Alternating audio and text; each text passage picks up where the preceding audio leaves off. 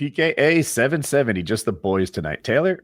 This episode of PKA is brought to you by Harry's, Lock and Load, our wonderful merch, and Life on Mars. Life on Mars. Kyle, it finally happened. It did. Well, I think it happened before. So it's interesting. They had that, what they call like a false alarm, like many years ago, where NASA ended up looking bad because they said they had no life on Mars. Actually, the first time it was Clinton announced it. I believe they found that meteorite in Antarctica or in the Arctic. I don't remember which. And it was from Mars. It had been something that hit Mars, blown a chunk of it up, and that had landed on Earth. And they found what looked like microbes or little wormy things or something.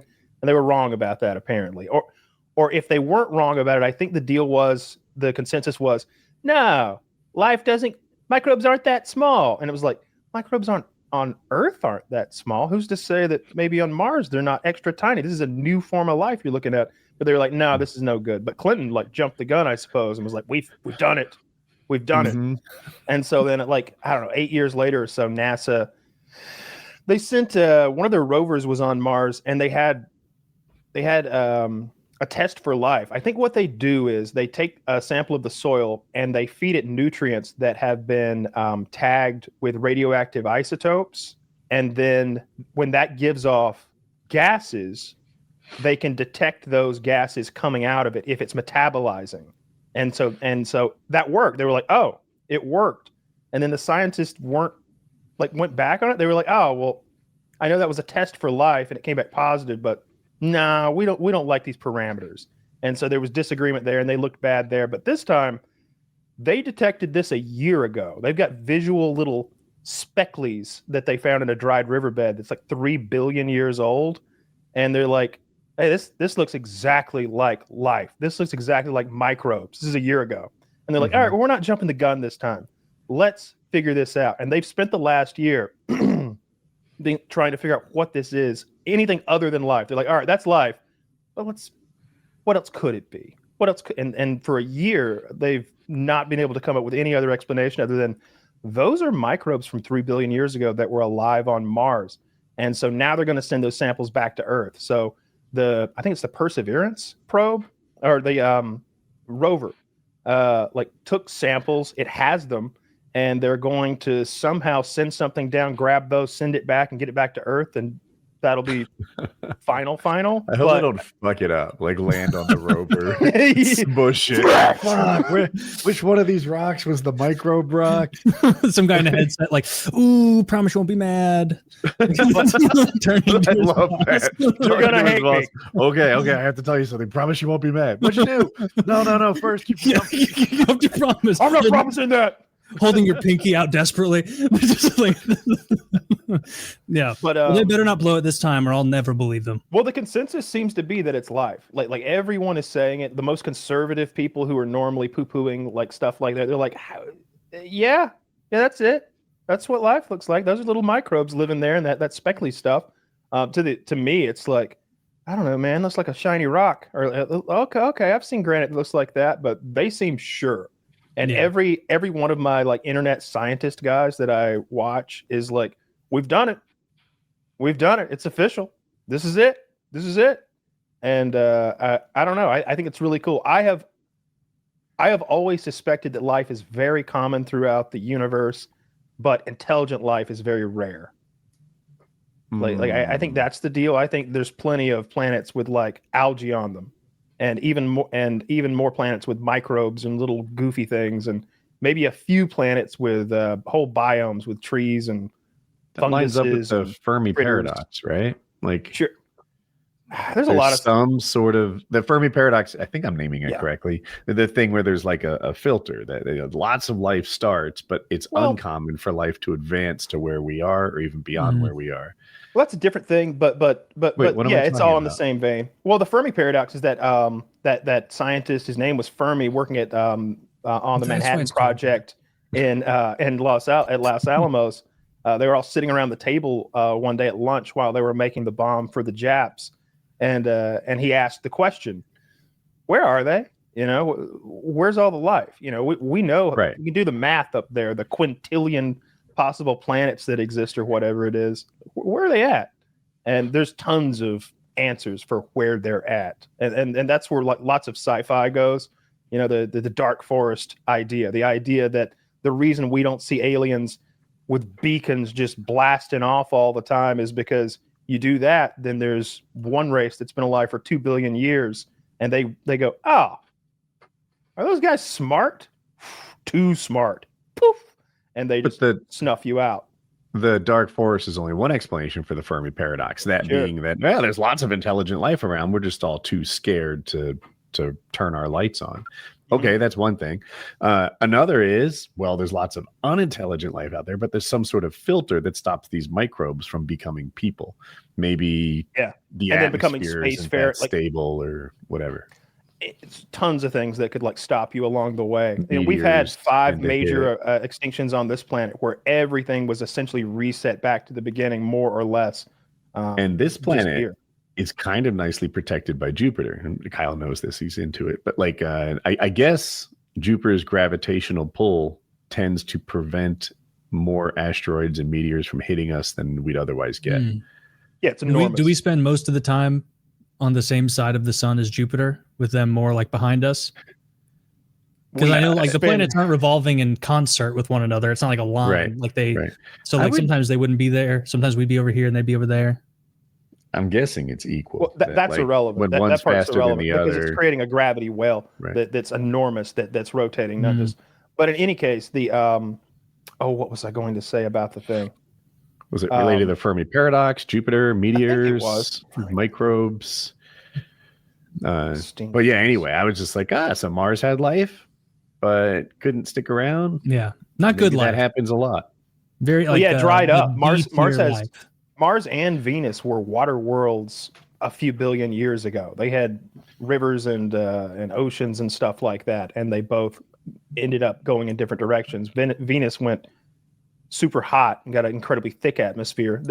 They think there might be life in the atmosphere of Venus. There's probes going to check that out. The Soviets in the 60s and 70s sent landers to Venus, and they kept sending better and better landers because Venus is such a hostile environment. The temperature on the surface is like 800, 900 degrees or something, hot enough to melt lead. It's full of acid, and the pressure is like 12 or 15 atmospheres, something crazy. So they had to send this crazy advanced, for the 70s, probe, this lander that they landed on the ground. They started taking pictures and sending the pictures back, but it like melted down after maybe 40 minutes or something like that. But they think that they're in the upper layers of Venus's atmosphere. If you were up there, you could pop your helmet off and be like, oh, this isn't so bad. I mean, it stinks, but like this is, so there's all these ideas about colonizing Venus with like floaty airships up in the atmosphere so that you could have scientists up there doing research. And then Mars went the other way. It lost its magnetosphere after it cooled down, after the core cooled down and stopped spinning. And then it lost that radioactive shield and it burnt off all of its water. And now it's got this incredibly thin atmosphere that is just shit. And the whole planet's irradiated. Venus seems even worse than Mars somehow. Like if we were ever to utilize that, it needs to be like a prison planet or something. Like it's horrible. Mars is small. Mars is like maybe 1/3 the mass of Earth, I think. And Venus is very similar to Earth. Hear me out, I think the Taylor. gravity would be. I think you'll be okay with this. Venus is where we put the aliens. Yes. And guess what? Guess who didn't put that on his 21 country no trade list? You're going to be praying for fucking Zimbabwe, dude. Can you imagine the terror in his face locked into that? I'd be terrified even knowing I was going to come back down. I'd be so spooked going up to They launch him like one of those Tesla Roadsters that they sent up. Brought to you by Red Bull. I was curious about where that Roadster was. If you don't remember, Elon early on was testing Starship, I think, or maybe one of the earlier versions of it, and wanted to prove that he could lift X amount of weight.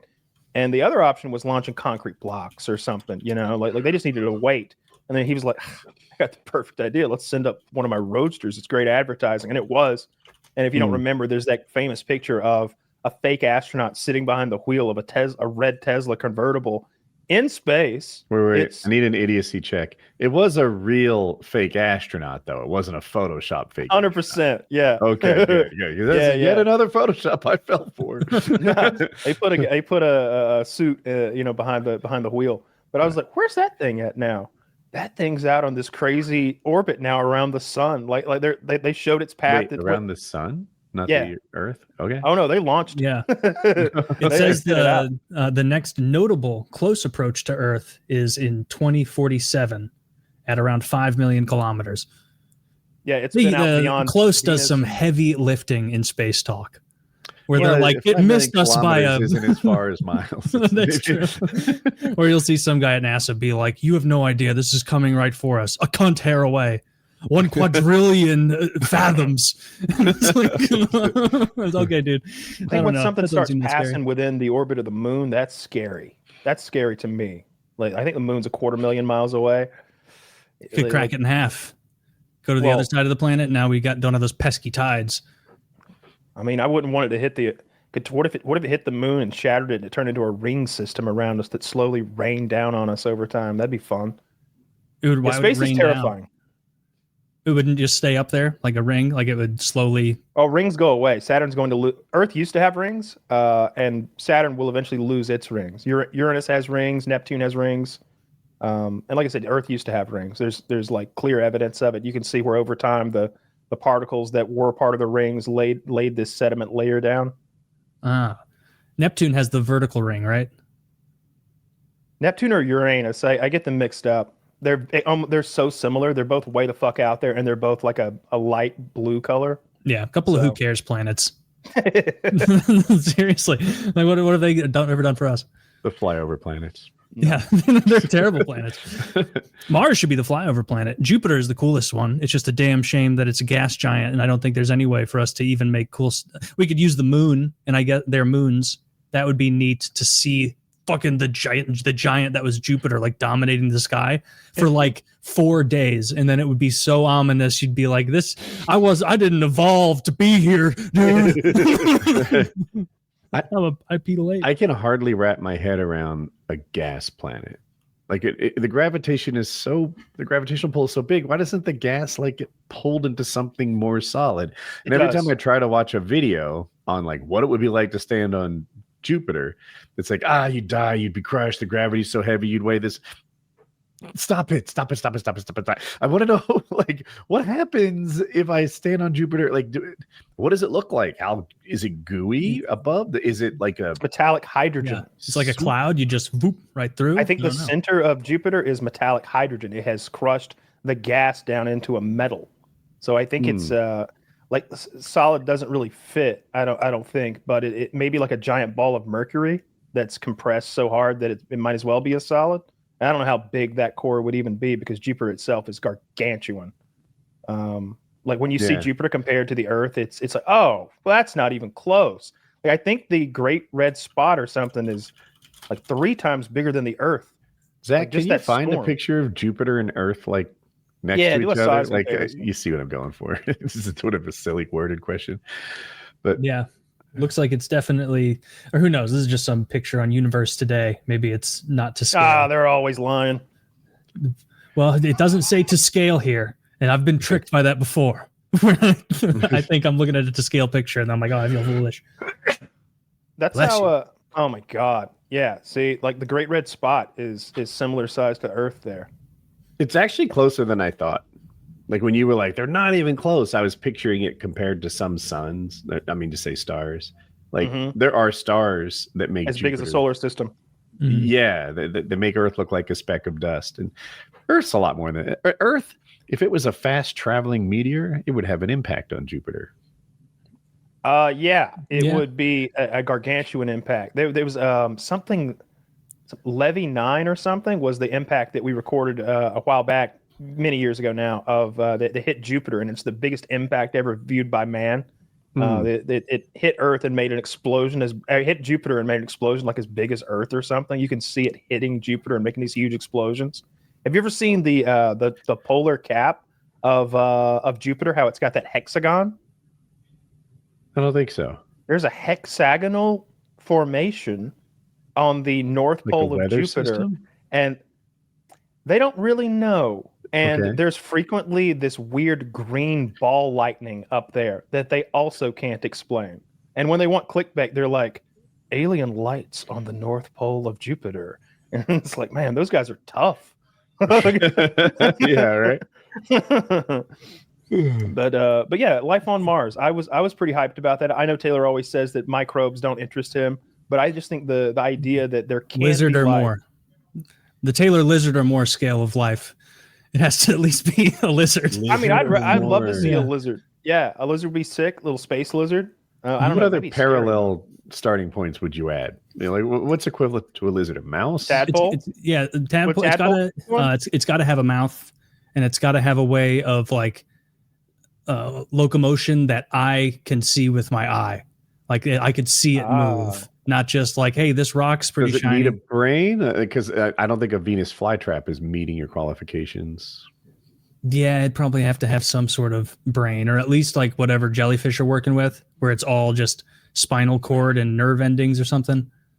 Is that not right? Yeah, I'm a little. I know they don't have brains. Yeah, I know they don't recognize you. They certainly don't swim to the glass and beg for food or anything. Yeah, they don't give a fuck. They're basically plants, really. Have you ever seen seals eat them? There's not even an attempt at an escape.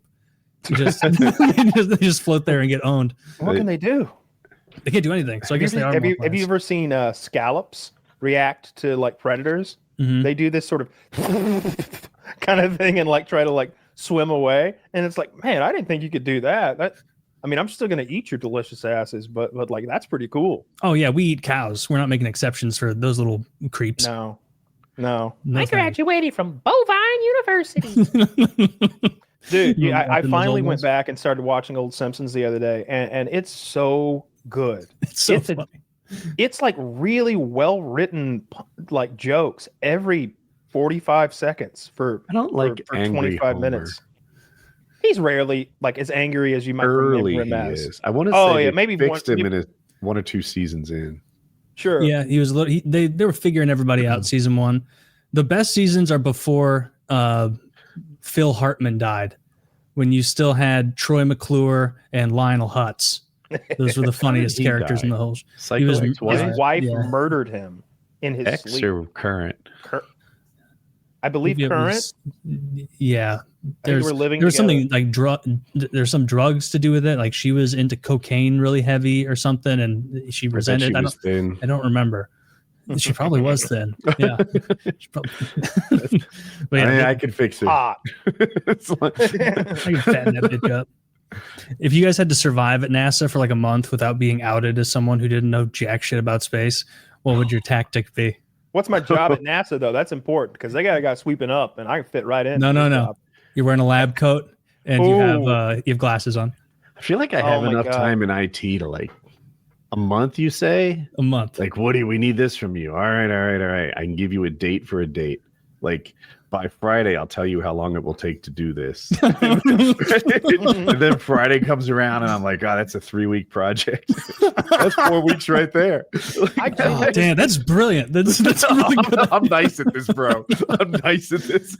I think I could bullshit and delegate my way through it. I think Einstein had that thing where he'd been going around doing this tour, going to all these colleges and universities and stuff, and giving the same speech about special relativity or general relativity or whatever.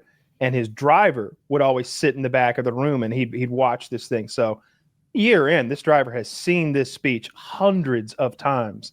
And so one time they go in, and Einstein's like, hey, you really think you could give the speech? And he's like, absolutely. I watch you do this every day, sometimes 3 times a day. He's like, let's switch clothes. Puts on the chauffeur's outfit. Other guy puts on Einstein's fucking goofy hat or whatever. And he goes up there and he gives Einstein's speech on relativity to this room full of experts, like the brilliant minds. And they ask the driver a follow-up question, and something really difficult he has no idea because he just knows the speech. Yeah. He's just you say, wouldn't you like to know? and so the driver says, That is such a simple question. I'm not even going to give you an answer. Actually, I'm going to have my driver take this one. And Einstein stands up in the chauffeur's outfit and cap, and he gives an Einsteinian answer to this question. And everyone looks at that guy like a moron. And of course, everyone in the room was like, yeah, how does that work? So you're saying time slows down relative to mass, energy, and speed? Explain that. And then Einstein himself stands up, explains it as a chauffeur. And now everybody's terrified to ask the driver a follow-up, lest they be shamed as well. Is this story true or like urban legend? I choose to believe it's true. But Albert Einstein looks so distinctive. Like everyone walking in is such a fan of him. They're going to see Albert Einstein sitting there in a newsboy cap, and they're going to be like, "What the fuck is this like tall, dark-haired young guy doing talking to us?" Apparently not at this time. I don't think he was quite the social media sensation in like 52. Kyle didn't say it. I just assumed it was a Driving Miss Daisy situation where the driver's black. How did he pull this off? I don't know. You sure do know your physics, sir.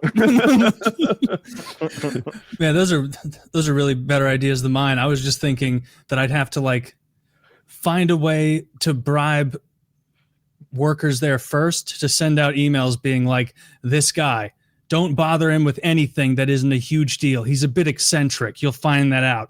And then like for a while, I just have like 2 fidget spinners and I refuse to address anything. When people touch me, I recoil and I just like sit there and I'll spend hours staring at diagrams and they'll be like, he's musing. And then I'll just go then I go spend like hours in a notebook and vision of them trying to perfect that Superman S. And anytime they come over, I'm like, I hide it, and then I get let go a month later. I can imagine maybe rewatching some George Costanza for inspiration. He would be able to do this, right? Like that scene where he gets pissed off at everything, and they say he's trying so hard. Yeah, he's just pretending to be crippled for bathroom privileges for long term. Very funny. But yeah, that would be my plan. I don't know. I don't think any of us would survive. They'd ask some like finder's question early on about space that was easy for them, but only if you're like in the know. Well, I just imagine being on like the guy who makes sure that something is all good. Like, okay, check all the parameters on that lander. You know, we want to make sure that mirror is the correct parameters and make sure that's all good. And like, okay, so how would I do that?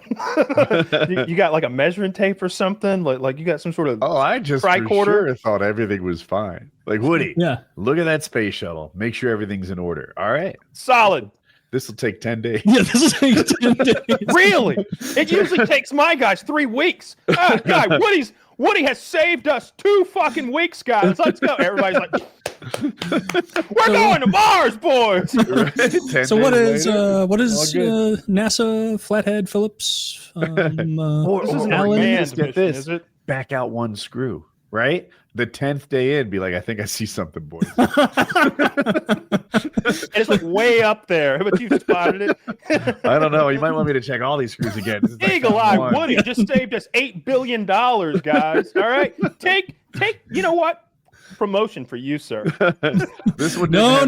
I couldn't possibly. Made of Home Depot nickel. Yeah. This is PVC. Yeah, that we would have never got to the moon if any of us were involved. No. I mean, they've made some fuck ups. When they first sent Hubble up, the mirror was wrong. The mirror had been planed wrong by the lens company, and it didn't work. It was all blurry. They're like, we just launched a multi-billion-dollar fucking telescope. They sent the space shuttle up with a new lens, and they had astronauts get out and fix that bitch because it was close enough to Earth that you could do that. I wonder how they keep a lot of money. Fingerprints off of it. Like, obviously, they're wearing gloves. I get it. But like, I imagine it needs to be really clean. It's a clean room. Yeah, it's in one of those. Like, it looks like they're working on silicon. It needs to stay that clean through the whole process. It's a lot. Yeah.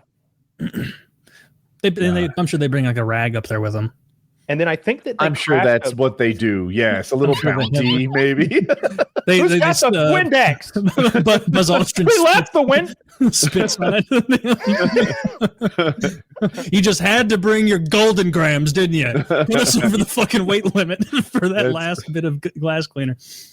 They messed up Metric and Imperial one time, and I think they crashed a probe into Mars. Some very expensive there was a conversion error or something. Yeah. The reason I'm just realizing the reason I thought Golden Grams is, Kyle, did you just watch the old Simpsons where Homer goes up to space and they're like crashing back down and all the like astronauts are either like saying the Pledge of Allegiance or something, or they're like praying like, Lord, get us out of this, and like they're like, pray to whoever you believe in, and Homer's like, those golden grams, oh those golden grams, like singing the Golden Grams song. Crispy crunchy something cereal. Yeah, Homer snuck a bag of potato chips into the space shuttle and then cracked them open mid-flight, and they went everywhere. And then he bumped into the ant farm, and now there's ants and potato chips everywhere. So the answer was to open the door and depressurize to blow them out. But then Homer breaks the fucking door off of the capsule, and they've got to like jerry rig it up for re-entry. Yeah, that was a fun episode. The beginning of it was more fun. No. What did they jerry rig it with? A little trivia. The inanimate carbon rod, which at the beginning of the episode, Homer at the plant, everyone has been employee of the month before except for Homer. They're wearing these gold medals around their neck, every single person but Homer. And Mr. Burns gives that month's medal to this inanimate carbon rod. And it's just like, the fuck it. That's got it. That old Simpsons is so funny. Speaking of TV, I like 3 weeks ago, like 3 Thursdays ago, I called in a replacement like credit card and debit card, just did the Kyle Clean sweep. And they were like, it'll be, 7 to 10 days, business days. And I was like, all right. And then I waited 10 business days. And I was like, all right, maybe it's 11 business days. And then on like day 12, I'm like, what the fuck? I go on my account and it's like, oh, this has already arrived. And it's like, no, it absolutely hasn't, because I've been checking my mail every single morning because I'm getting emails all fucking day from different things that are like, your Hulu is expired. I try to go to Netflix or something and it's like, not today, poor ass. And so at this point, thankfully, like my important bills just come out of my like account. Mm-hmm. And so I have no entertainment. I'm watching ads on YouTube now, just waiting for my card, which is supposed to be here in a day. And so the only thing I have is the free TV that comes with Samsung. And I only have one. I'm signing up for a second one, but that hasn't arrived either yet. But this free Samsung TV, they have free TV on there, and I have had nothing to watch. I feel like I'm in a prison because I have seen every fucking episode of Supermarket Sweep that has ever aired. There's a Supermarket Sweep. And what I've noticed, it's all the episodes are from like 1990. And so it's, everybody's dressed like 90s, like late 80s style. And it's like 2 people per team come up. And so often, and they just grab people out of the audience. They're like, whoever has the ruffles, come up here, your team won. And then these people holding ruffles like, oh, and then this is one of those shows they like fill the studio audience and then like, all right, we're banging out fucking 14 of these bad boys today. Mm-hmm. And they just film. And regularly, like 2 guys will come up. I just saw an episode of 2 black guys that are on the team, and they give him like little interview questions. And he's like, and so who are you? What do you do? It's like, my name is Eric, and I am an accountant. And I'm really happy to be here. It's like, and who's this? Is your friend, your brother? And he's like, he is my roommate. And we're both huge fans of the show. And it's like, they're the most over the top, like gay guys ever. And no one is like the wiser. They're just like, all right, well, you and your buddy, how old are you? Roommates? You're 41. All right. Like, they're both like good looking blonde guys, if I remember correctly. I've seen those too. I've seen Reddit poke fun at that before. They're like, these 2 roommates won DoorDash in 1993 and no one was the wiser. There's one called like Sophia and Me. I don't know what it's a reference to. Do you know this subreddit? Oh, it's just like obviously gay people that aren't like mentioned as gay. Things like you mentioned. It's I'm close. I might be. It's a reference to like some Greek lesbians, I think. But I'm that's not. You were close enough on the name that I think I know what you're talking about. Yeah, it's Sophie and Me, maybe Sophia and Me. It's no. Sophia, is that a famous gay person? I don't know. I don't know how it works. Let's see. I'm not finding it super fast. Sophia and Me. Man, it's Sappho and her friend. Okay. I wasn't as close as I thought. And it's all like, I don't know, like you mentioned, 40-year-olds with roommates who share a bed, but they're just friends. So Sappho was a Greek poet, and I think that she's like, you can clearly read into her work that she was a lesbian, I think is the deal. And so that subreddit usually focuses on like, okay, but they're gay, clearly. Like these are lesbians, that sort of thing. Yeah, it's pretty good. Mm-hmm. So yeah, I can't wait for more. Can't wait to get my post-show snack and watch some Supermarket Sweep. First of all, they should give you a digital card. They should just be like, all right, well, here's your temporary like digital card that you can use for anything and everything. But it's not the same as what my card is going to be, and I don't want to go through and do all of it. Yeah, twice. it is. Yeah, it will be. It says it's not. It says it's temporary. Wells takes care. Well, Wells takes care of that for you, for sure. But credit cards will too. You can apply for and have your new credit card number in 7 minutes. Like I'll just do that then. And like make sure you get a rewards card. There's probably a MasterCard deal or a Citibank deal where they're like, oh, would you like a year of free Hulu that comes along with a new card? Like just do that. I only get cards that have rewards programs that directly benefit my odd lifestyle. Other than that, I've been watching a tremendous amount of Nerd of the Rings the past few days. Oh, yes. That's a great YouTube channel. It's sick. That guy is heavy-handed with the ads. I was watching an episode last night and it was like Aragorn's entire story. In the beginning, he's like, and he does like voices and everything. It's like Kyle's Warhammer videos, but Lord of the Rings lore. And because Tolkien was like a goofball, there's a million different aspects to it. And the video starts and it's like, when Aragorn was born, and then an ad played. I watched a pre-roll and I watched one before the end of the first sentence. And I was like, you son of a gun. I didn't know you could even do that. I think you put them everywhere you want. But I thought they didn't play in all those spots. I'm not sure. I have premium, so I don't experience premium too. Yeah. I think it like for a while, even after it lapsed, it wasn't serving me ads. It like would freak out because it thought I still had premium. And so it would show like the beginning placard or like the first screenshot of an ad and it would freeze and then it would disappear and the video would play. But YouTube got wise. And now they're making me learn about fucking Clorox and Nike, all sorts of things that I guess. Yeah, get on that. I genuinely would rather read a book than watch an ad. Oh, the horror. Why would you say it like it's a punishment? It's not I would choose that other form of entertainment. I would go to something else. Like I've got books on Audible. I would read a shampoo bottle instead of watching videos with ads. Oh, this man. Obviously is toilet sitting, yes.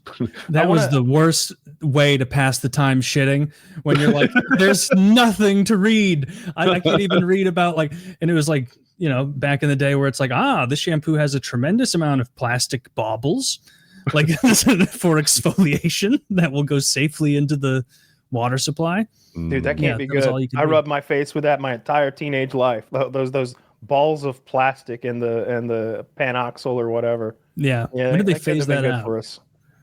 Maybe they probably switched to a different exfoliant that's not plastic. Why don't they put sand in it? That's too rough. Probably too gritty. Get you smaller bits of sand. I'm a man's man. I use volcanic sand. I figured regular sand would be okay. 80 grit for me. I come out of the shower crying. It's too much. I really went to town on my asshole. Should have done it down there. I had to be thorough. I had one of those shits where you think you're done wiping and then you go, I'm going to wipe far to the side of my ass. My God. How did something get over here? That was my hip. The far side. My hip. God. Lower back. Yeah, the next book I'm going to read is The Long Walk by Stephen King. The movie's either in theaters or about to be or something like that. It's got Mark Hamill in it. He's the evil general, and I think it's a dystopic future where they have a sort of like a Hunger Games or a Battle Royale type thing where they make the children walk. I also consider light cardio to be the subject of a horror book. You stop, you die. Like days go by. like they're driving behind you. This guy doing long walks. I think if you stop, they kill you. Strength training only. Who kills you? There's they're following you. Like I don't know the exact story. I've just got the book on Audible. I haven't started it yet. But in the trailer, I noticed that Mark Hamill is like this evil general following behind the group of kids that are walking in like a Jeep with guns, like waiting for people to stop so they can execute them as this game. I guess it's being broadcast. Oh, it's a game, so it's not post-apocalyptic. Like if you can't walk, more dystopic. Is it coming out in theaters, or you said they're broadcasting? That's why I'm. No, it's in theaters right now. It's a Mark Hamill's the only name that I knew because the rest of the people are young people. Actually, I know I mocked it as like cardio horror, but I'm kind of interested. Like, you sold it to me. Oh yeah, dude, Stephen King is a premise master. But I guarantee at the end of that movie, it's going to be like, and it was actually magic.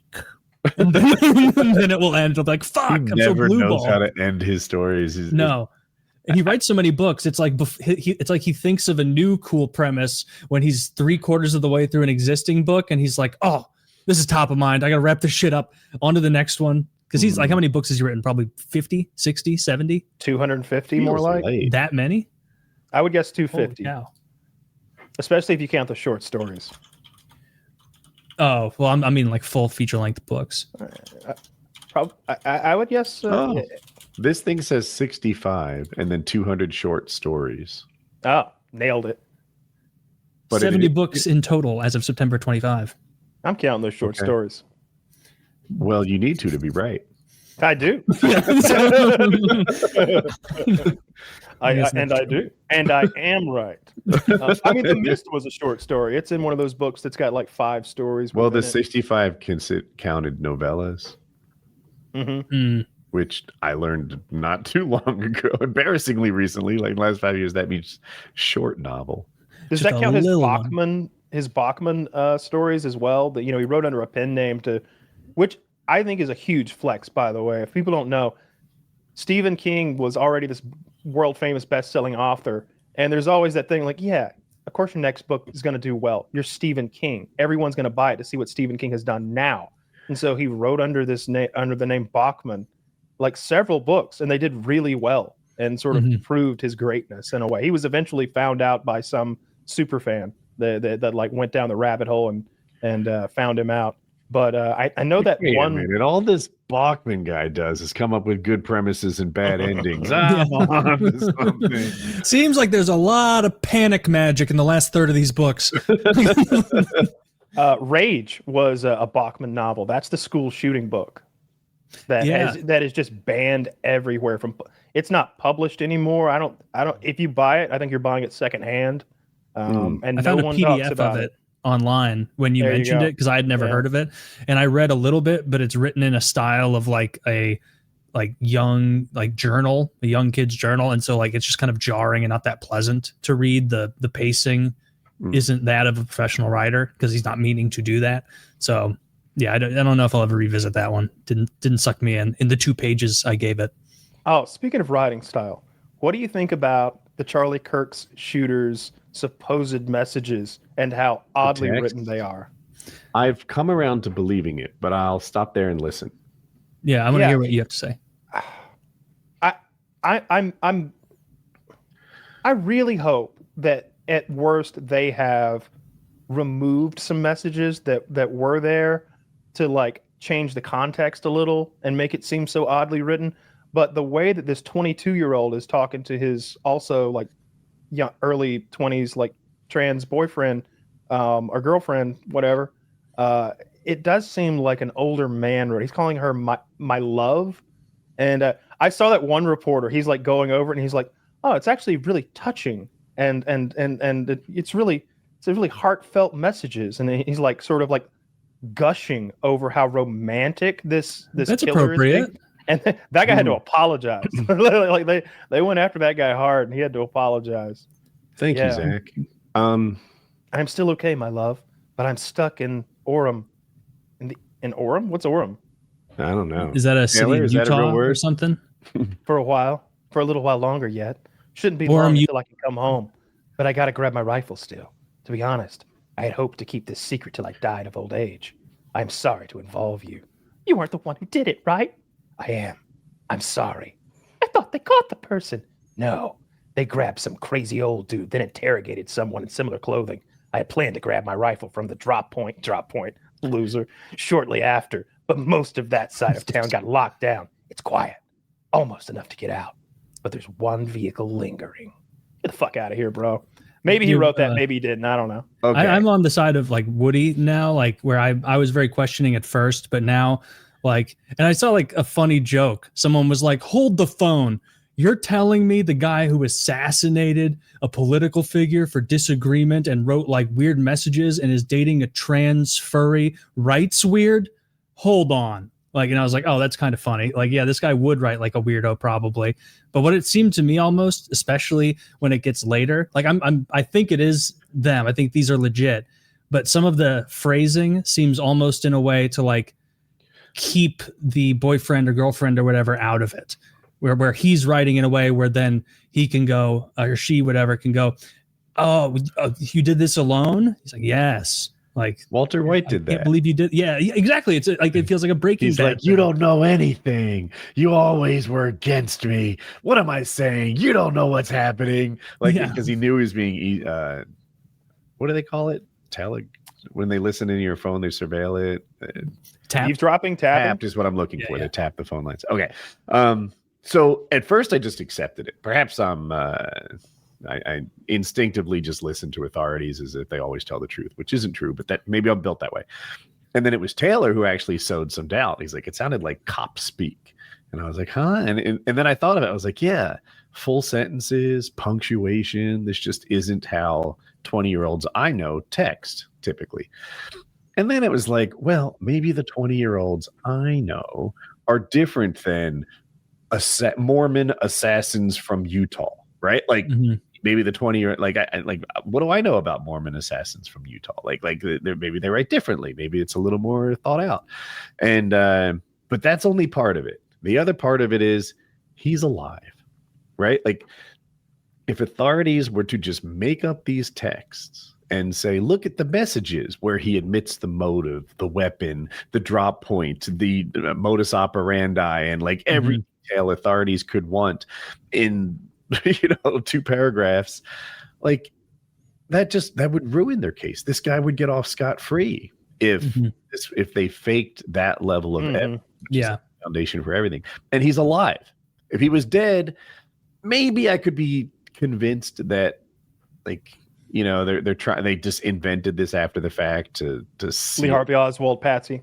Sure, Patsy. Right. Thank you. That's what I'm searching for. But given that he's alive, I don't think they'd fake text because he knows if he wrote them or not. Right? Yeah, I agree. Yeah, that's all. It does seem some parts like he's Breaking Badding him, his boyfriend. Oh, for sure. Like and he was helping. He was giving him advice or her advice or whatever about was he or she born a girl? That was a person with a dick who now is identifying as a girl. Yeah. Okay. Yeah.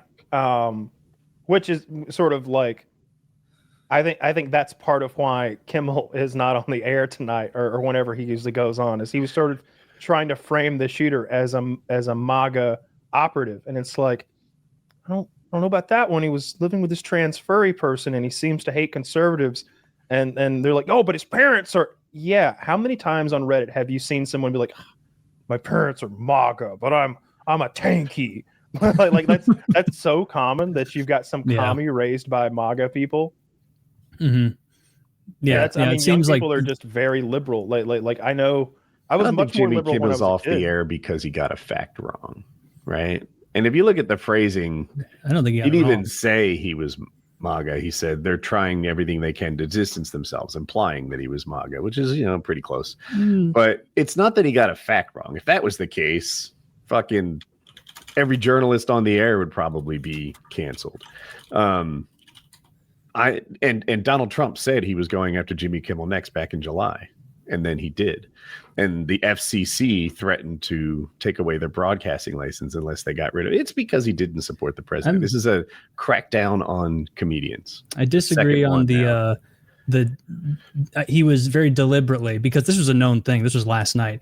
He said that it was he said the MAGA gang desperately trying to characterize this kid who murdered Charlie Kirk as anything other than one of them.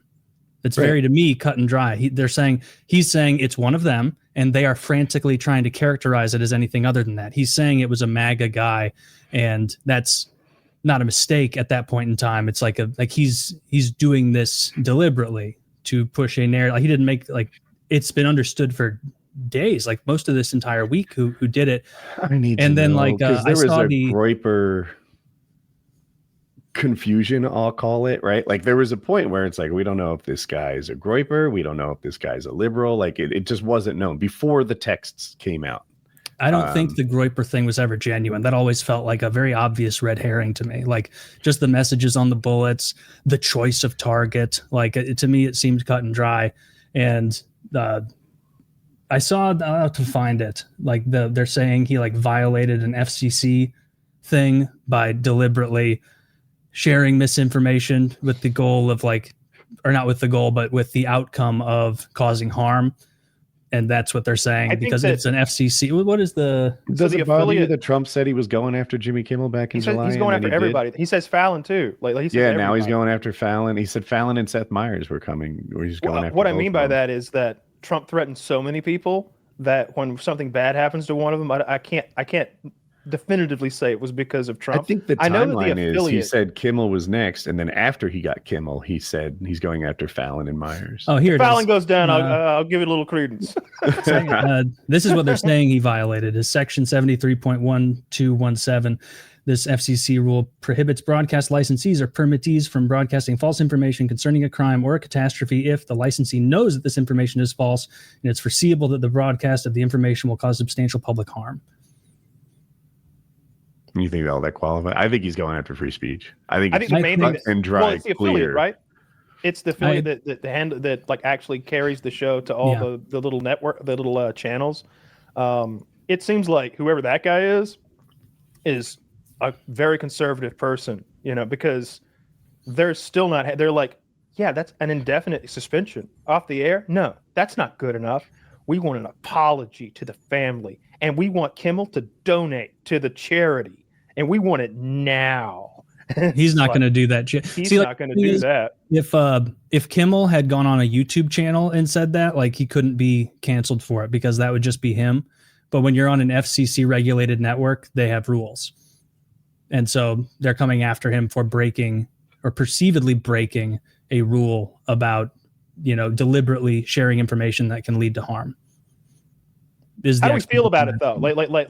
Because I'll tell you this, I'm pretty mixed on the thing. I don't know how to feel. It's one of those where, if you made me a Supreme Court justice and I had sworn on something I cared about, that I would just do what was legal, what was right, what was morally right. Even I'd be like, leave Kimmel alone. He can say whatever he wants. It's freedom of speech. I don't think he was trying to deceive. I think he was trying to color. And I see a difference, but I hate Jimmy Kimmel. That sucks. I think he was trying to deceive. So like Kyle the guy is like, fuck Jimmy Kimmel.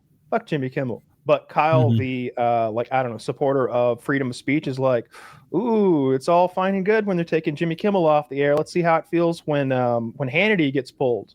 Let's see how they like that when they take Hannity off. When they take like the number 2 or number 3 radio show in the country off the air. Well, that's because you specifically don't like Hannity for some reason. Why don't you like Hannity? Because these people are propagandists. Their job is to lie to us. And just because one guy gets scooped up in an FCC thing, like they lie to us deliberately all the time. And so I have just very little mercy or pity when I see like obvious propaganda, not mistakes. Like mistakes tend to happen in both directions, not always in one. Like when Hannity makes a mistake, isn't it weird? It always happens to be a mistake that supports his ideological convictions. How queer. Same with like Jimmy Kimmel or list any other people out there in media. And it's like, it's so fucking gay that because of the last 10 years of cancel culture, which, the left did, like now all of politics and all of discourse is just like frantic canceling of each other, where it's like, oh, well, I guess this is just how political discourse is done. You just cancel people you don't like, and whoever can cancel more people wins. And there's a lot of pushback on this. And from what I can tell, it seems like the right has like two options. They can either be like, hey, so guys, the left ruthlessly engaged in cancel culture against us, recklessly, unapologetically for 10 straight years, a decade straight. And that was wrong. So you know what we got to do, guys? We got to not engage with them and defend their right to slander and ruin our lives, even when they would never be charitable in our direction in that way. And in doing so, we will lose every battle to the left from now until the end of time, because this is a loser strategy if the other team is, doing something and you refuse to participate. And the other option is what seems to be the direction the right is going, which is like, hey, the rules of engagement in politics have been made very clear by this past literal decade of ruthlessness as far as going after people for nonsense, ruining lives for silliness. So you know what? Now that the rules are clear, now that we see how political engagement works, we are going to jump into this pit of shit with you. And now we're all doing cancel stuff. What nonsense and silliness have people been canceled for? Like, the one example I have is Kanye, right? Like, Kanye was praising Hitler. Kanye was just like ripping on Jews and outwardly racist. James Gunn. Yeah. James Gunn lost Guardians of the Galaxy 3, and then we had to suffer through that Taika Waititi fucking abomination with the screaming goats and shit. Well, I don't know who that is, but as far as like people getting canceled for nonsense, like director, it was very regularly happening that people were getting canceled from hate mobs on the left for many years for saying like faggot or a racial slur or something in a post like 9 years ago. People were getting banned for during COVID for anything and everything. People were getting banned post-election for anything and everything. And by the way, talking about government influencing people's speech, I am much more offended by the fact that the Biden administration had a backdoor contact with social media companies, as reported by Mark Zuckerberg in his interview before Congress, where that administration would lean on them and be like, hey, this narrative about COVID, the people, that needs to be suppressed. That needs to be tamped down. Hey, these people talking about the election, that's persona non grata. That's election denial. Get rid of it. And so seeing Kimmel get canceled isn't nearly as impactful to me as seeing like millions of actual Americans, like working and middle class people trying to engage in discourse, which does happen on the public square of social media, being artificially censored because of a secret little backdoor deal where they were leaning on social media. Or even like you want to talk about the Charlie Kirk called for Joe Biden to be killed. And no, he said Biden, that I'm sorry, executed then. Charlie Kirk called for Joe Biden to be executed, and nothing happened. There was no canceling. There was no repercussions. He just kept on being Charlie Kirk. What did he say he should be executed for? I think just as part of a crime family. Do you want me to get the he said for crimes against America or something like that? He said like if there was justice, this would happen to him, which is really bombastic, and I wouldn't say that. But yeah, that's pretty out there. But as far as people getting canceled, like that's been happening nonstop. The James Gunn situation was tweets, like really off-color jokes about pedophilia, basically like just bad, dirty jokes and puns that he made on Twitter. And that movie was so fucking bad. Like I don't care about cancel culture. I care about Guardians of the Galaxy, or was it? Yeah, it was Guardians 3. Oh, it was so bad. Oh, wait. I just watched it again. Kirk wasn't I'm specific. sorry. He just said kill him for his crimes against America. I don't want to change topics. Yeah. Like I feel like we do this to me a lot in particular. Like, hey, Charlie Kirk said this and there were no repercussions. Let's move on. No, I'm willing to listen. Yeah. So he said Joe Biden was like a bumbling, senile, incompetent, whatever, who's committed so many crimes against America. He should be executed. That's pretty close. So you can play the video if you want to see it. And nothing happened. What would happen? But see, that's the thing. Like, what could they have done to Charlie Kirk? He has his own platform. You could deplatform anyone. Like they did it to Kanye. But he works at. They did it to a sitting president. They could take his bank away. If they were going, but right? Like they do that sometimes. No, he didn't offend them. so they won't.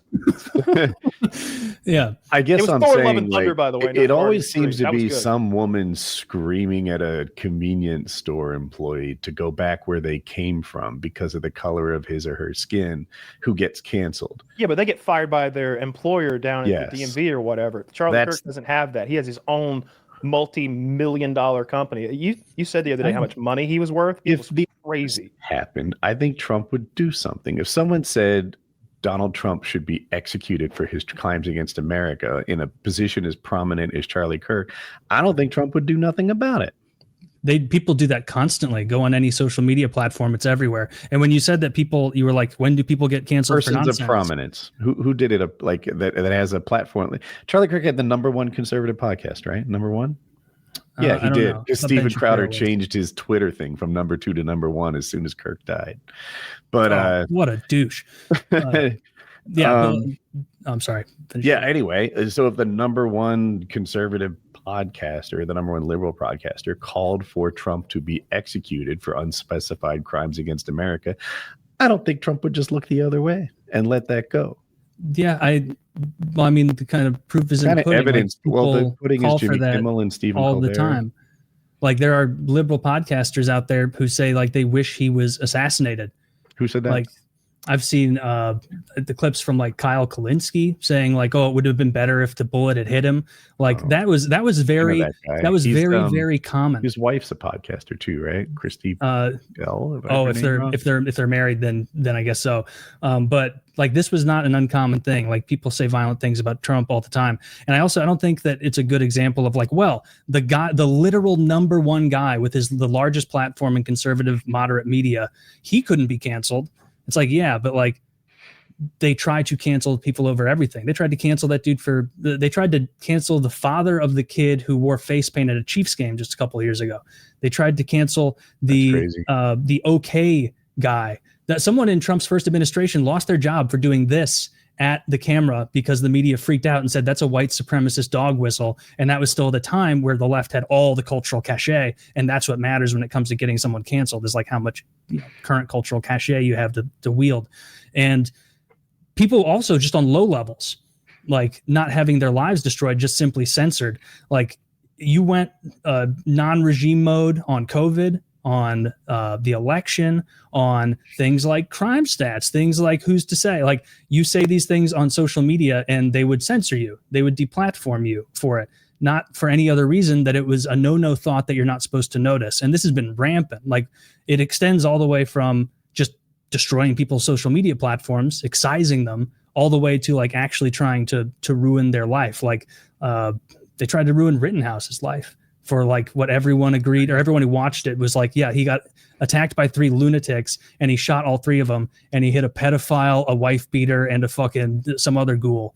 Like these, it's been really clear being on the right, like how careful we've had to be for 10 years to play so carefully within the lines that social media and the left had described for us. It's only now that the Overton window is exploding to the right because so many people are kind of sick of it. Every time I drill down into the specifics, though, it's like this guy got canceled for a social media post. All he wanted to do was call that actress an ugly N-word. It's like, what if he said, what we're defending? No. What if it was a guy who lost his social media platform because in 2020 he says, these lockdowns are not worth it. This disease is not as dangerous as they're saying. That was like a bannable offense. You guys will recall probably during COVID, COVID denialism was against terms of service. And what that meant is you had to carry whatever the existing regime line was throughout it. When they said it was 100% safe, 100% effective, you had to say that. You couldn't question it. Yeah, you said it was 90%. You moved that way. Fact check showing up underneath people's posts. Like I remember that. No, people got their accounts banned for COVID denialism for things like saying masks don't work. They're like, this is dangerous misinformation. People are going to die. These people can't talk. Grandmas are going to die if people start reading the side of the box that says this isn't meant to stop viral particles. Like that's what I'm talking about, is the level of nonsense that many people on the right have been subjected to, having to comport their speech around all these rules and at the end very often still being canceled. Like that's ridiculous. And now that the shoe is on the other foot, there's a lot of like, wait. Stop. I know we did this for 10 years, but we're not doing this. The other foot, I asked the same questions, and I aspire to be like accurate and fair to both sides. It's one thing I saw someone on TikTok do an absolute dance while singing "Ding Dong, the Witch is Dead." I don't want to defend that person, right? You know, like I get it. I see how offensive that is, and whatever repercussions come to her socially or career wise, that'll happen, right?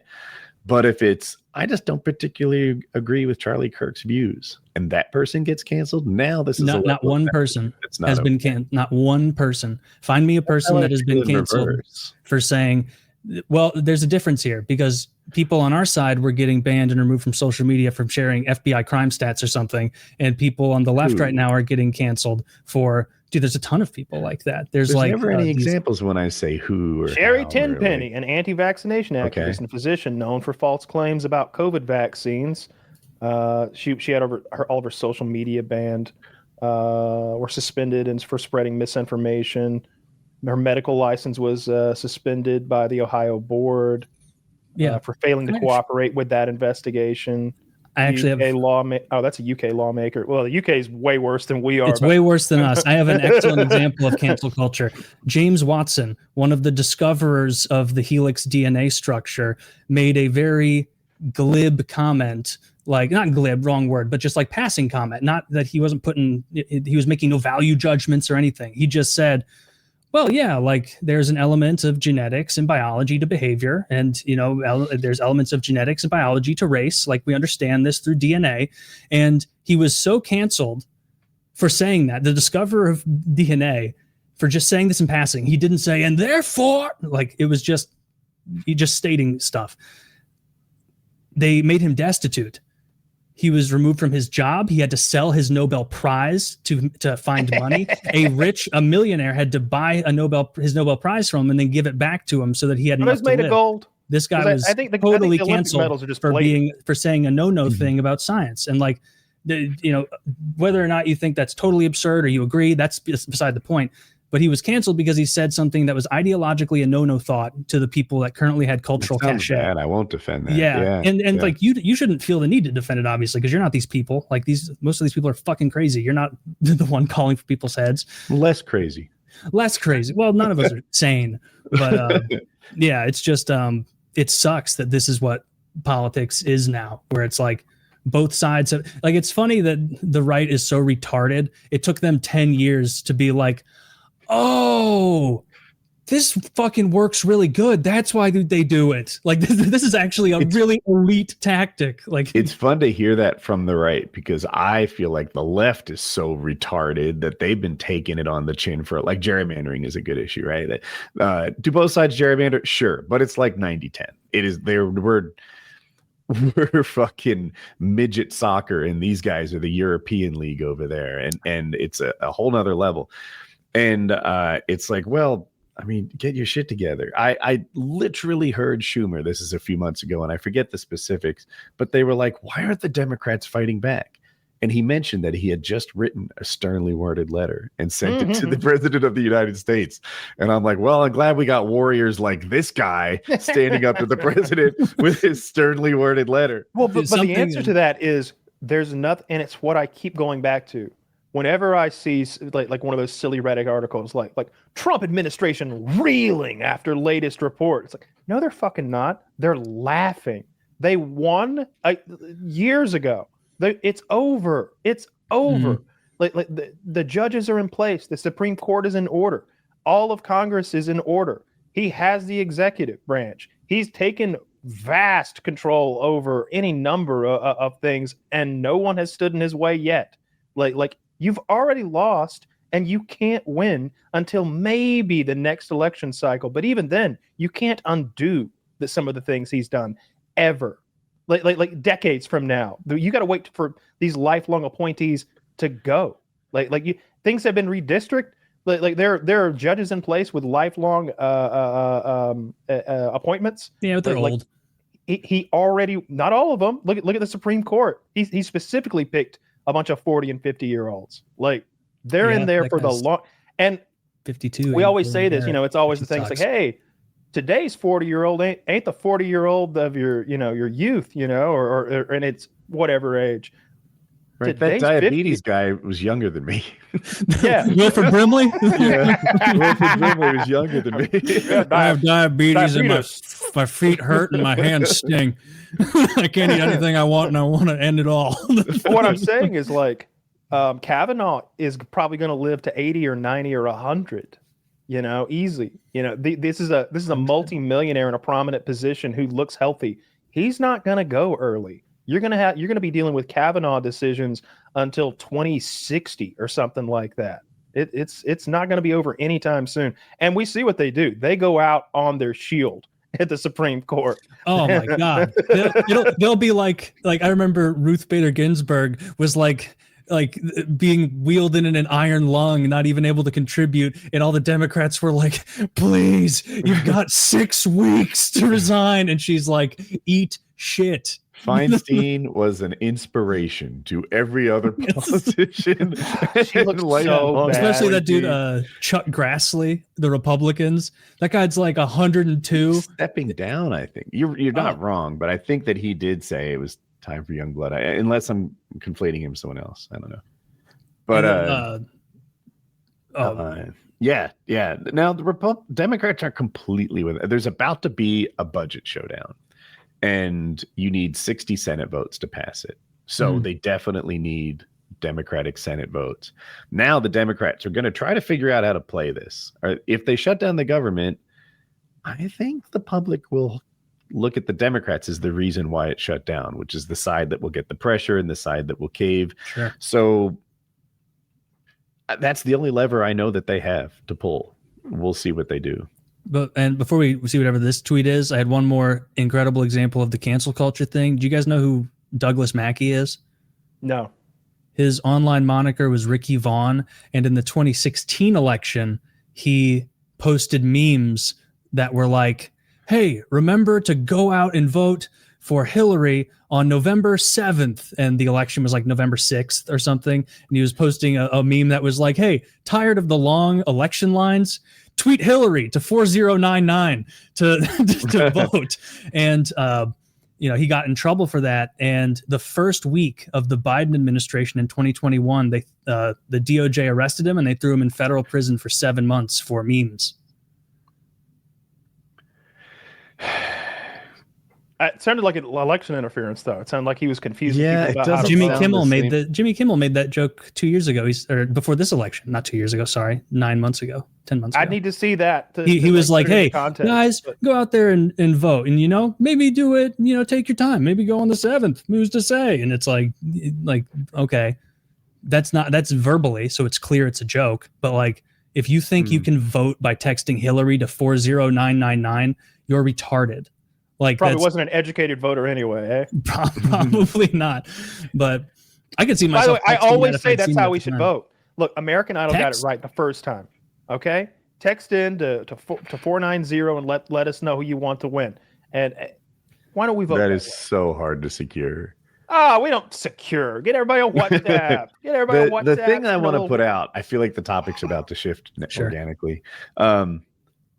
When you watch things like the FC, this isn't really to you guys, the audience, like using the FCC to crack down on comedians who are critical of the administration. If you think that's good, just make sure you like it on the other side. Someday, perhaps, that person you don't think very much of could be in charge. I don't know, President AOC, President Buttigieg, maybe if you're on the right, then JD Vance or Donald Trump Jr. I don't think that's what happened, though. But here's where I'm headed. Okay. Someday you won't like those other people, whoever they are, those other people are going to be in charge. And make sure that the new precedents that you liked today, you'll like tomorrow. Otherwise, you shouldn't like them today. Yeah, but it feels like those precedents were already set. Like, we had a bunch of biased FBI agents give a lie report less than a month before the 2020 election because they had a preferred candidate. They wanted Biden to win. And so they leaned on social media and they said, this is a lie. They knew it wasn't. It was a knowing lie. About the Hunter Biden? The Hunter Biden, yeah. And that was like election swinging story. And intelligence agencies, the government, leaned on them to hide that. And again, this is nothing new. You look up Operation Mockingbird back in the 50s, intelligence agencies lean on media to get desired narratives out in front of the public to launder that and get people to agree with things they like. And then I already mentioned, but like the Biden admin during COVID and the election, like the way they shut down and suppressed people on social media who disagreed with that, right or wrong, they were doing it. And so I think I agree that it's bad to be wielding government power to control speech. I just disagree that I feel like the die was cast a long time ago. Like this is something that is going to continue to happen.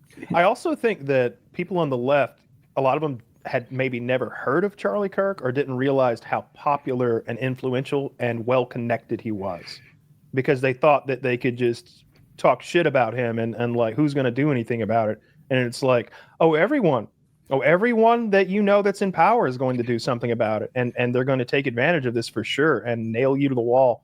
Although I have, of course, seen those montages of TikToks of like, the gravy seals. The gravy seals. Yeah. Mm-hmm. Just a guy who's got like Bad to the Bone playing in the background, and he's mean mugging the camera wearing his Oakleys. And he's just like, you liberals don't know what you've awoken. That shit is so fucking gay. Dude, it's so cringe. I'm watching gravy seals who look like they'd get winded walking to their mailbox and back talk about how the liberals don't know what they've unlocked. Oh, dude, I couldn't agree more with both of you on that. Like, and there's this, and they're like people who make videos like that. There's this like glibness to it where they're like, well, you've opened the Hurt Locker. Get ready for civil war. And it's like, what the fuck do you think a civil war entails? Do you know how horrid that would be? Do you know how terrible that would be for everyone? Do you know how many people wouldn't have their children, their parents, they'd have their homes destroyed, their lives destroyed? This is not a glib thing to be like, well, here we go.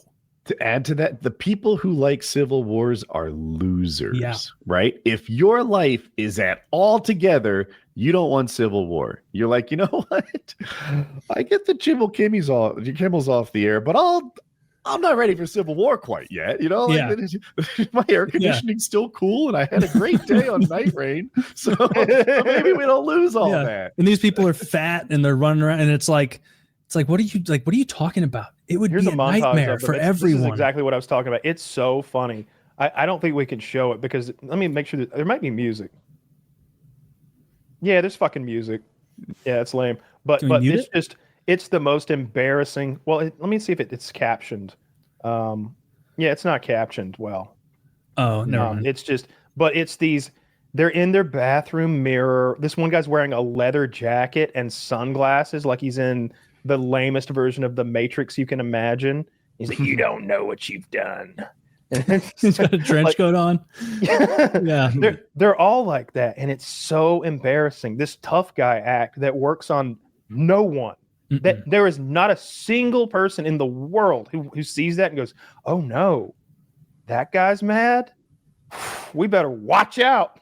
Mm-hmm. Yeah. And the thing about we gotta change our ways is like there's this implied message in all of these like pro-civil warriors where it's like, yeah, I'm a total fucking fat idiot in this world, but in the Civil War world, I'll be like Negan. And it's like, no, you'll be feasted upon.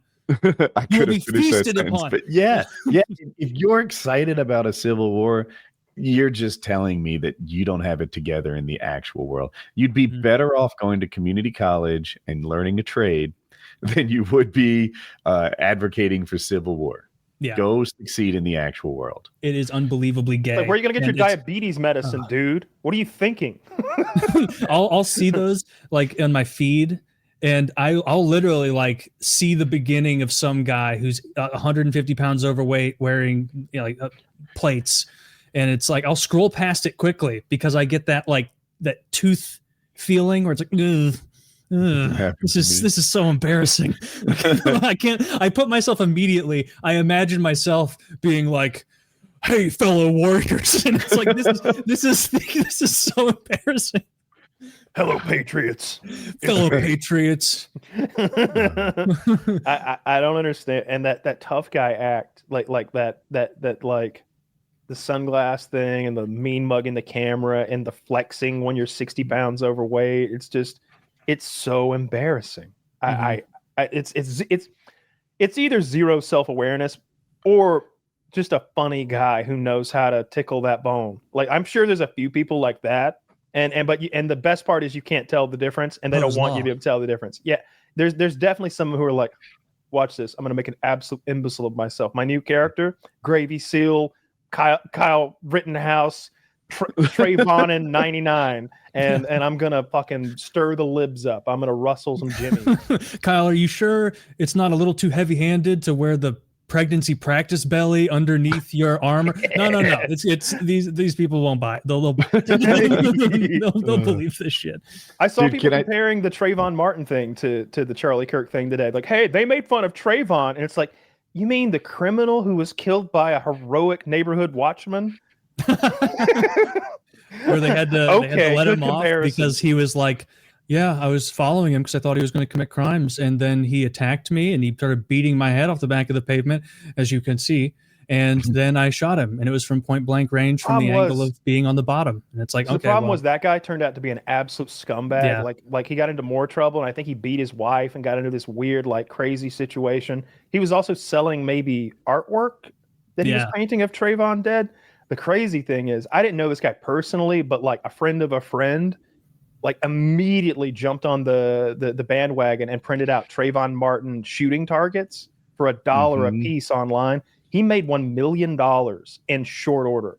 Like, I remember being like, the fuck, why did we think of that, boys? Like, that's crazy. Well, it's just all profit. He's selling paper. We've got to step up our tastelessness for the money. Did he get canceled? No, there was no canceling back then. And this again, like 2010, because Trayvon Martin was a fucking, criminal thug who was broken into a neighborhood. He jumped the fence, broke into a gated neighborhood on his way to go get drugs. And then when he was hassled about it, like, hey, you don't belong here, he attacked the guy and tried to kill him. Do I have the story wrong? I thought he was with his uncle or something. No, he was all alone. No, he was all alone on his way. I know he's walking alone, but I thought he was headed back to his family member's house in that neighborhood.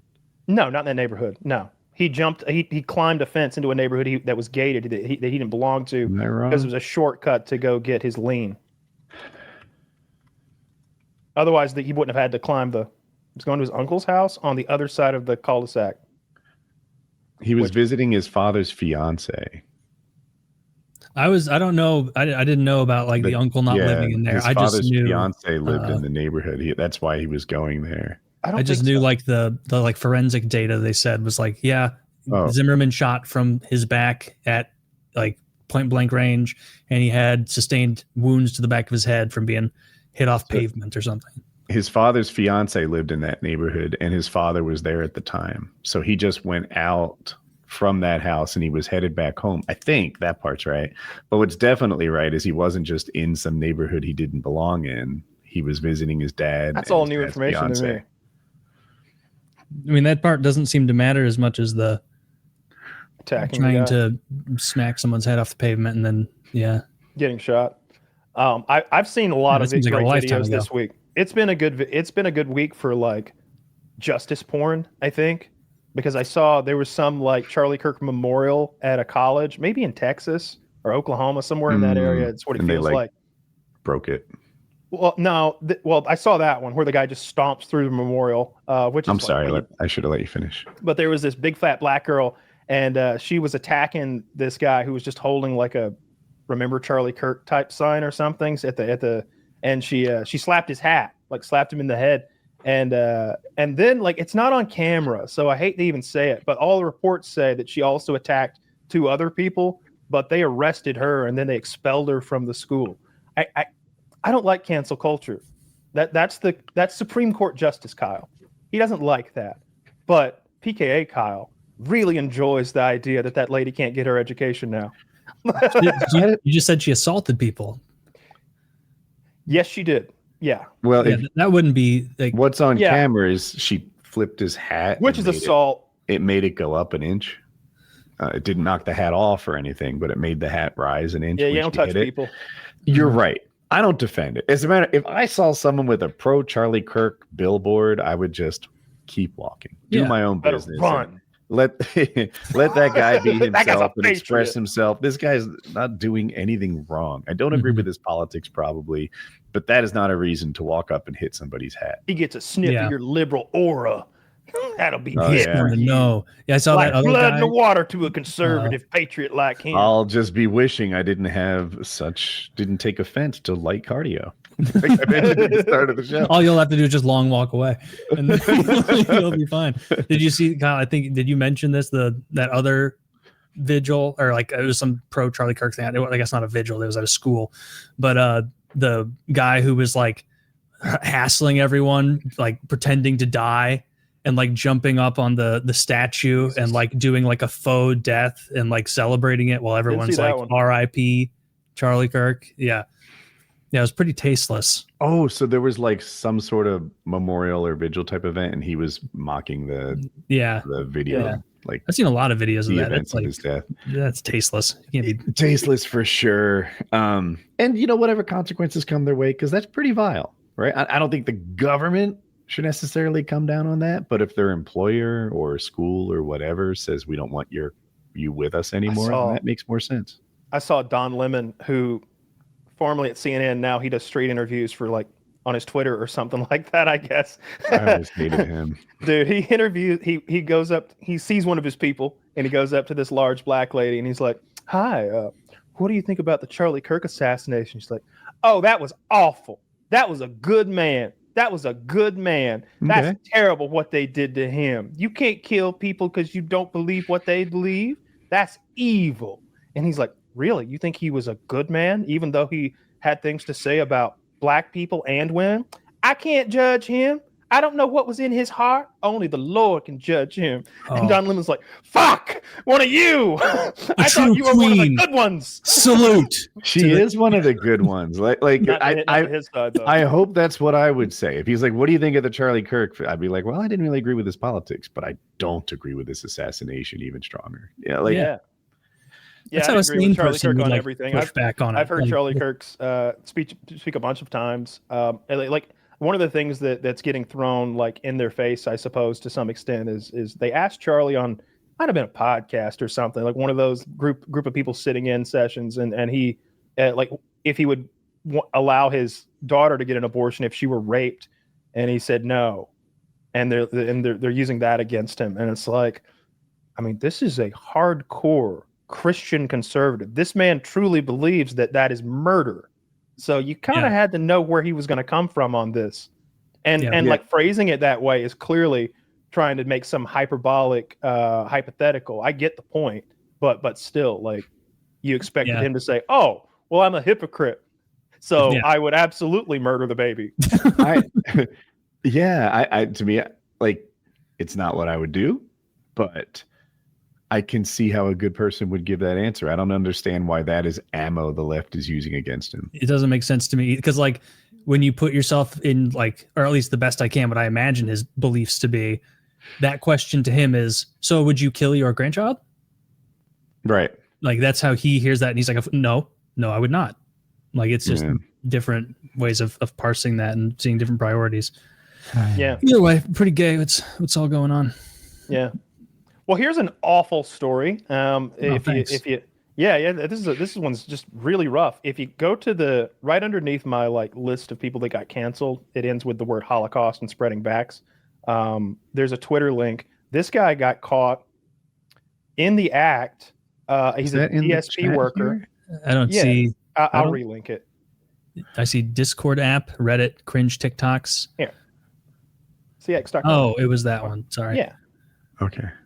This old guy, this DSP worker, got caught taking advantage of a disabled woman in the back of a company van. I'm sorry to interrupt. Red-handed. I can't be the only one who doesn't know what a DSP worker is.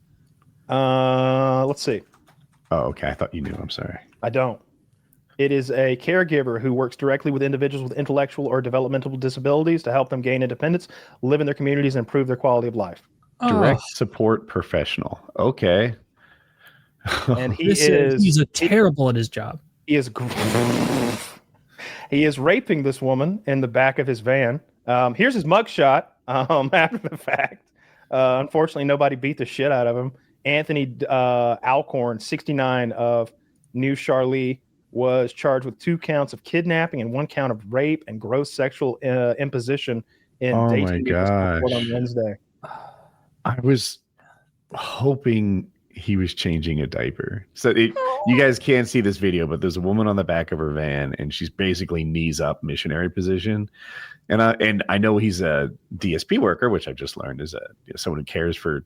I was like, maybe he's changing her diaper, because that's what kids look like when you do it. They didn't charge him with rape for nothing. I'm concerned. This is so terrible, Kyle. Why would you share this? I want to cheer everybody up.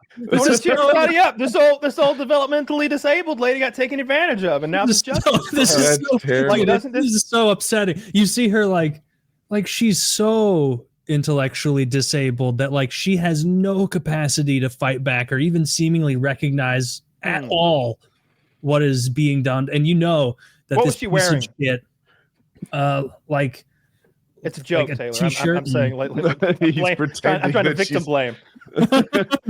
Look at her and those pants and sweater. Right. that 70-year-old in the Granimals is asking for it. And that loungewear. This is PKA's Monster of the Week.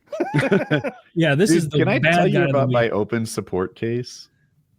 Yes. So I'm addicted to this video game. I think it's called Elden Ring Night Rain is the full thing. And I play it all the time. Well, they came out maybe 2 weeks ago with this deep mode. And basically all the bad guys get way harder.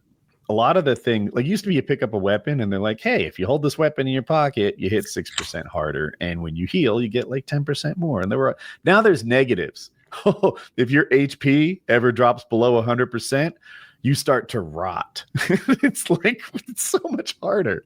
So anyway, as soon as the mode dropped, me and my friends who we play a lot went on a 15 game winning streak. We're just like ripping through this thing. But once we get into the deeper, higher difficulties, it's tough to keep ranking up. If you win a game, you get 200 depth points. And if you lose a game, you lose 400 or 600 sometimes if you lose early enough. So my friends and I are playing and we spawn in and my character like drops off the side of the map right out of the gate. And I'm like, that's weird. That's never happened. Did I press a button? I like try to take accountability for it.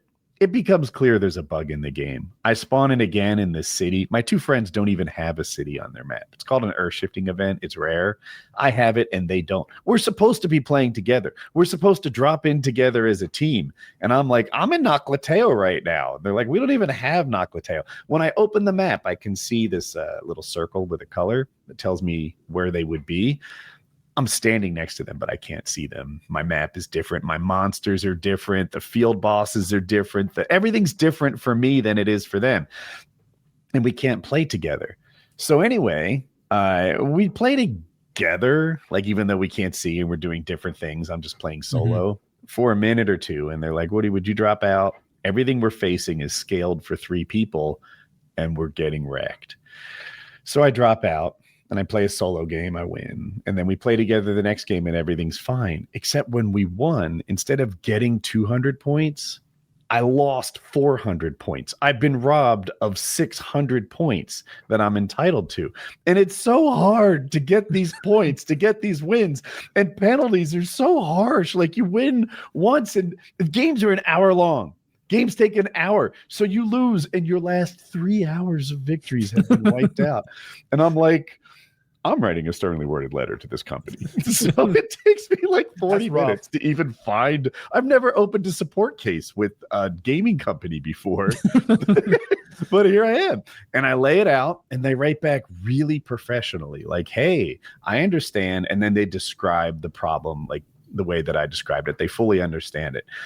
And they're like, we wish we could help you, but we can't modify your depth points for you. We don't have the tools. And I was like, well, I think that if the depth points were on my machine, then hackers would be telling people how to change them all the time. But that doesn't exist. So they must be on your servers. Please update it. And they write back and they're like, yes, indeed. It's in our database on our side, but we don't have the tools to change it. which just isn't believable. And I was like, oh, I understand your frustration. Please escalate my case to the people that have the tools to restore my 600 death points. And like, it's just going back and forth, and I'm not letting them drop it because I started my career in customer support, and I know it is really hard to close a case on someone who's not acknowledging that the case is closed. Like, you get wrecked in your customer surveys, and that's like a big deal. So it's like, hey, at first I was dealing with GM Thunder, the player experience representative, but now I've been escalated to GM Ace. And he's like, thank you for staying in touch with us. He doesn't mean that. No. I completely understand how important rating points are to your progress, and I'm truly sorry you've experienced this situation. Please be assured I'll take note of your concern and share it with the team for further review. While I'm unable to guarantee a specific outcome and provide a direct response from them, I can assure you the matter will be fixed or looked into carefully. And if a fix becomes available, it'll be included in a future update of the game. And I said, thank you for the kind words. When should I expect my depth points to be returned? And I'm just not dropping it. I keep responding with shit like that. Like, I appreciate how hard it is for you to fix this. How long will it take? Just like again and again. I am not giving up on my depth points. I will spend more hours on this case than I would in game. I'm already higher than I was when this happened, but I'm not happy. Imagine the boost. 600 more points, and you're going to come in and go, whoa. All right. My friend is one win from the next level, from depth 4. I should be 2. But no, I'm like 5 wins away from it. This is horseshit. I'm sorry, what? You're level 3, 4? I'm 3. Yeah, I'm 3. And it takes 5,000. How many levels are there? 5. Oh, I was going to think like 10 or 20 or something. No, holy shit. Yeah, we're doing pretty well. Dude, I was him today. So I have the 2 guys I play with. One of them is amazingly good, and I don't shy away from the fact that he's the best guy on our team. He's really, really good. But we got there's the bosses, and then there's the ever dark version, like the extra hard version of these dogs, and the dogs kind of click with me. Like, I'm good at that boss, and to rush to the end of the story, they're both down. And the first time you go down, it's easy to revive you. The second time, it's like maybe 3 times harder. And the third time, it's 6 times harder. They're both at like 6 times harder to revive. And if I tried to do it, they would die. And I soloed the dogs and won the game for us. And I was like, I'm him, baby. I'm him. I'm still high from it. It was before the show. It was like, I'm looking at it was like 6 hours ago. You should send that video to the support and be like, as you can see, I easily achieved those 600 points. Someone of my skill doesn't just miss out on it. That would actually be funny if you included a link to some of your gameplay. I summoned the super version of me, and I clutched it for my team. And I've been on the other side. I'm gonna pretend that I'm like always that guy. I've been on the ground getting, while my friends clutch, but this time it was me, and I was happy. How about we fabricate a horrible thing about Charlie Kirk said by the CEO from Bandai Namco or whatever. He's like, I don't even speak English. Where is this quote coming from? Shit. Okay, well then something about Xi Jinping. Whatever's gonna get him in Japanese, trouble. But yeah. Fuck, I don't know what gets them in trouble. I don't know either. But I'm kind of almost enjoying this support case at this point. I know they're over there like, this dude won't drop it. It's 4 days old or so, 3 or 4 days old now. And of course, they are just begging that you forget about it and just start enjoying the game again, and don't. One of those things is true. I've started enjoying the game again. You'll never forgive, never forget. It's not hard. I just ask for ETAs, and I'm kind. What did I say exactly? Thank you for the kind words. When should I expect my points to be returned? Yeah, be super agreeable when you start to need to be a little intense.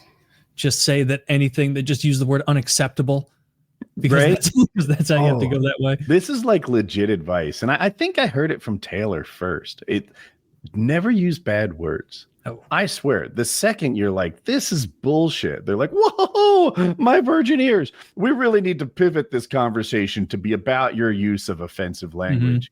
And it just becomes really hard to get back to how you're the wronged party. Now they're playing wrong party. I'm just like, hey, you guys are fantastic. About how long until this is fixed? Yeah, because it's a shitty engagement to get into, especially for like a video game or something, because it's like, you have no position of power through which to negotiate. If they wanted to, they could be like, oh, that's interesting, then stop playing.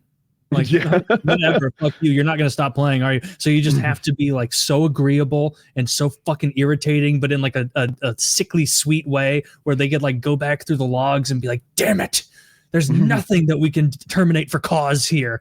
Like, he never said, you fucking idiot, or whatever. No. I hope they fix my points. I know that the right guy can do this in less than 15 seconds. Like, I could write the query for him, but I guess support people don't normally do that. So escalate it, fix it. Do you think it's happening to so many people? I'm not the only one, because there's a subreddit for this game, and other people have mentioned that they got these penalties, and like, I've seen footage of like teammates talking on Discord, and they have different final bosses. They're like, I'm fighting Libra. Like, wait, what? You don't have the dogs? Or I have Heelster. So it happens sometimes, and it happened to me in a match where like the records count. So I want to talk a little football, because last week was amazing. I saw like last week's UGA game. Last week's UGA game was maybe one of the best football games I've ever seen in my life. It was definitely one of the ones I was most invested and most like, it was this roller coaster of emotions. So I think Tennessee was ranked 16th and the Bulldogs were ranked 6th, something like that. And they play in Tennessee. In the first quarter, Tennessee scores 21 points. Rough. It was suicide mode. It was rough stuff. By the way, that stadium, 100,000 person stadium. It is rocking and rolling with orange. All right. They are loving it. They are shitting on our dreams. All right. They are screaming for blood, bulldog blood.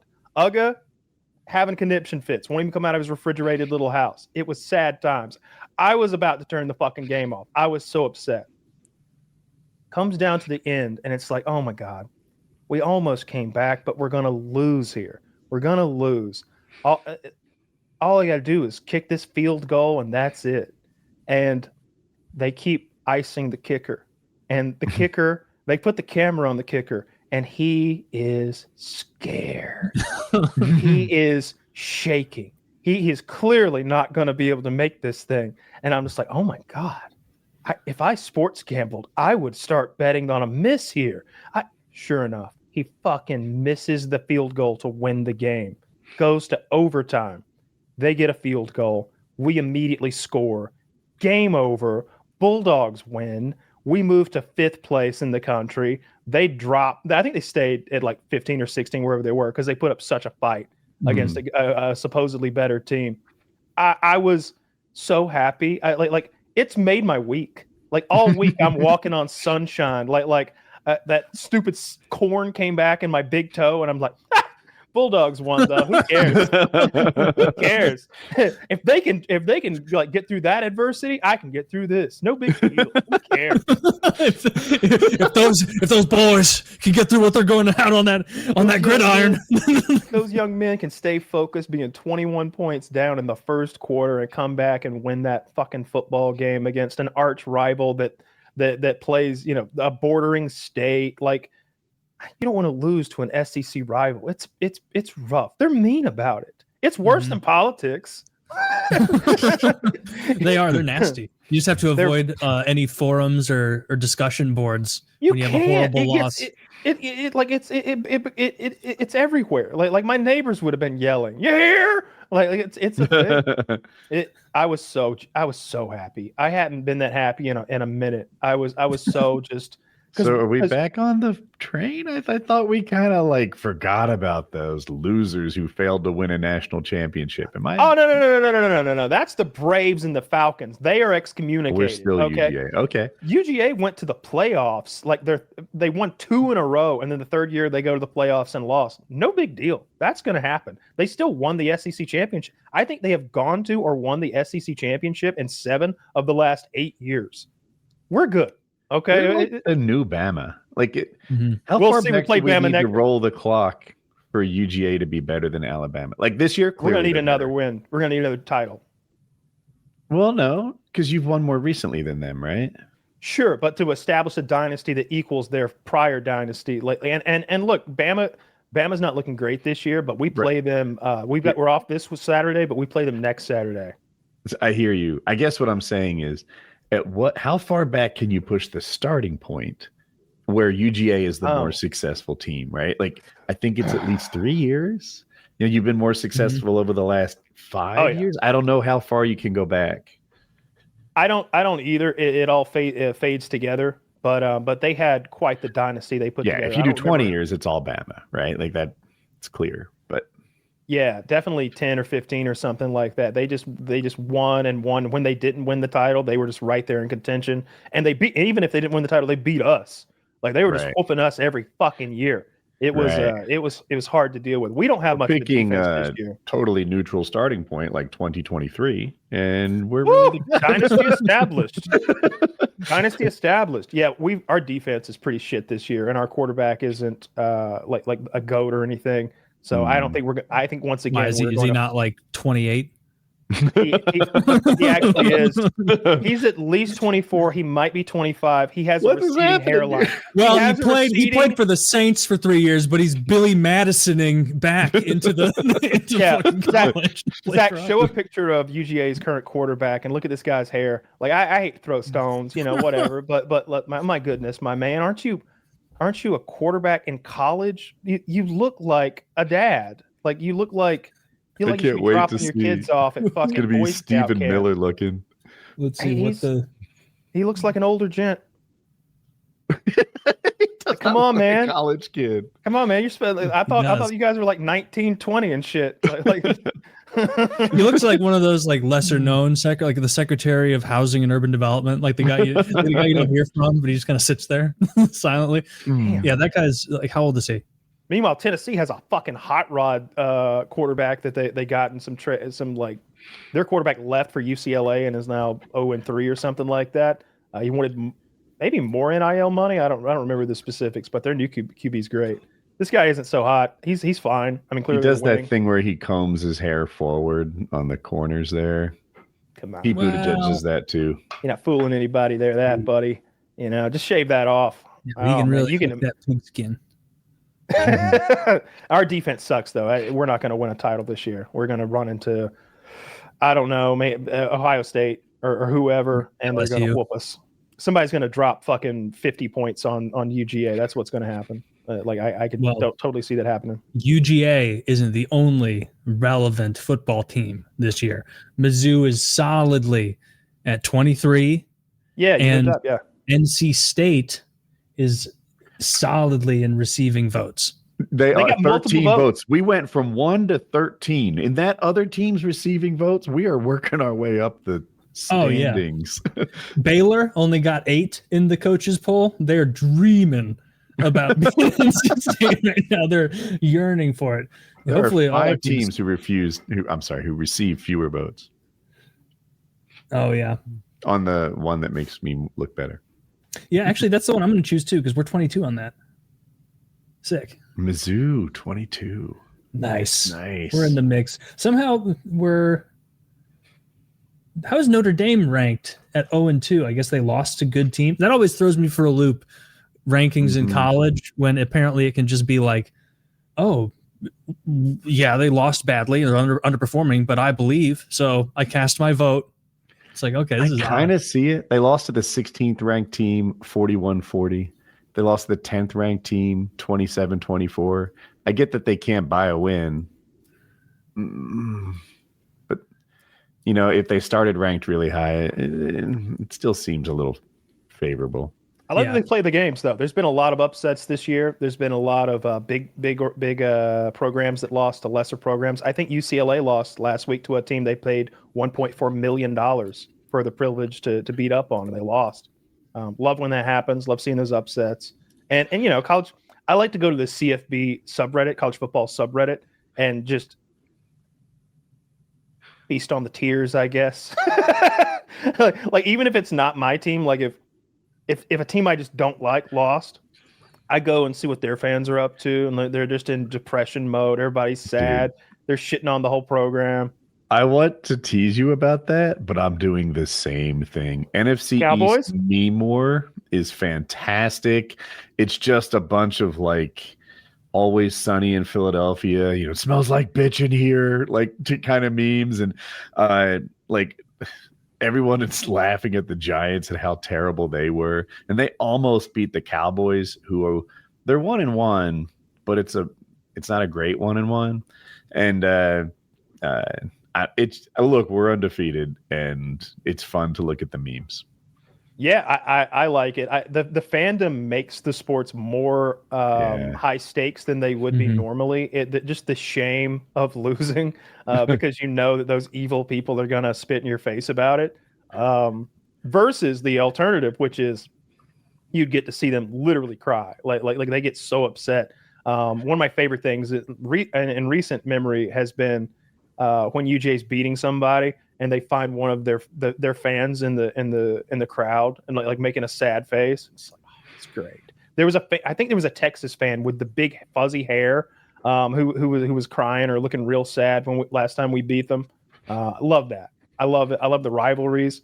Falcons beat the Vikings, which is Mitty's team. So I got to rub that in a little bit. Like I don't give a shit, and I despise the Falcons. I always say, you can't say that in public.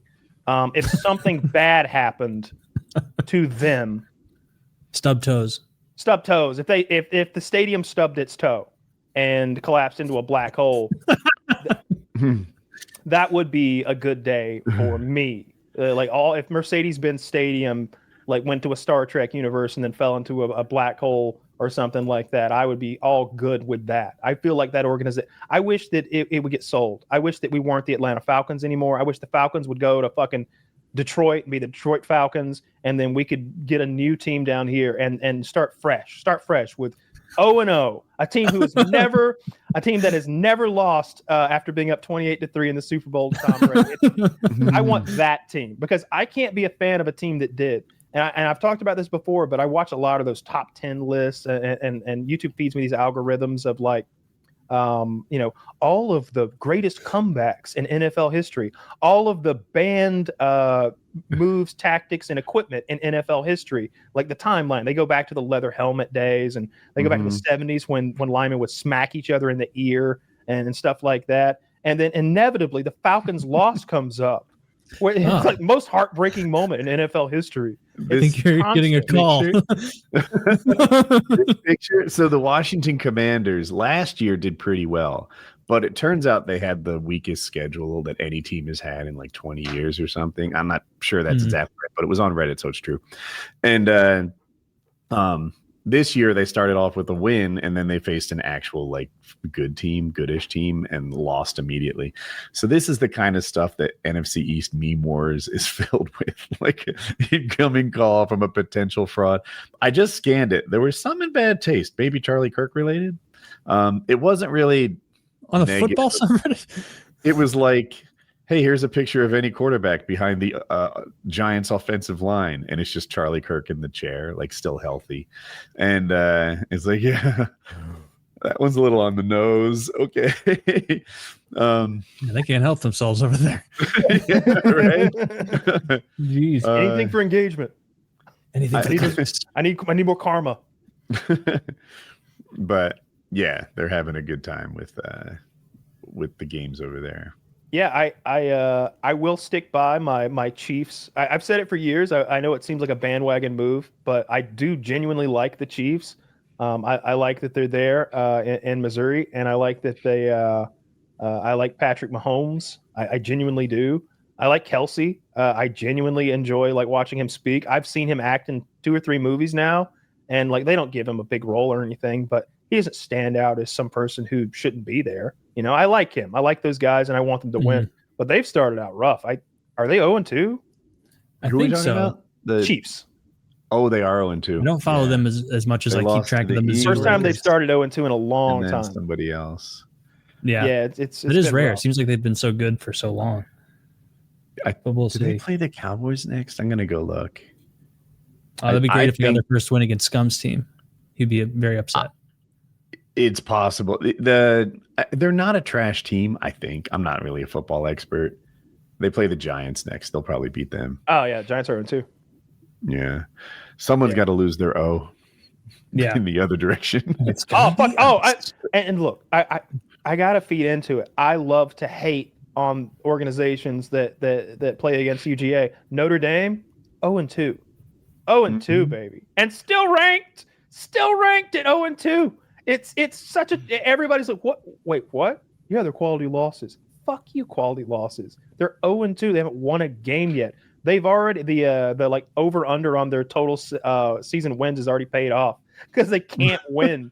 I think it was 13.5 was the over and under maybe. Yeah. Like they can't win more than 13 games now. Oh man, poor Shane Gillis. Is he a Notre Dame fan? I've seen like Notre Dame commercials with him in it, which would be pretty sick to be famous and be like a hardcore fan and then like kind of nose your way in and be like, hey, I'm the level of famous now that I could maybe help you guys out. And you don't even have to tell me how much. I can just kind of mill around in the right about his Bud Light commercial. I did. So I saw it. Yeah, Gillis did a Bud Light commercial, but he's a Texas fan in the commercial. He's wearing Texas gear in a Texas stadium surrounded by Texas fans. And it's a funny commercial, but they were like, well, bro, what you repping Texas for? And he's on his podcast like, you know, I'm acting, right? Like, I'm not a Texas fan for realsies. Bud Light paid me to make a commercial for them. Like get that, right? Everyone understands that what are you talking about? And I'm like, I still don't like it. Horns down. I still don't like it. I don't know. I'm a little with the fans on this one. I like the ride or die. Jason Kelce, Travis Kelce's his brother, and he's married to this really nice woman who has a podcast. Anyway, she's an Eagles fan. And when Travis Kelce is in the Super Bowl and she goes to like support her brother-in-law and stuff, she wears like Cincinnati Bearcats stuff where they both went to college. Because I think that's the right team name. Because it's the right color, but she won't wear a non-Eagles team. She's ride or die Eagles. That's what she's all about. And she's not going to even support a Kansas City team at the Kansas City game. Then boo on her for not wearing a movie nice where I like the loyalty. She's there, and her husband. You seen Gone Girl? It's the one where Ben Affleck's wife is pulling that whole crazy thing, and she's like a psychopath. That movie sucked. I think for that movie, the female actress had to gain and lose like 15 or 20 pounds over and over, like maybe 3 times. Like she had to. It was crazy. Meanwhile, Ben Affleck was required to wear a Yankee cap. He shut down production. His refusal with his ring was like, absolutely not. No. I think they maybe like they compromised and put him in like a Giants hat or maybe a Mets hat, something like that. Like he was like, no, you want your movie done or not? I mean, we could find Christian Bale come fill in for me. Damon, if you need him. Yeah. I feel like if Ben Affleck is in a movie and a director's like, you know what, maybe we can get. Anybody know Christian Bale's number? Ben Affleck has to immediately be like, no, I'll wear the hat. Like, that's just immediately like, oh, they're going to pick a way better actor to do this. That's going to kill it instead of me sucking. I heard a thing about Christian Bale that he was really bummed out when he heard that Affleck was getting the Batman part. Like it really upset him because he had put so much into that role. Really? But I feel like Bale finished his time. Like he did a trio, right? He did 3. I agree. Movies. It seemed like his thing was done at the end of the last movie. You know, he's like in Paris or something at a cafe, sort of giving Alfred that wink, like, yeah, I'm alive, but don't tell anybody. And it's like, Master Bruce, you've been suffering for months now. Why wouldn't you just tell me? like poor Alfred. He's been crying his eyes out. His adopted son was dead for months, and he finds out at a cafe. That was a weird scene. Yeah, it's like, this is on you for not bringing it up. How was I supposed to know? He faked his death in that bat explosion. I don't know. I could see Christian Bale I just like a lot more than Ben Affleck as an actor and everything. But yeah. Ben Affleck's had some good roles, I think. He's had. I don't think he's a good actor. He's a guy who hits above his weight. I don't think he's as talented as his performances show. And there's some people that are the opposite maybe, but he's had some really. I liked him in The Town a lot. That armored car robbing movie with Jeremy Renner. I really like that movie. Good Will Hunting. He was exactly who he was supposed to be. I think he just played himself. Mm-hmm. I don't know. He's not that guy in every other movie. Maybe, but fair. But like that's the guy he knows. Like if you cast me as a chicken farmer, I'm like, oh yeah, I know those guys. I got you. Right. But they cast him as like blue collar Bostonian man, and it's like, oh yeah, I might know a few guys like that. Right. I don't know him, but 9 times out of 10, whenever you learn who they really are, they're theater kids. They're drama nerds. Mm-hmm. They sing and dance far better than you expected them to. Like that's like a letdown. It'll like be like a behind the scenes thing you see where it's like, oh, the cast of Spartacus, that show where everyone's jacked. Mm-hmm. And it's like, naked. Watch as like in between scenes, they break out into a spontaneous rendition of Mary Poppins. And it's like, oh, right. It's a bunch of fruits dancing around. Like they're just. Did you know that half of those actors were ballerinas? No. I wish I didn't. Some aren't, though. The ones that aren't are often some of my favorite. Jon Bernthal, I think he was a baseball or a football player. Is he the Predator guy? Or Punisher.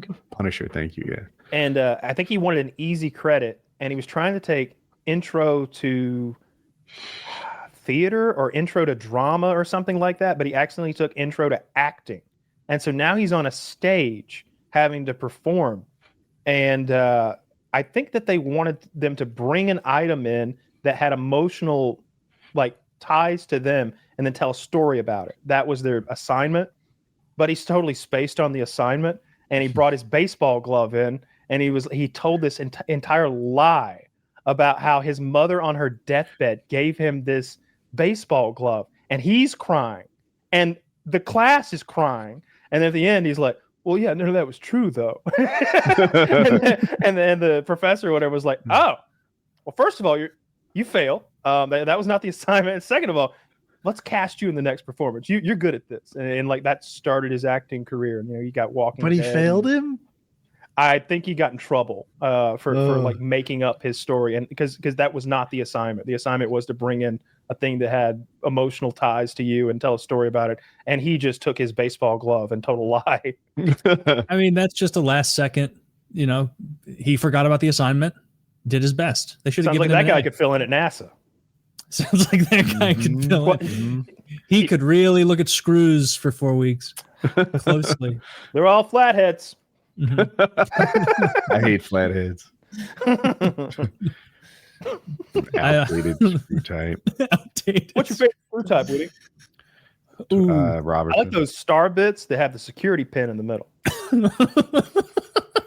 I mean, I have the bits for that, obviously, but they're not my favorite, and I have to find them. The square head, are they called Robinson Drive? Is that good old Robinson Drive. Don't have to tell me twice. Yeah, I mean, Phillips head is okay because they're only Robinson invented those, but you have to press really hard. The square heads don't naturally pull out. You don't have I can left-handed on a ladder drive a square head. That's where it's at. Have you ever tried to screw the screws in on a piece of IKEA furniture with that so thin it's sharp wrench that they give you? You're trying to crank it. You're like, I cut myself. Stamped wrenches. That shit sucks. Yeah. That was horrible. At my apartment, I ordered an IKEA end table, and I was like, I'm definitely going to put this together. And I just used the box for a while as the end table. I'm like, well, functionally, this isn't very different. Sometimes that was pretty trashy. Girls love that. Girls love coming back to your house and seeing that you are still using the box of an end table next to your bed. You hide your shame items when there's real people coming over. Like you push all that into the junk room so they don't see I just had to make sure I had to sleep on the far side of the bed. Otherwise, they would see the condom cavern. Oh, you don't have a condom cavern, did you? Well, sometimes you just you throw them over to the side, and then habit becomes a habit.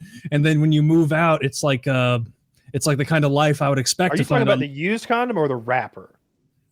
Both. Oh, you didn't answer fast enough. That means there's shame. You mean both. It was both. So you just throw condoms and wrappers on the side of the bed and let Do you them tie it in a knot at least? The Or are bed you was just so a Mongolian close to. No, I tied it in a knot. I'm not an animal. The bed Does it was blow up and get all inflated after a yes. while? Yeah, like a little science experiment. Because the cum rots. I don't know how I knew that. I know how you do that instantly. Yeah. Not all of them do. But some did. It was the bed was so close to the wall. Load will fill a condom up till bursting. This was pre-lock and load. That would have been a hazard to the people below me, to the Asian salon right below me. When that condom eventually bursts, the apartment building goes down. Demolition. Yeah, man, that was gross. Yeah, I bet if I dig under my bed, there's a wrapper. Like I bet if I look under the bed, especially, there's not in the floor where you could see them, but there's probably a wrapper that's been kicked under there accidentally. There's definitely been times where that was the case. When I used to keep a bunch of stuff under my bed, like just I don't know, shoe boxes and junk that fits under there. Well, my back roller and such, but not the used rubbers. I usually go to the bathroom. I usually leave it on and go to the bathroom and roll it off into the toilet and piss. Yeah, but you're laying there afterward for a while. You just take exhausted, breathing really heavily. Really heavy. You're sweaty. And then hyperventilating to the point where she's concerned. I'm asking if she wants to eat again. I know we just had dinner, but this is really going well. You don't mind if I finish off this Chipotle burrito? You reach in the drawer. Yeah, those are some just classless days. Had the pastrami on rye and with the pickles and mustard. He was like ducking out from under the covers to. The stinkiest sandwich you could do that to, like you got mustard on there, as if the girl's not going to know. If someone had a pastrami anywhere in my house right now, I'd be able. I'd be like one of those Urukai tracking, one of those trackers. What do you smell? Like, then run over and do the pastrami. I got Lord of the Rings on the brain. I just keep watching those Nerd of the Rings videos, and they're really good. They do a lot of hypotheticals. I like the hypotheticals. They'll be like, what if Frodo had kept the ring? What if Galadriel had taken the ring? What if they just go down this rabbit hole, and they've got lore to back it up with, I suppose, and it's fun. I watch an enormous amount of that 40K stuff. I watch so much of it. That story is so much bigger than Lord of the Rings. It's almost hard to like put into words how much content there is. There's definitely more than 250 books of that, and they're like full on books. There's a ton of contributors, right? It's like lots of people add to the universe. Well, that's not exactly. You might be thinking of something that's like fan done, like the SCP stuff, with that secure, contain, protect organization. That's like a secret Earth organization that deals with monsters and ghouls. Secure, contain, protect. The sane clown posse. much lamer rock group. They hate Fago, but with Warhammer, they have something called the Black Library, and there's only a handful of authors who are like allowed to add to it, and they can't just write anything.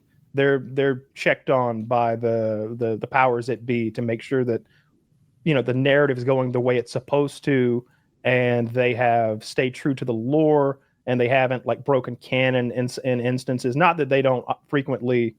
Part of the narrative of 40K is that you have an unreliable narrator often, and because the idea is that the Imperium of Man, the Empire of Man, is so full of propaganda and lies, and not just from the group that's alive right now, but it's 40,000 or 10,000 years of lies. And so, like, what's in the record books might be a lie, and we might find that out later. So that's part of the ongoing narrative, but there's just an enormous amount of content for that game / universe. I mean, it's cool. It's just I'll get through all the Lord of the Rings stuff first. I haven't watched any of the theory stuff. I've just been going to like the lore as Tolkien said it. Oh, I like the theory stuff. Yeah, I'll check that out too, because some of it's interesting. I was listening to like the whole story of Gimli and the whole story of Legolas and like the whole story of Morgoth, and it's like fascinating watching it, because it's like Tolkien devoted so much of his life to that like every single minor character has like backstory and origin and friends and family and their own plot devices and their own like historical battles that aren't even closely related whatsoever to the main storyline, but it's still like thoroughly fleshed out. What would you think of like a TV show that sort of took a Lion, the Witch, and the Wardrobe entry into the Tolkien universe, where essentially someone discovered that Tolkien didn't write those books. He experienced them.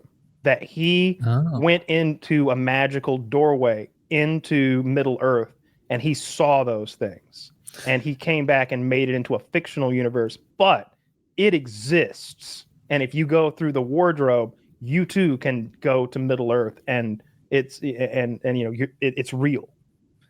If once they got into the world, it was lore appropriate, it would at least be interesting. Like I wouldn't want to see that version if they're going into like the Rings of Power version of Lord of the Rings, but if like they're sticking to it and the characters are similar. And also I wouldn't want to see some character like showing up in Moria when they were being like when the Balrog shows up when they delved too greedily and too deep and being like, I've got this, guys, and they're like, what is that devilry? And it's like an AR. Like I wouldn't want any of that. They would have to use Lord of the Rings style names. Maybe Tolkien was Gandalf essentially, and maybe he was the Gandalf character, and he's written it from that POV. I'm gonna give it a go. It depends how likable the characters. I'd like it better than what Amazon did. Well, yeah, what Amazon did is like, you know what people love? Lord of the Rings. You know what they would love more is all of us gals sitting around and changing it. And it's need to get to I know you don't like superhero shit, but Peacemaker is good. Peacemaker is funny. Season 2 is coming out now. And so Peacemaker is like an anti-hero and a low tier one at that. He was essentially like a bad guy who thought he was a good guy. He has that line where he's like, I want peace, and I don't care how many men, women, and children I have to kill to get it. And so he's really despised and looked down upon in his universe. But in this season, he's found a doorway to an alternate universe where they love him. He's like riding his motorcycle down the street. It's called the Peace Cycle, I think. It's like an American flag, like Harley with rockets on the front. And he's just sitting in traffic, like in a small town. And this little kid is like, Peacemaker, and like crying, like with love. And he's John Cena's like, oh, that's a little much. He's wearing his fuck. And then he looks over in the other car, and this lady's like, Peacemaker, like pulls her titties out, and he's like, fuck yeah. And he, you see the boobs?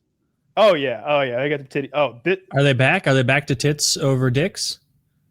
Peacemaker has tits and dicks. It's one of the few shows that does both for real. Like there's most shows like The Boys and Gen V. It's all cock. It's all cock. They'll never show you a titty. You don't even get to see any girl ass. Like nothing like that. It's nothing but it's gay propaganda, dude. They're trying to sissy hypno us or something. They that one character changed. They took a journey inside of a pee hole in a season or two ago. Inside of they're in the cock. They're in it, all fleshy and stuff. We had a good system. This is what the FCC should crack down on: is is too many dicks, too few titties. There was a time when it felt like hey, look, I don't want to see the dicks, but let me put it this way: I don't like it when there's a sex scene and the lady has her bra on. Because I've never had sex with a woman and kept her bra on in my life. Okay? Like that's never once happened where we didn't need to get them titties out. Ever. So when I see a sex scene and the lady's got her bra on, or she got the covers pulled up to her chin after she just got pounded out by this dude, it's like he was just staring at your asshole for half an hour, and now you're hiding your cleavage. Like what is this? I'm totally out of it. Yeah. And for a long time it was like that with dicks. It was like, homie put his underwear on under the cover. Like we're just not we're gonna change the shot composition. Like for him, it's like chest up, and for her, it's full body. It's like that doesn't seem fair. Like I don't want to see his dick, but I know there's a dick there, and it's kind of taking me out of it that we never ever even see a little side dick. Like show me a little dick. Now it's just it's a cock extravaganza on all of these edgy shows. It's way too many dicks. I don't like it. I think we need more tits. More tits. Honestly, I want more thought pussy. cacophony I'm was with going to Kyle joke. because, like, look. Oh, a cacophony. I'm sorry. I can accept some dicks on my television, but we need full frontal on the girls too. I want to see the lips. Get that merkin off. I'm a feminist. Or if a woman wears a merkin, you might as well be wearing like an ugly bikini. Get the fuck out of here. That either show some slit or find a new profession. So you know, wiser words have never been spoken. They hardly ever show pussy. The dicks are all over the place, and now they've taken tits from us. That's fascism. They're showing they're making look at 11 dicks per pair of tits. And actually, apparently, even worse ratio than that if they're not showing any tits. There's no tits in the boys. There's no tits in Gen V, which is like the spinoff. But there's so many dicks. It's way too many fucking dicks. Yeah, that's retarded. Like the people who want to see nudity in a show are usually men anyway. Like, let's see some tits. Let's see some ass. I hear Gen Z is like cringe about sex scenes anyway, that they just don't want to see it, which is weird to me because when I was growing up, it was like what I was there for most of the time. Like I'm on HBO Skinamax late at night when my parents are asleep, just looking for a movie with some titties. I'm sex scene coming up. Fuck yeah. Like I'm waiting for those Girl Gone Wild commercials to come on, trying to time my jism. You know what I mean? You ever do that? You're like, there's another one coming up in 15, 20 minutes. I know it. Hold on. I need to go run and grab a soda. Then you hear those steel drums. run back to the TV. No more Pornhub at my house. I don't live in the right state. There's a free speech issue.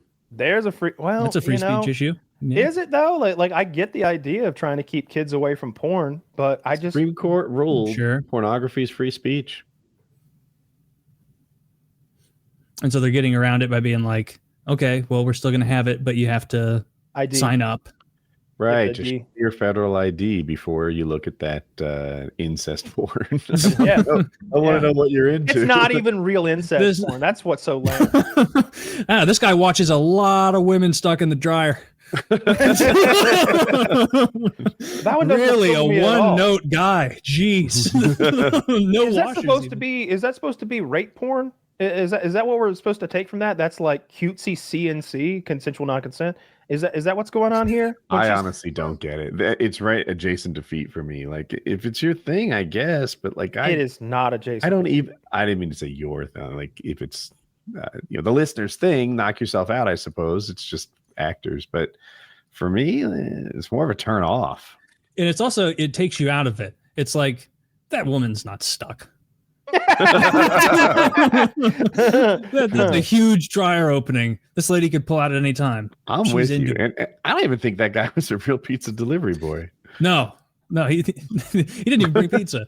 And if that being a porn writer would be the funniest job of all time, where they're like, hey, we need 10 movies by this afternoon. He's like, I guess I'm going to do a lot of ripping off Pirates of the Caribbean. I'm just going to steal lines straight up. I'd go all puns. Like, it's always Robin Hood. Oh, Jack Swallow, you're here.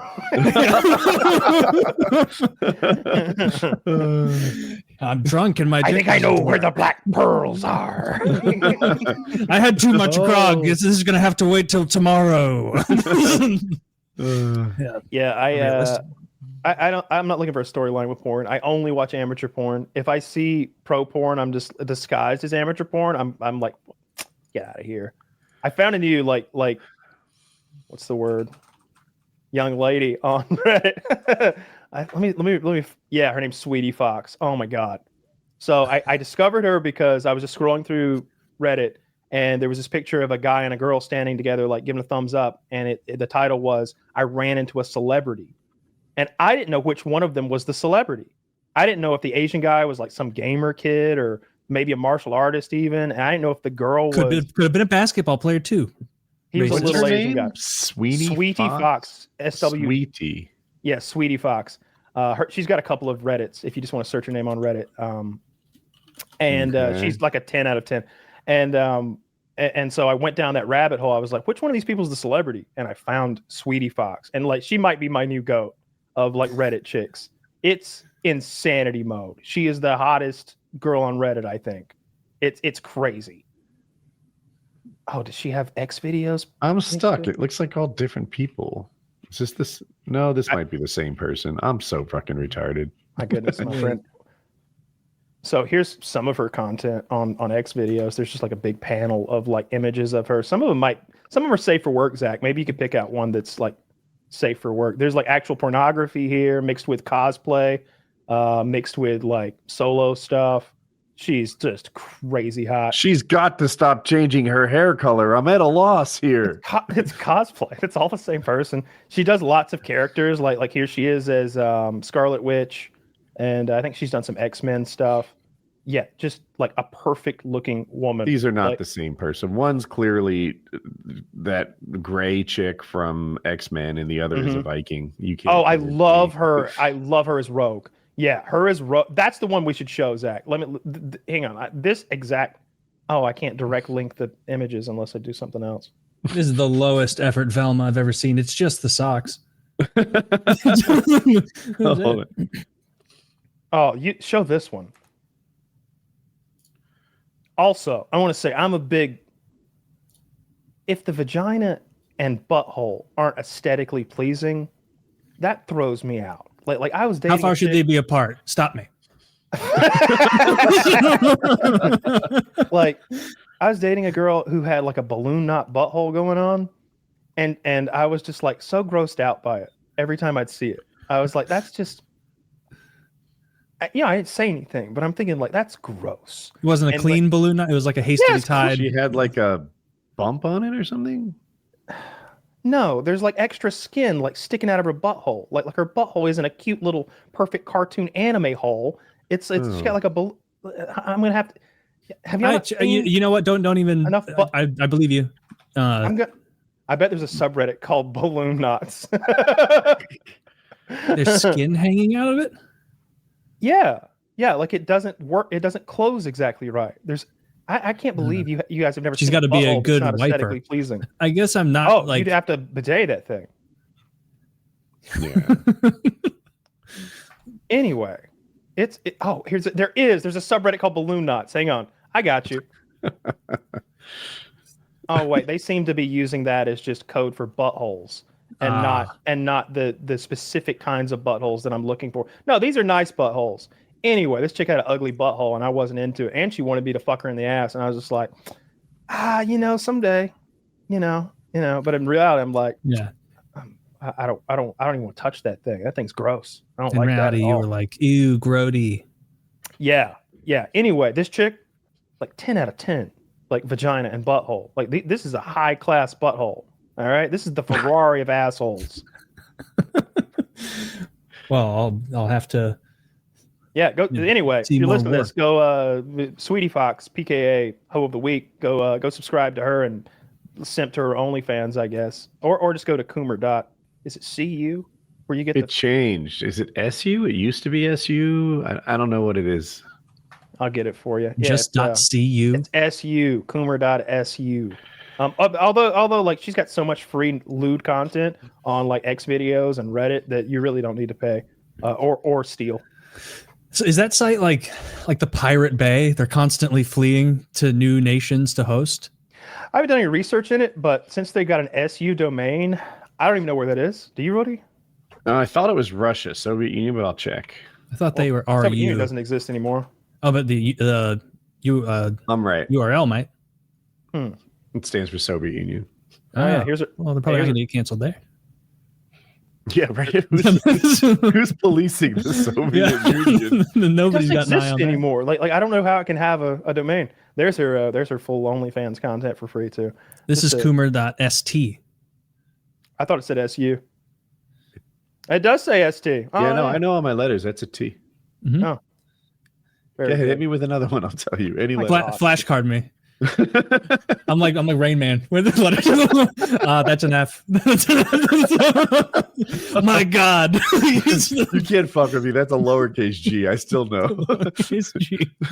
But what is this? Oh, it's an umlaut. I wonder what's the ST one. I don't know. .com. The USA. We got all the good ones. Or I guess .com could be anywhere, right? Yeah. Oh my God. I can't even pronounce this place. Taylor, what is ST? Oh, like Sao Tome and Principe. It's like an island, isn't it? Isn't that like some remote island? Oh, it's adorable that you're asking me as if I might know. It looks like it maybe has some French in there. I don't know. Oh no, it is a country in Africa. Mm-hmm. Officially, the Democratic Republic of Sao Tome and Principe. And oh no, I was right. It's just so small I can't even see the island. It's an island called country in the Gulf of Guinea. What's their population? What are we looking at here? 220K. Okay. I mean, it's not as big as Raleigh. Yeah. It's not as big as like a moderate sized city in the US, but it hosts more pornographic images than people, which is pretty cool. I bet that's true. Are you reading that, or are you just assuming? No, I made that up, but like I'm pretty sure that would make sense. Yeah, although I bet a lot of people like that when I think about it. There's got to be like an infinity amount of porn images, because any porn site in any country is going to have all the porn from everywhere probably. And so it's like, I mean, I don't know though. Actually, because they probably got like weird laws and stuff in some countries where they don't know what, like the Muslim countries. I was thinking that too. Mm-hmm. Yeah, where they're like, no. Before Kyle returns, we're going to hear from a wonderful sponsor, folks. This episode is brought to you by Harry's. Oh, yeah. Everyone in the comedy world knows not every joke delivers.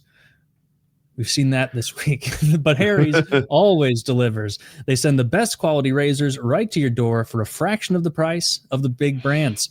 Better designed shaving products at a better price is no joke. It's Harry's. Harry's utilizes German-engineered blades made in their own factory that stay sharp longer. Plus, they've got customizable delivery options for scheduled refills as low as $2, half of what you pay for other big brands. Harry's has a no-risk trial. If you don't like your shave, no worries, it's on them. That, coupled with their convenient subscription model, means being able to cancel at any time. But trust us, you won't be wanting to once you make their grooming products part of your daily routine.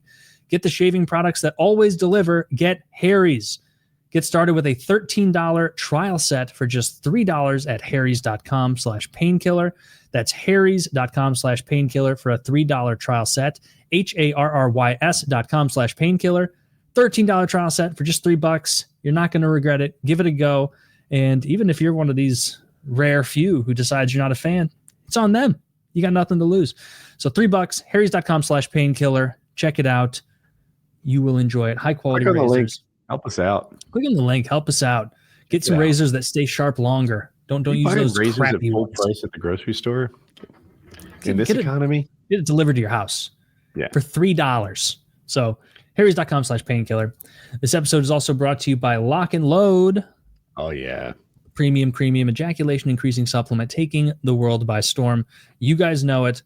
It's famous now. I see often at this point on Twitter, I'll see like the meme of like taking zinc to come more is like gaining a little bit of traction. And so like anytime I see it or someone tags me with like, hey, this big account is like joking about taking zinc to bust, I'm always like in the comments, like code jizz, start coming like a man, trying to get it out there, doing some free marketing for us. But it really works, folks. You're going to know it works prior to the end of the first bottle. Not that nonsense of, oh, well, yeah, the third bottle, the third purchase, you're going to know. No, you'll know within a couple weeks, and then you'll reach your max probably by the end of the first bottle, beginning of the next one around there. You just got to be in your system for a while. Stay hydrated. That makes whether or not you are taking cum supplements, being hydrated is important. So always do that. And it's not just Lock and Load, pre-workout, energy drinks, weight loss supplements, dream supplements, protein bars, anything you need in regard to fitness, or just not even just weightlifting fitness, general wellness, Derek has over there. And it's all efficaciously dosed, all high quality. Everyone I know who I've put in my real life onto the Gorilla Mind products loves them and continues to use them. They haven't switched back to anything else. So use code JIZZ or use code PKA. Get 10% off anything over at gorillamind.com. And on our merch, code PKA10, folks. Click the link below. Get yourself a hoodie. Get yourself a mug, get yourself a t-shirt, whatever you like over there. We've got, I recommend the hoodie. I have like lost possession of my hoodie. It's become like a girlfriend hoodie. She's like totally stolen it because the inside of it is very soft and very nice, and it feels good. So it's a good. That's what you get for race mixing. What are we doing here? Kyle, the PKA merch store is going to cancel us. They're going to hate that ad read. It took me a second. I was like, wait, what did I? Oh, I said she stole it. I was like, oh, that's what he's playing on. But anyway. Everyone I know in Taylor's life says they really enjoy his gigantic loads. Mm-hmm. Everybody loves it. And racist Larry, or no, John, you will Steve. love the hoodie. Yep. Alan. Another Taylor, but it's another guy. Kyle, are you playing Helldivers? Yeah. Like every day, a couple hours or something like that. Yeah. Are you progressing towards something, or do you just play in its No. spot? So there is a lot to unlock in that game. Every player has their own like starship they're in, and you unlock these modules within it with samples that you acquire within the game, and it's a bit of a grind to get that to happen. It makes your airstrikes like happen faster, or your equipment fall more quickly. It's just ways to improve the things you call in and make your character better. And then there's lots of weapon unlocks now. You can unlock camos and attachments for the weapons that you like. So that's a thing. But I've mostly got all that done. Like I've done all that. I've got about 250 hours or something in total time. And I think it's like 160 in game. It keeps track of that. So like I've got everything that I want unlocked. So I'm just kind of playing for the challenge of it. I play a lot solo on the hardest difficulty and try to, just have fun with that. I can beat the hardest difficulty solo with a meta loadout, but then it becomes like, how fun can we make our loadout and still, beat the hardest difficulty? Like, can I go in without a shield and win? Can I go in with a shitty gun and win? Can I leave my grenade launcher at home and win? Can I win with all this or all that or the other? So I do a lot of that. I don't really play. There's 3 enemy types, but I almost exclusively play against the bugs. The automatons are like, it's like playing against the Terminators from the future. They're like walking Terminators with guns and rockets. They're way harder.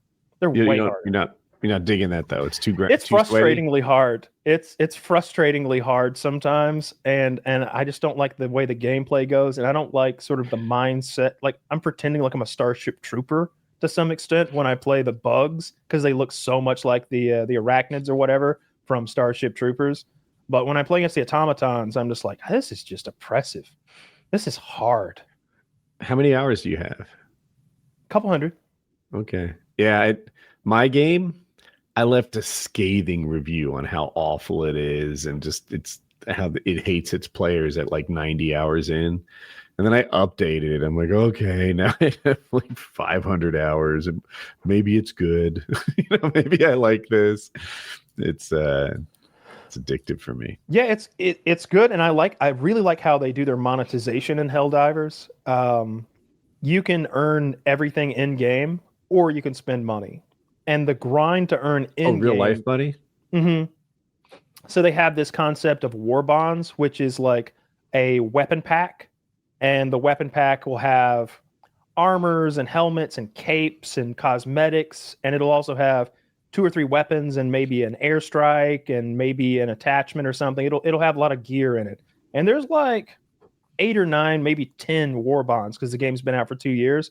They cost $10 a piece. They just released the Halo ODST one, and it's full of Halo gear. They mix in stuff from other universes. There's a Killzone. I don't know if you're familiar with that game universe, but they mixed in Killzone stuff. And they've done it with some other stuff too. I can't really think of. They're often themed. It'll be all like futuristic electrical weapons or all explosive weapons. But each one of those packs is $10. Or you can just play the game a lot and you find super credits in the game at a pretty fast rate. Like if you grind, like if you play like the game like I do, you don't. I think I've put $20 into the game on top of the $40 it cost to buy war bonds, but the rest of them I've grinded out, which isn't too bad. And my game, like you're like, hey, you get stuff, and it's not too bad. Mine's so bad to get. So what you're working towards are better relics, and these relics will have things like, hey, hold 3 great swords, and you'll hit a little harder if you carry 3 great swords on you. Also, more likely to find whips. And I'm like, are you just fucking with me? Like, it's like you gave me a buff and then made sure I'll never get it. Fuck you. That sounds a little bit like Diablo. When the three things a relic does actually synergize with each other, they call it a god roll. And that must be like 1 in 300. Like, it is very uncommon. And you get 5 rolls for wins. So it is just taking a long time to get where you wish you were. Yeah, that sounds a lot like Diablo 4. I haven't played that game since it first came out. I put maybe 100 hours into it. But I remember like some of you'd find like these modifier stones or something. I don't remember, sigils or something. And they would have maybe 3 attributes. And you want all 3 of them to be max rolls. And like re-rolling was just overly expensive, if I remember correctly. And like finding every time you re-rolled, it got way more expensive. And it made the game incredibly grindy and just not fun. Yeah. You got to find a balance. You know Elon Musk. I'm no Elon Musk at Diablo 4, unfortunately. I have not paid a Chinese autist. Is that the game? My account. Yeah. Where he's like, I'm the best in the world. It's like, why lie about this? Oh, right. No, I didn't agree with Taylor when he said he lied in the wrong direction. Like, he's bragging about being good when it'd be more prestigious to be bad. I don't know. I think it'd be neat if he was. It's not even a high skill ceiling game. Okay, I don't know much about Diablo 4, but like, if Bill Gates secretly was also like a grandmaster chess player, or even like Tarkov or something, I'd be like, that's pretty dope. You know, that like he has this other skill where he's landmark. Damn, I didn't see that coming. That's neat. But Elon, he just comes off like a fraud. Yeah. Like in his gameplay, he clearly didn't know what he was doing. Like when you if you know a game, like if you play a game every day, you've got a couple hundred hours or 1,000 hours.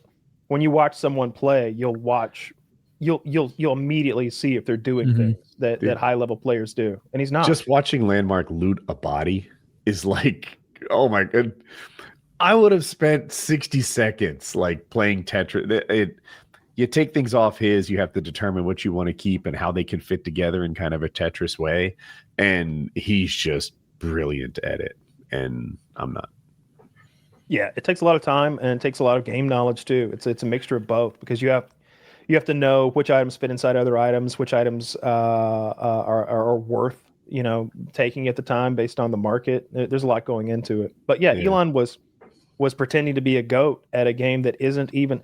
I mean, maybe I'm wrong, but it seems to me that it's more about the grind and getting a really strong character, and then that character just goes off.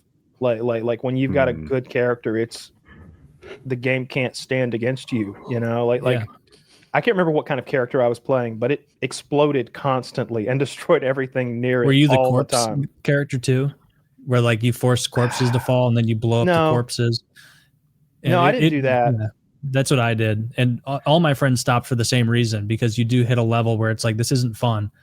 Like the skill progression or difficulty progression just isn't there. It's like I literally I stopped after one game session with some friends. I realized every single fight it's a great controller game. Like they recommend, that's a game that's good on controller. And so I was playing it on that. And I was just holding X to explode corpses. But I had a perk that every explosive corpse created 2 additional corpses, or a chance to drop 3. And then I had another perk to increase the likelihood of that chance. And so like I would go into battle against 4 guys, blow them all up. There's 60 bodies around. And it's like it lost interest. There was it was the opposite of what Oblivion's problem is, where Oblivion just scales you almost meaninglessly. And then it's like, you gotta use the mod for Oblivion. Yeah, they need to make the skill progression lower. If you spend 500 hours in this game, your character will be 6% better. Like it's not a big difference. Oh, it's massive in Oblivion. The curve is terrible in Oblivion. It gets way too hard or way too easy, and there's no in between. They fixed that in Skyrim, where like a high level in Skyrim is like 50 and up. In Oblivion, like high levels like 22. And so it's like, what the fuck? Like, this is insane. Good. Yeah. Are you playing anything now? I haven't even been playing AoE for a bit, other than like once in a while hopping on and like doing some goofy strategy against the AI. Like I haven't really been playing online or anything. I go through phases with my buddies who are into it with me, where we'll like play multiple nights a week for a month, and then we won't play at all for a while. And I'm just I've watched more of it. There was a fun tournament that I watched of like pro players recently, but I mean, I'm in that phase. I'll watch some new tournament, and then it'll be like, oh man, this guy, hold on, let me see the stats at the end of this match. What was his effective actions per minute to do that smooth? Oh, it was 197. Well, I bet I can at least try. And no, not even close. Like, it's just so hard to micro units the way they do while balancing everything and accurately anticipating what your opponent's going to do. And they're like pro level, and so they know specifically like, oh, Hera is likely to do XYZ, even though he has this civ, but he has this in his back pocket. Should I preemptively counter this or that? Playing. He's the best in the world by far. He's won 11 or 12 straight S-tier tournaments. No one else has won an S-tier tournament in like 2 calendar years, maybe almost 3 calendar years. It's like he just brutalizes everybody in the finals to the point that it's almost less fun watching the finals of any AoE tournament I'm enjoying, because it's like, okay, well, one spot's going to be Hera, and this is really a contest to see who Hera 4-0s in a best of 7. Because I remember he was the guy when I was into Age of Mythology and I was watching lots of videos. I went to Hera videos to like learn the game, and that was forever ago. That was like 8-10 years ago or something. No, I don't really. I'm just playing Helldivers. I don't really have anything else on the horizon. Even like Battlefield 6 doesn't interest me at all. COD hasn't interested me in 5 years since the last time I bought one of those. So I don't know. I haven't touched COD in forever. I'm probably gonna COD. We're talking about like games on the horizon that we're interested in, but there's really nothing for me. I was saying I'm playing my Helldivers, but I don't want to play Battlefield 6. I don't want to play COD. If anything, I would probably play some sort of co-op horde game. Like those are the kinds of games I like. I think the most now. And Vermintide. Like that type of game. Vermintide, Darktide, Helldivers. Helldivers is that. Anything like that. I enjoy working with people and sort of like, all right, you bring all rockets and I'll bring all machine guns, and you handle the heavies and I'll handle the light guys. Like I like coordinating with the team and working together, and I like it to be hard. Helldivers is too easy. It's just too easy. Even at 10? Yeah, even at 10. If you know what you're doing and you're good, I'm pretty good at the game. Like I hit all my targets. I know where to hit them. I hit everybody in the head, and everything just dies. And I wish you bring the right gear. Like, I know it's not your cup of tea, but my game is hard. It's so hard. 100 hours in, I was like, "This is ridiculous. Who could possibly win?" And then it got to the point where, like, we just crushed it again, like all the time. We won. See, that one's just too hard for me. I don't want to climb that mountain, because when I get to the peak, I don't think it's going to be worth it for me personally. I think I'm gonna get to the peak and be like, "This was what it was for." This is why I have calluses on my fingers, and why my sleep schedule's ruined. Like this wasn't worth it. I really like the camaraderie, which your Night Rain game and the multiplayer aspect of your game really brings into play. I like clutching for the team. I like watching my buddies clutch for the team. I like the idea of coordinating together. Like, all right, well, what are you going to do? Because I'm going to do this. Oh, okay. All right. Well, I'll do this instead then. Okay, that's really gonna synergize. I like, and Baldur's Gate's like that to some extent. I like games where we work together to achieve something. If I'm playing all by myself, I'll probably get bored after a while, and I definitely won't play a long game session. More than an hour or two if I'm just by myself. My next game is expensive. I'm looking forward to Duskblood. It's Souls-like. I don't even know what PvEVP means, but I'm like, I guess I'll learn. Player versus everyone versus everyone? Player versus environment versus player. That's like Tarkov, right? Where you got like scavs plus other players in the game? Maybe. They don't tell us much about the game. So, like, it's a Souls-like game. I know that. It's from FromSoft, who makes Elden Ring and Dark Souls. And but it's only on the Switch, which is why I said it was expensive, because I got to buy a console for this thing. But one of my friends was like, "What are you getting this?" And I was like, "I was on the fence, but he's getting it, so now I'm sold." And we'll give it a go. I want to find like a map-based, turn-based strategy game, like something similar to Civ, but maybe not Civ. A map-based, turn-based strategy. Sometimes I have gay thoughts too. Tell me more. Well, it's always a battle, and to push back, you just gotta believe. That's all you really want. It's just I like feeling like you're like that a plan comes to fruition. Like the same reason I like RTS, where like I anticipated what they were going to do. I predicted it. I scouted correctly. They made a wrong decision. I capitalized on it. And it's like, yeah, dude, the plan I went into this game with, knowing that I'm this Civ, they're that Civ, this is my buddy. I know how he plays. Like, I got you. The same way like Kyle talks about, like it kind of has to suck when you lose for you to be motivated. Can you name an example of a map-based, turn-based game? Like Civilization? Civ. Yeah. Civ is the only one I can think of. And that's why I was like in my head just now with Kyle, I was like, you know what? I've like had this fleeting thought on occasion of like, I want to play a game like Civ, but not Civ, because those games are a little too long. And I could see myself wasting 3 hours in a game, not playing for 4 days, and then jumping back in a game just versus AI, like just casual, and being like, oh, well, now this reward is going to pay off because I don't have the whole build up. Like I'm playing this piecemeal chapters.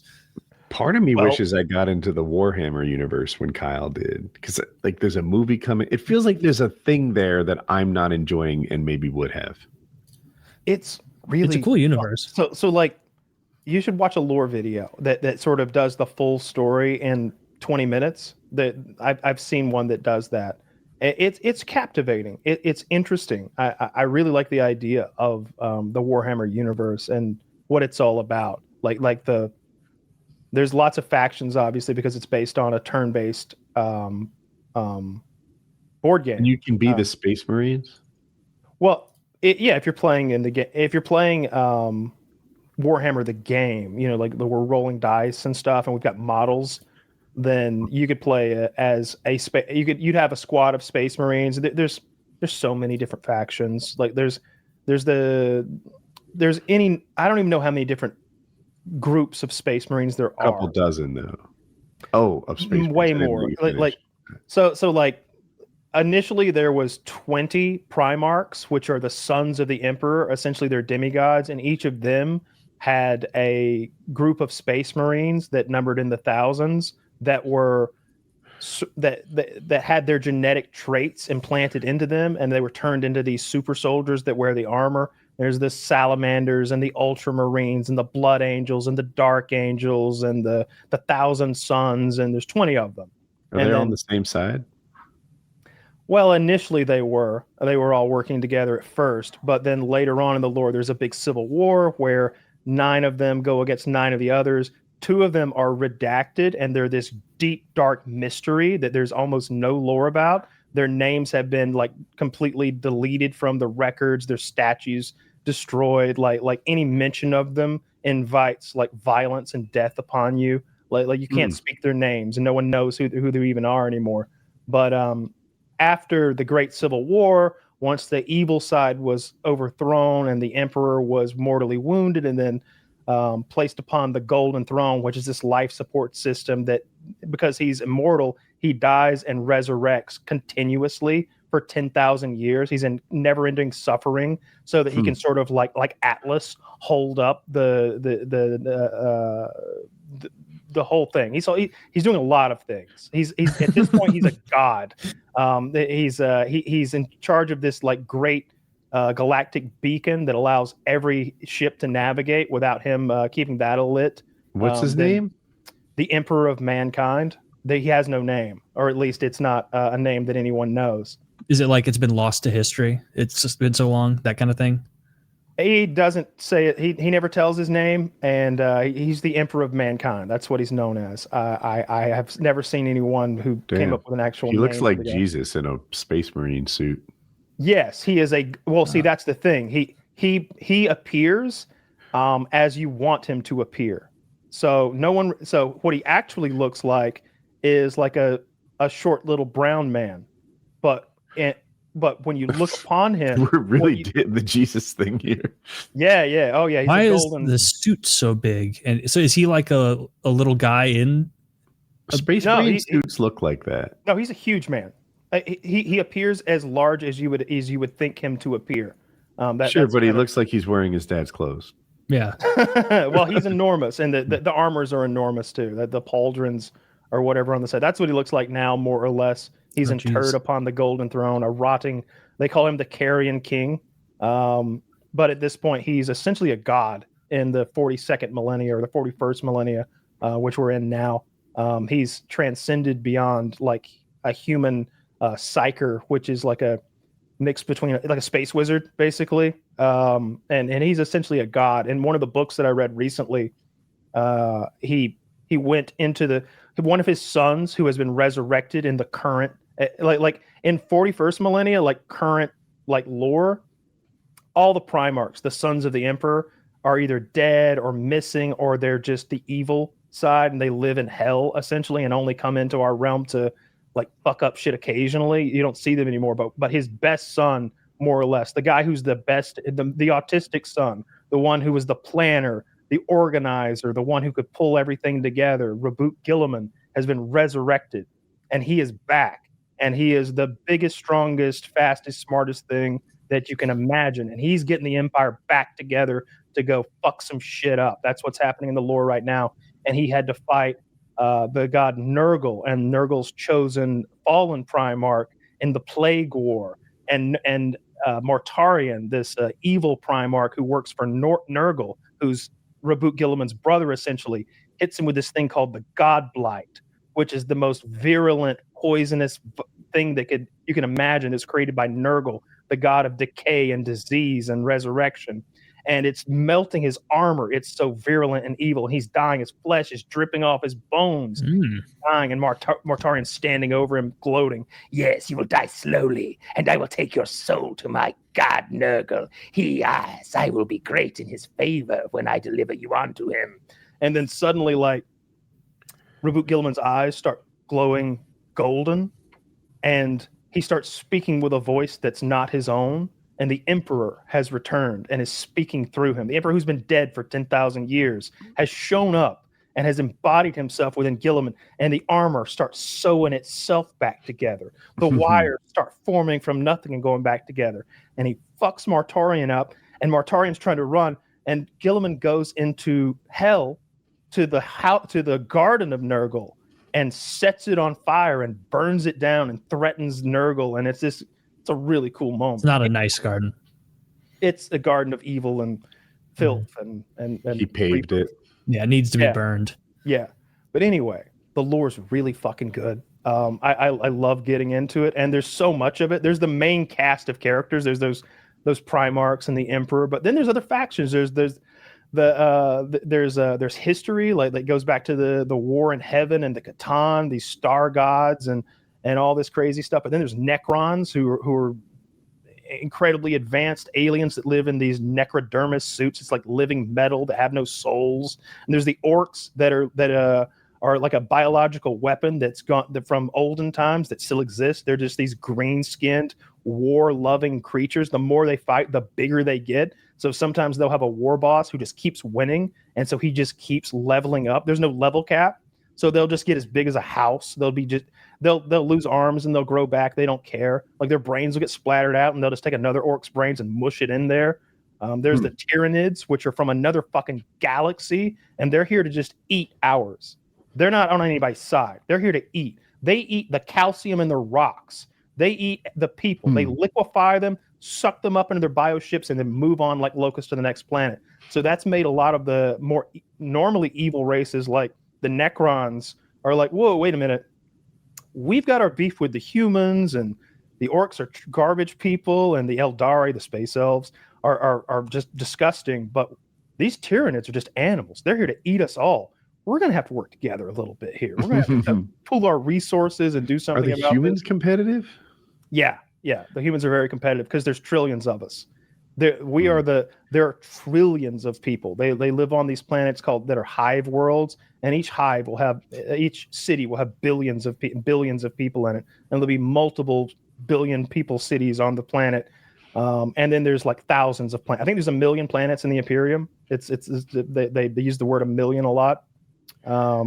So the humans. Do we have any other advantage? Teamwork or fucking tech? So the Emperor was very against religion. There's a great short story where he's going to burn the last church. It's called The Last Church, and he has this talk with the last preacher in the last church, sort of weighing religion versus science. And in the end, he burns the church down, and the priest walks inside and burns himself alive with his church. But the Emperor was so against there being gods, because it's the belief in gods that gives them power. So he hid the fact that there are gods in hell, the warp, from humanity, and when it's that sort of was his downfall. But now, because he's been 10,000 years on the throne, the people have been worshiping him. All the trillions of humans have been worshiping him for 10,000 years, just constantly empowering him with their belief. So that belief has transformed him into a literal god. So he's become the thing he hated the most at this point. The Space Marines are awesome. They have crazy technology, but part of that religion, part of their ethos is you can't improve upon technology, because that's blasphemous. We already peaked. Why would you try to change this? And so there are groups who are like, I didn't change, I didn't improve, I didn't innovate, because that's blasphemy. I just reorganized. So they'll just sort of talk their way around it. There's a great character called Belisarius Cawl, who's I won't go into it, but he's one of the best characters in the whole universe. He's been alive for thousands of years, and he's all mechanized. He's barely human anymore. And he's like this wild card character who's playing everybody. They just recently upgraded all the Space Marines to Primaris Marines. They just made them all better. Added some stuff to them. Space Marines are humans. I didn't even realize that. Yeah, they start as humans, and they go through this long, rigorous process just to even be considered to be a Space Marine. And then they start as children, like I think 13 or 14, and then every year they're constantly adding more organs to them. They get a new They have two hearts. You could use another pancreas. Just saying. Yeah. They have 2 hearts. They spit acid. They have a layer of stuff underneath their top layer of skin that allows them to interface with their suit, so that they operate that big cumbersome suit like it's a second skin. It takes immediate input from their skin. They've got lots of surgical changes. They're kind of immortal, like a Space Marine. There was some Space Marines in the original Civil War that were interred underneath this building that collapsed, and they've been under there for 10,000 years, going insane. So when they find them, they're just insane, begging for death. Shots at their first responders, but they seem incompetent. Yeah, they left them down there on purpose. They were shitheads. For 10,000 years? That's a lousy response time. When a Space Marine is mortally wounded, when he's really fucked up, but he's still alive, they'll put his body in a dreadnought, which is they take their adamantium or whatever, and they create a coffin, and they put you in that, and then they put that inside a giant war machine of death, and then you live inside of that now, and you speak with this mechanical voice, and really you're just a husk of a little fetus essentially inside of it. But they're the most hardcore. They only do that for the best of the best. You have to be respected to get a dreadnought chassis and armor, and those guys sleep between battles. That might be thousands of years. So every couple thousands of years, they wake up and they're like, "I am awakened," speaking with their mechanical voice. "Where is the Xenos, the heretic, the enemy of the Emperor?" And they're like, "That way." And they're like, "Say less." They're just there to kill. It's great. There's a funny short story about a chapter that forgets its Wi-Fi password, and so they got to wake up the dreadnought that's been asleep for 3,000 years to get it. Are the humans sad on the hive planets? Because that sounds terrible. Constant suffering. There's lots of great videos that are top 10 worst jobs in the Imperium. I watched that, And one of them was like, they chop you all up instead of your like one eye and a hand, and then you're a vending machine. And it's like, this is an inelegant solution to a, you could just have a cabinet. The great downfall of man from its original highest peak, which was transcendent, like bordering godlike technology, where they had control of time and space, and they could travel without going to hell, because that's how they do it now. They go to like the subspace realm of the warp, which is hell. And exposure to that invites demons and all sorts of stuff. But they had AI. They had these men of iron who were so overwhelmingly powerful. This abominable intelligence, as it's known now, they conquered the galaxy like no sweat, and they were the masters of everything. But then the AI rebelled against them, and the war against them was humanity's downfall. And coinciding that was this great warp storm that prevented intergalactic travel or interstellar travel. And so man fell back down into being barbarians on Earth. So now AI is completely outlawed. You can't fuck around with it, or you're just burnt at the stake. And nobody lives on Earth anymore? Oh, yeah, they do now. Yeah. It's Terra. That's probably where the rich ones live. Yeah. Well, if all the other ones are like shitty hive planets. There's lots of great planets. Well, there's all sorts of planets, because there's a million worlds. So there's agro worlds where they do nothing but grow like corn. This whole planet is nothing but corn. And then there's forge worlds where they do nothing but industrial weapons. And then there's definitely worlds where they just grow people. A little bit of everything. A breeder world. Yeah, sure. That book I sent you about the Vrax or whatever, that's kind of what they do. Yeah, those guys are pretty cool. You sent me the one about the guys. Oh, I can't remember. They're in like the gas masks, and their entire planet is dog shit. I'm spacing on their name right now. It's the Krieg. The Krieg. The fucking Krieg. The Krieg are so hardcore. Yeah. They love to die for the Emperor. They seem to. Yeah, they just like their lives suck. Like it seems, even within that world, they got like a bad role. They have a perpetual, never-ending like honor debt to the Empire, and they're happy to die to regain their honor. Yeah. That's kind of the deal that's going on. Like the army of the undead. But they're just regular guys. There's nothing like really too special about them. They've just trained their whole lives to kill. They don't have any special armor, or like the gun that the Space Marines use, the bolter, is a grenade launcher with jet powered ammunition. It's like a 30 millimeter grenade launcher that they shoot one-handed. So things just explode when they shoot it. That's it. I'm really into the lore. It's great. If you start with the basic outline and then work from there, it's never ending, the amount of lore. Every day I learn a new thing. I made my girlfriend watch the Lord of the Rings trilogy for the first time. Tried it like 2 years ago, and it was just too late, and she fell asleep like before they even got to Moria, and I was like, damn it. And then I just kind of like put it on the back burner. I was like, oh, let's just watch these. I didn't start on the extended versions. I started on the regular, so it'd give us somewhere to go from there. And also because having someone sit down and watch 11, 12 hours of movies, sometimes they check out.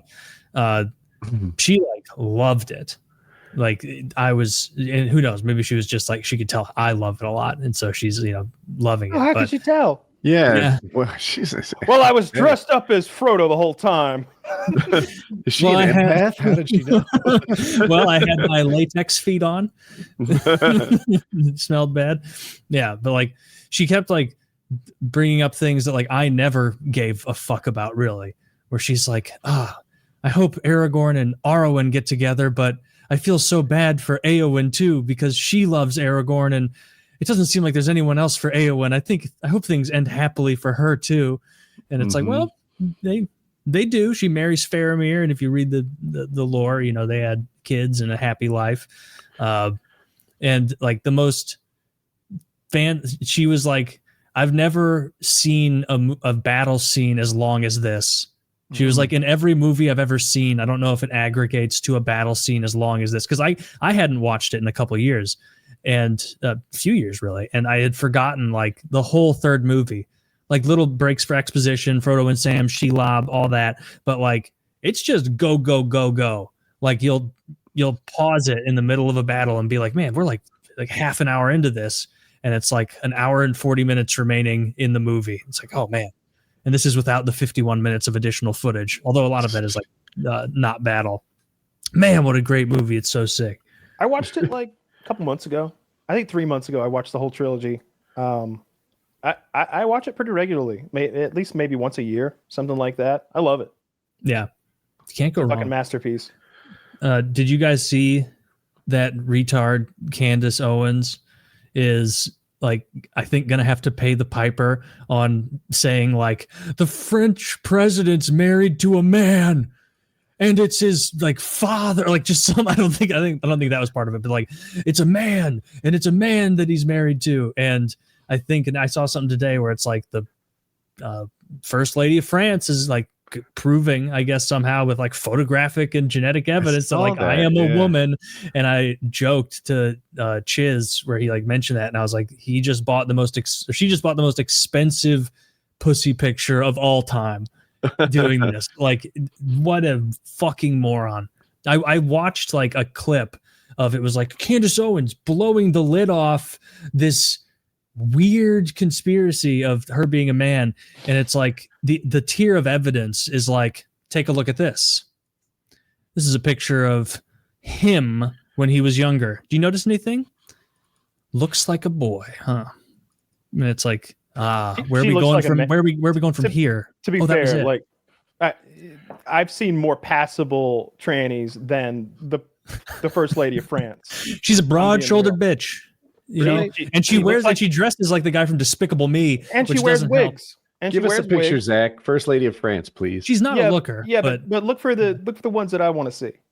She first of all, she clearly groomed him. She was his teacher when he was in grade school, and she was like 30 something or whatever. She definitely groomed him, and they point at her wig often looks weird, like it's not on her head straight. And then often there's angles that make her look very masculine. She looks like an older broad here. It's fine. Trump shaded. Yeah, I don't know. Orange. Candice Owens lies to her audience constantly. I wonder if there'll be any consequences for this. I don't know. Banned from seems France. Like it.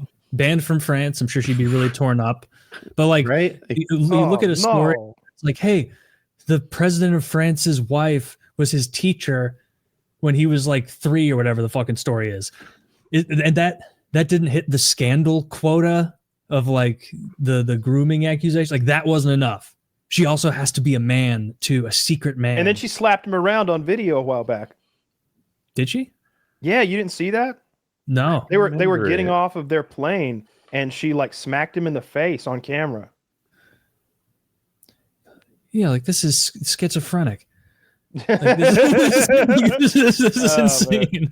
Yeah, this is not evidence. I don't know. Doesn't Everyone she have in this picture does have a nose. Doesn't she have a brother? Because that would kind of seem like a swish. Like there's a boy who looks like her. Wow, crazy. Let me see. I don't know. She kind of looks like a dude to me. I could be sold. Well, yeah, she looks a little mannish. That's why her and Michelle Obama. Yeah. They're both women. Brother. Yeah, but Pixar didn't happen. Pix? Well, you're in luck. Yeah, she has 2 brothers. And so it's like Michelle Obama's beaver. No, for sure. Although they're making those out of whole cloth these days, so I don't know if that'll cut it. Where did the daughters come from that look like her? Adopted? From his home country of Kenya. Oh, that's true. His fatherland. His fatherland. Yep. Definitely true. Undeniable. We just need to get fucking Candice Owens on the case. Blow the lid off this whole thing. Obama should color his hair. That would be so funny if she like gets dominated in a lawsuit and then immediately pivots to like, I was wrong and I'm big enough to admit that. Coming up next, Michelle Obama is a man. Just right back into the fire. Taylor, do you think Obama, like taking politics out of it, you think he should color his hair? No, I mean he's. Can we see a recent picture of Obama, please? He's in a. I haven't seen him in a while. He spoke out yesterday about the Charlie Kirk thing. So it's Snow White up there. Like he looks. Yeah. Morgan Freeman's got better hair. Isn't he like late 60s or something? I don't care how old he is. He needs to color his hair. Like at least fill in a little. Like leave it salt and pepper. But come on, you're looking fragile. I think it's more authoritative to like These just are the let people me that tell me to grow my gray as fuck beard. No, because I'm agreeing with you, and I think you need the gray beard. Yeah, see, I mean, yeah, it's white hair, but he's an old guy.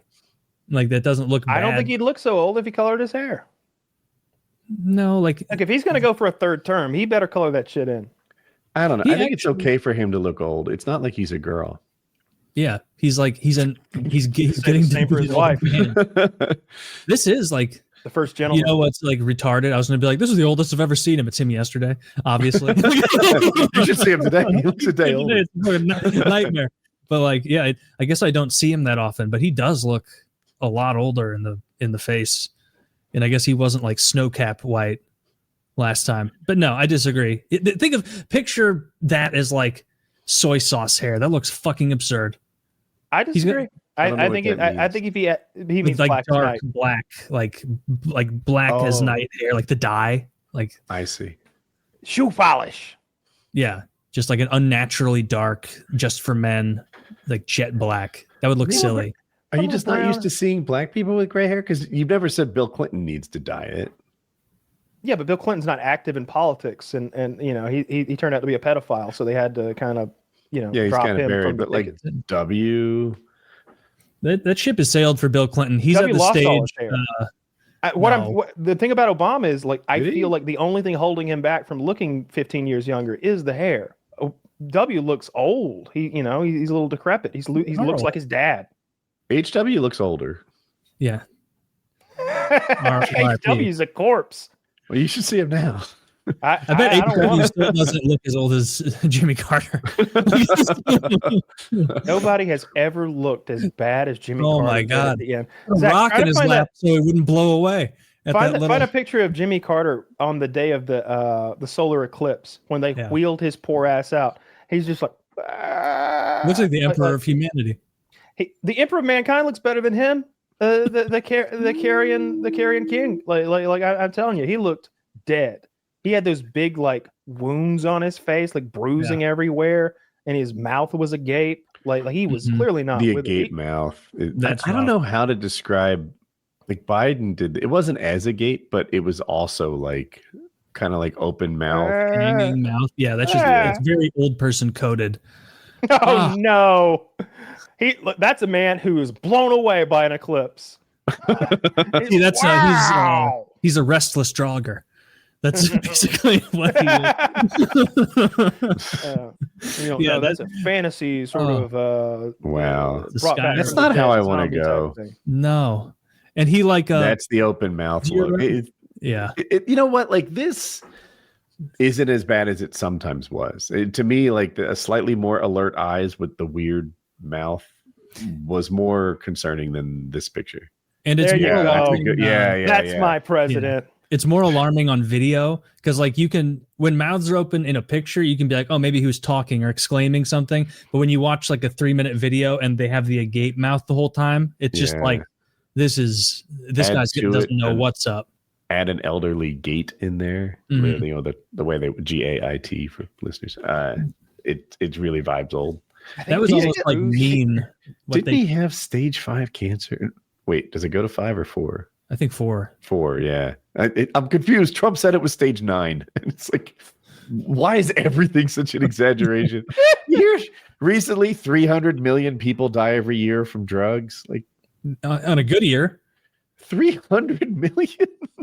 Why was Joe Biden sucking that person's finger? What the fuck was that? That was his wife's finger. She would just give him a little taste. You got a little schmutz. She was helping him close his mouth. That would be the funniest thing before the debate. It's like Joe Biden prepares for the presidential debate, and it shows like his wife like licking her thumb and pushing shit out. Is it a real picture? I don't know. Yeah, he's got a hat with fucking what is that, Iowa on it? Yeah, that's interesting. So. That's odd. I don't know what led to this.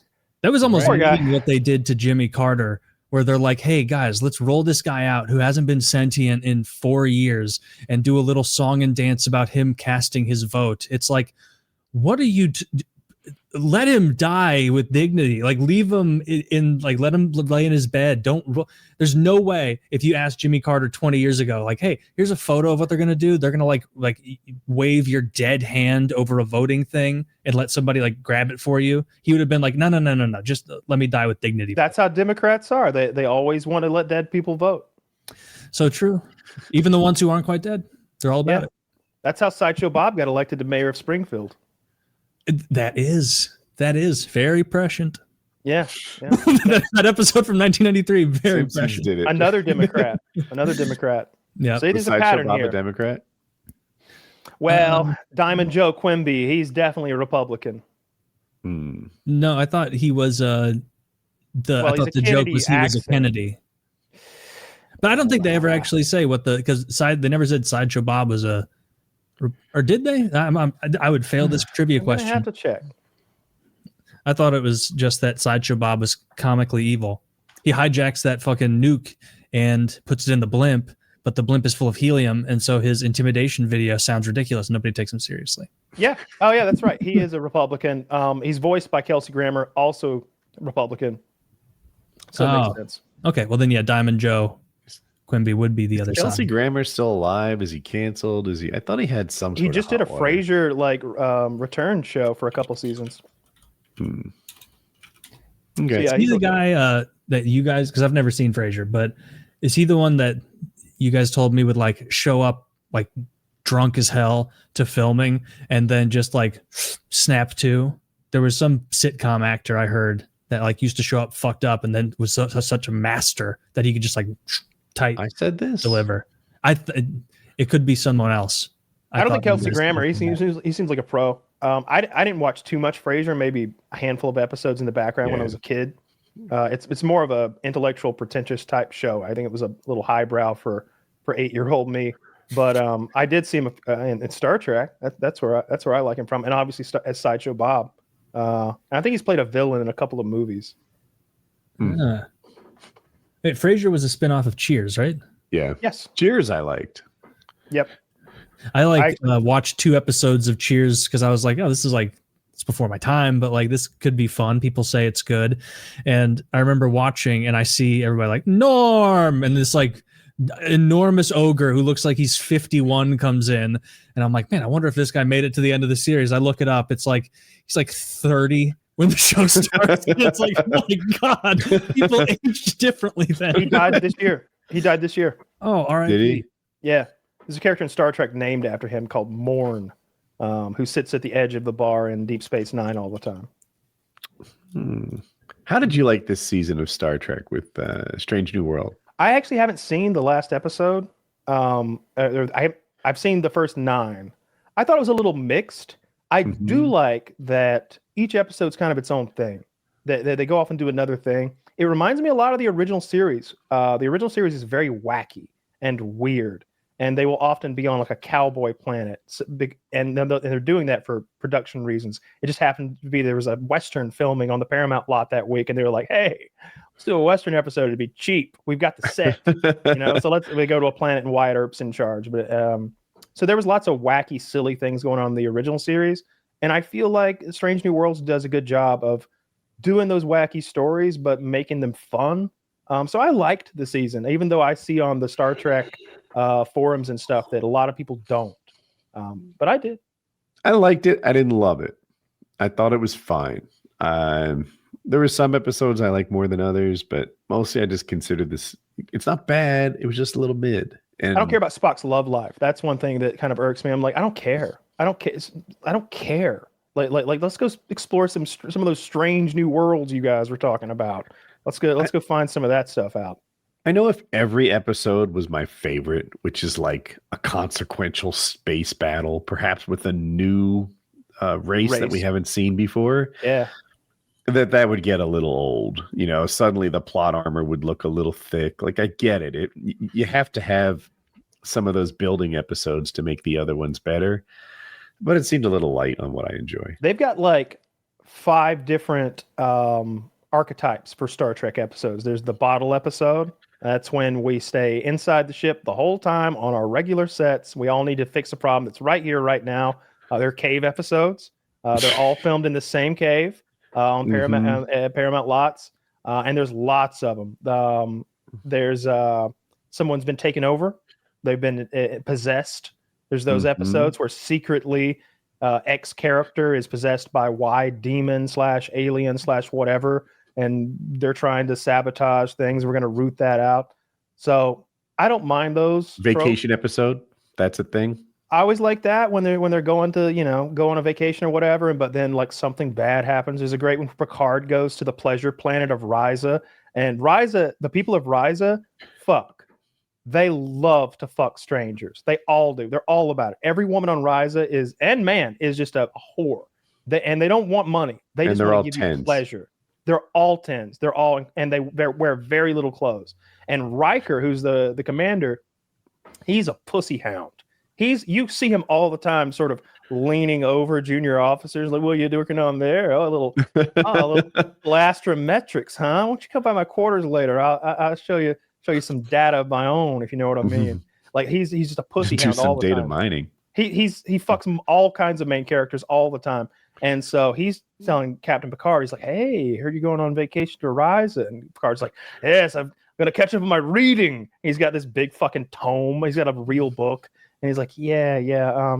Here, take this with you. And he gives him, like, I think it's a Horka statue or something like that. It's this like statue that means I'm here to fuck. So he's sitting there reading his book with his like I want to fuck statue, and like bad bitches are coming up to him like, "Oh, you here for the Horka, are you?" He's like, I'm just here to read," and just like getting pestered. But then he ends up on a little adventure or whatever. Like Picard's in a mankini in that episode. It's a little off-putting. They zoom in a little bit too much on Patrick Stewart's bulge. Can you tell the story again of what happened at the Naval Academy just recently? Oh my God, yeah. Okay, so same day as the Charlie. No, it was a day. Maybe the day after the Charlie Kirk thing. I think it was why we were filming PKA last week or something. There was a report of an active shooter at the Naval Academy, maybe Annapolis, but there weren't any real details. Here's what happened.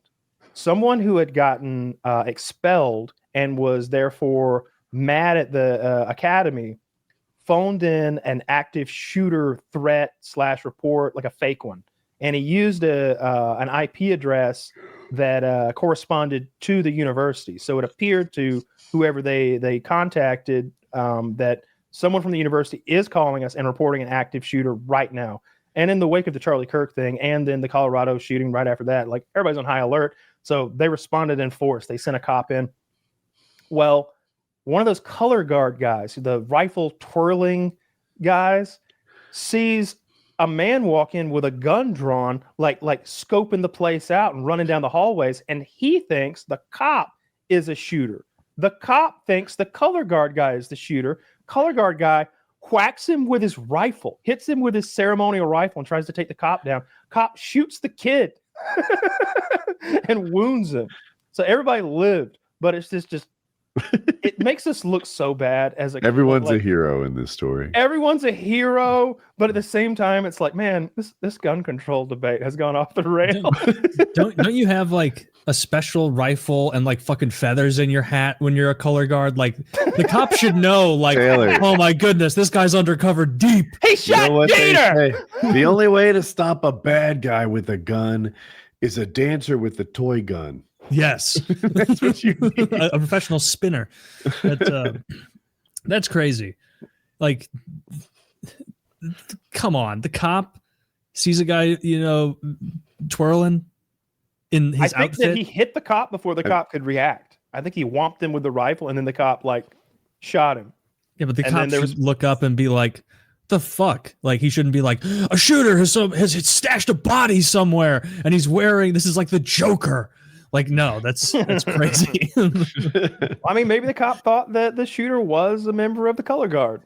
That was such a funny part of that Batman, where like on two different occasions, like the Joker is just the most horrid looking man without makeup on, and like he's just walking alongside cops 9 inches from like their face side by side, and no one is like, You look like that fucking. Well, they think he's a veteran. The Joker guy. And that's the fan theory that he is a veteran, and that explains like how he was walking in that formation and fitting in his scars that he gives different answers to, which are clearly lies. You want to know how I got these scars? Explain the nurse part where he's wearing a mask, looking like the Joker, and Harvey Dent. Until he takes the mask off. He takes the mask off, and then Harvey's like, Joker!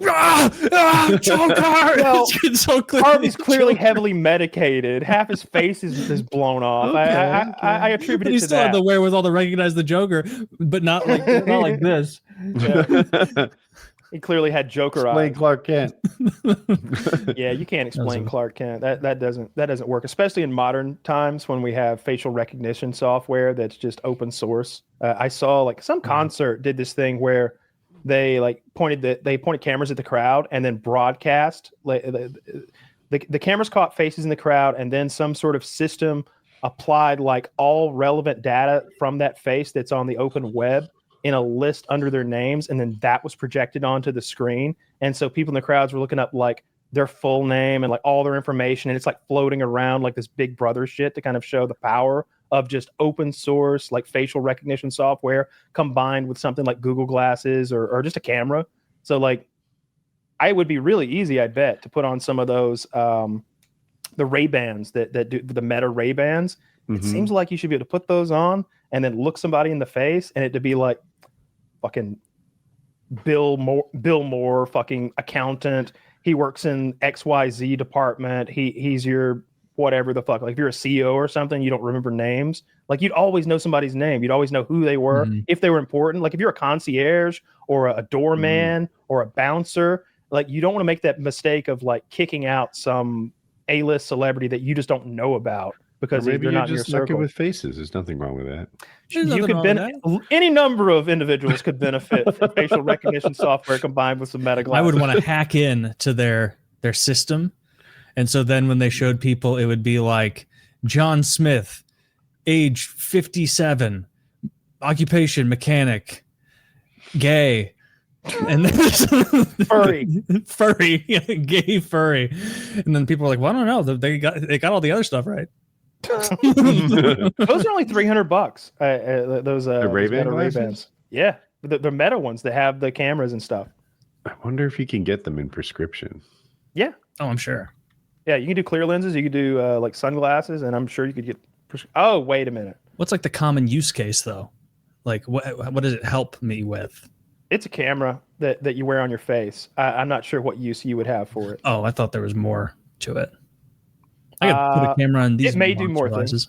I thought it had like you could see something in the lenses that like gave you information. That's what they need to do. That's the next step. I don't think it does. Too. So you have. I think I was fooled by a picture. I saw a picture that had that. I mean, maybe it does. I thought they AI glasses with RX lenses. These are not subtle cameras. No, they're not. I see people I see like douchebags getting caught with them on Reddit all the time, like creeping on ladies and stuff. Like, are you wearing there was lenses? There's a subreddit called Am I Overreacting? And basically somebody just wore them to the party. That was all the information they had. But it made her uncomfortable enough that she's on Reddit saying like, is it even appropriate to wear these things in a group of people? Because I wouldn't like that. Yeah, no, that's weird. That. Yeah. I don't want our entire interaction to be filmed. Let's. I don't want that. You know. I hear where you're coming from. I do think that someday it'll be normalized, and I don't know how we overcome this because we've been looking at glasses that have cameras in them. Shucks, 15 years now, 10 years now, at least, maybe 15, and it's still not normalized, but it will be, right? Those are really popular. Like I said, they're only $300. Like regular Ray-Bans are 180 or something. So you get the camera thing for only $120 more. It seems like.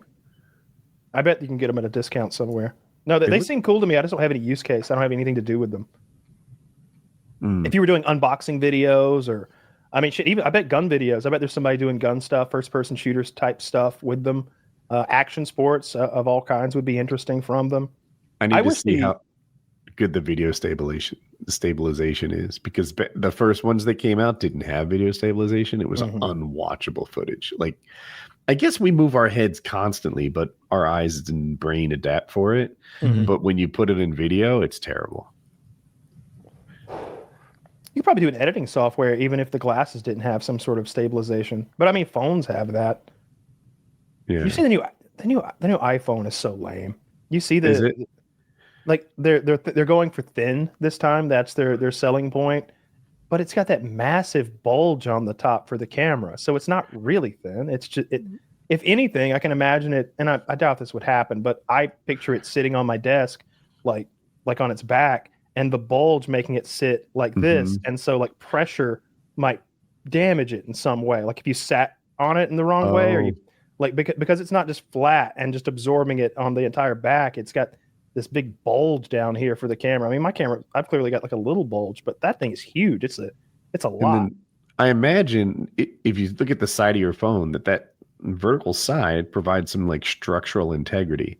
If you were to make that so thin it was basically a wire, then it would be more easy to bend the phone. It seems like it'd be more fragile, but I need to feel it in my pocket.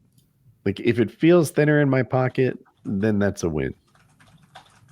You know what iPhones cost to make? I'm going to guess $450. Yeah. What? Get out. I just hit it? Yeah, $400 to $500. Yeah. Nice. Okay. I would have thought less than that. But I guess those Congolese fingertips aren't free. I think that's what Apple pays. But I think the manufacturing, like if you what it costs to do in China, I think it's way even less than that. Oh, do you know who makes all the screens for Apple phones? All the OLED displays that Apple uses are made by Samsung. Oh. They don't even make their own screens. I saw that the other day. Someone was like, well, Samsung could just refuse to sell Apple screens and ruin their whole business model over there. And apparently the money that they make by being the second largest phone company in the world, in addition to selling all the screens to all the phones in the world, basically would just be a massive loss. Supply chains are so complicated now. It's impossible to unwind. Not Labubu. Well, you getting into Labubu, bro? Well, you said "Am I Overreacting" was a good subreddit, and so I went to it and went to like the top of maybe this month. And this was the funniest one I found. You can bring up a picture of it, Zach. It's this person. These people are asking each other if they're overreacting, and it's my boyfriend gave my Labubu, which is like a stuffed animal, a phalloplasty. And he, I guess, cut the ear off the stuffed animal and then sewed it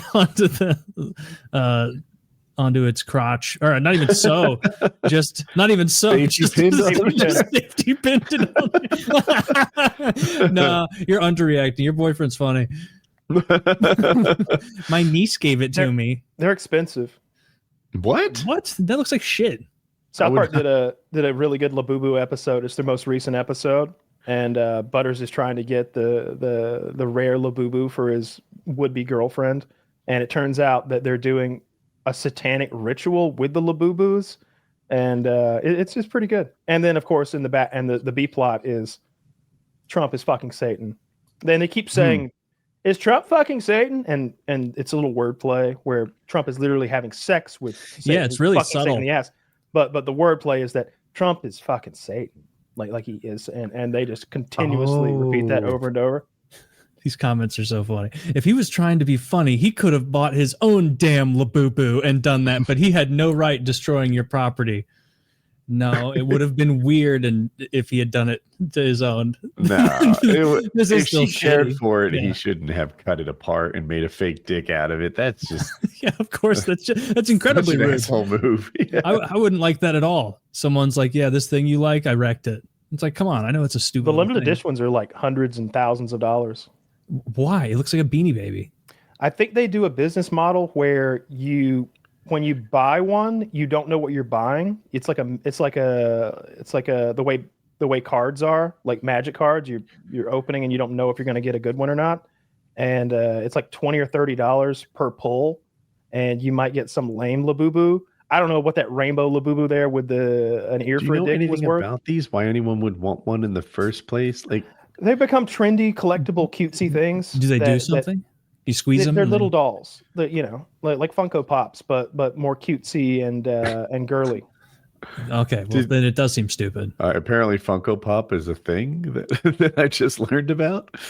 Those are those plastic figures that all look the same, but it's like this is a Batman Funko Pop, but it's like a square-headed thing with like low effort Batman hat, and it's like this is an Iron Man Funko Pop, and it's just the same exact head and body with just a crappy Iron Man thing. Okay, I've seen these. I didn't know their name. Yeah. I know these as like a meme for people like mocking collectibles. Like I'm sure the people who are like into collecting swords look down on these guys for their collections.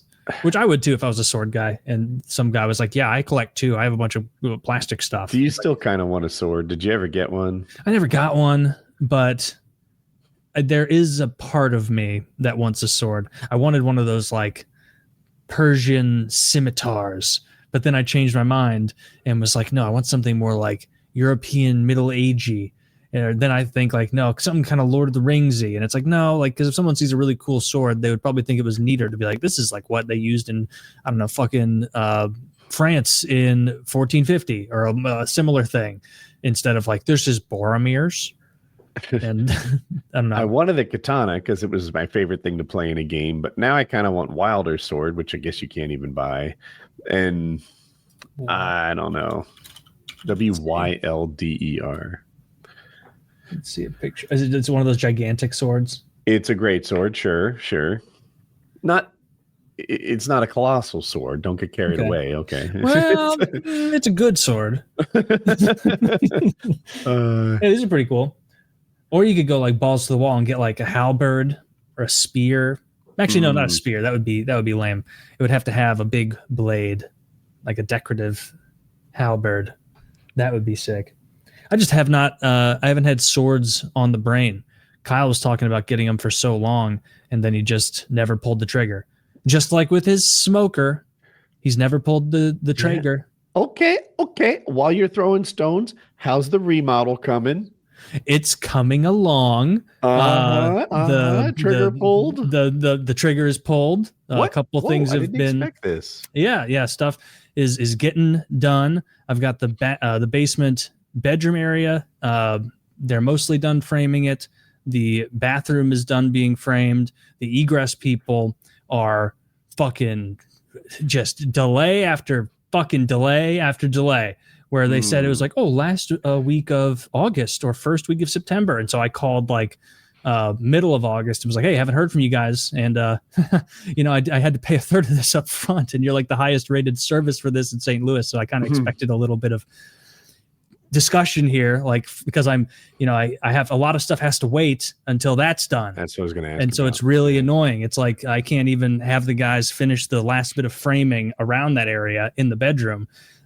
Because they haven't got the egress done, and if they frame it as is, it'll just have to be torn down again.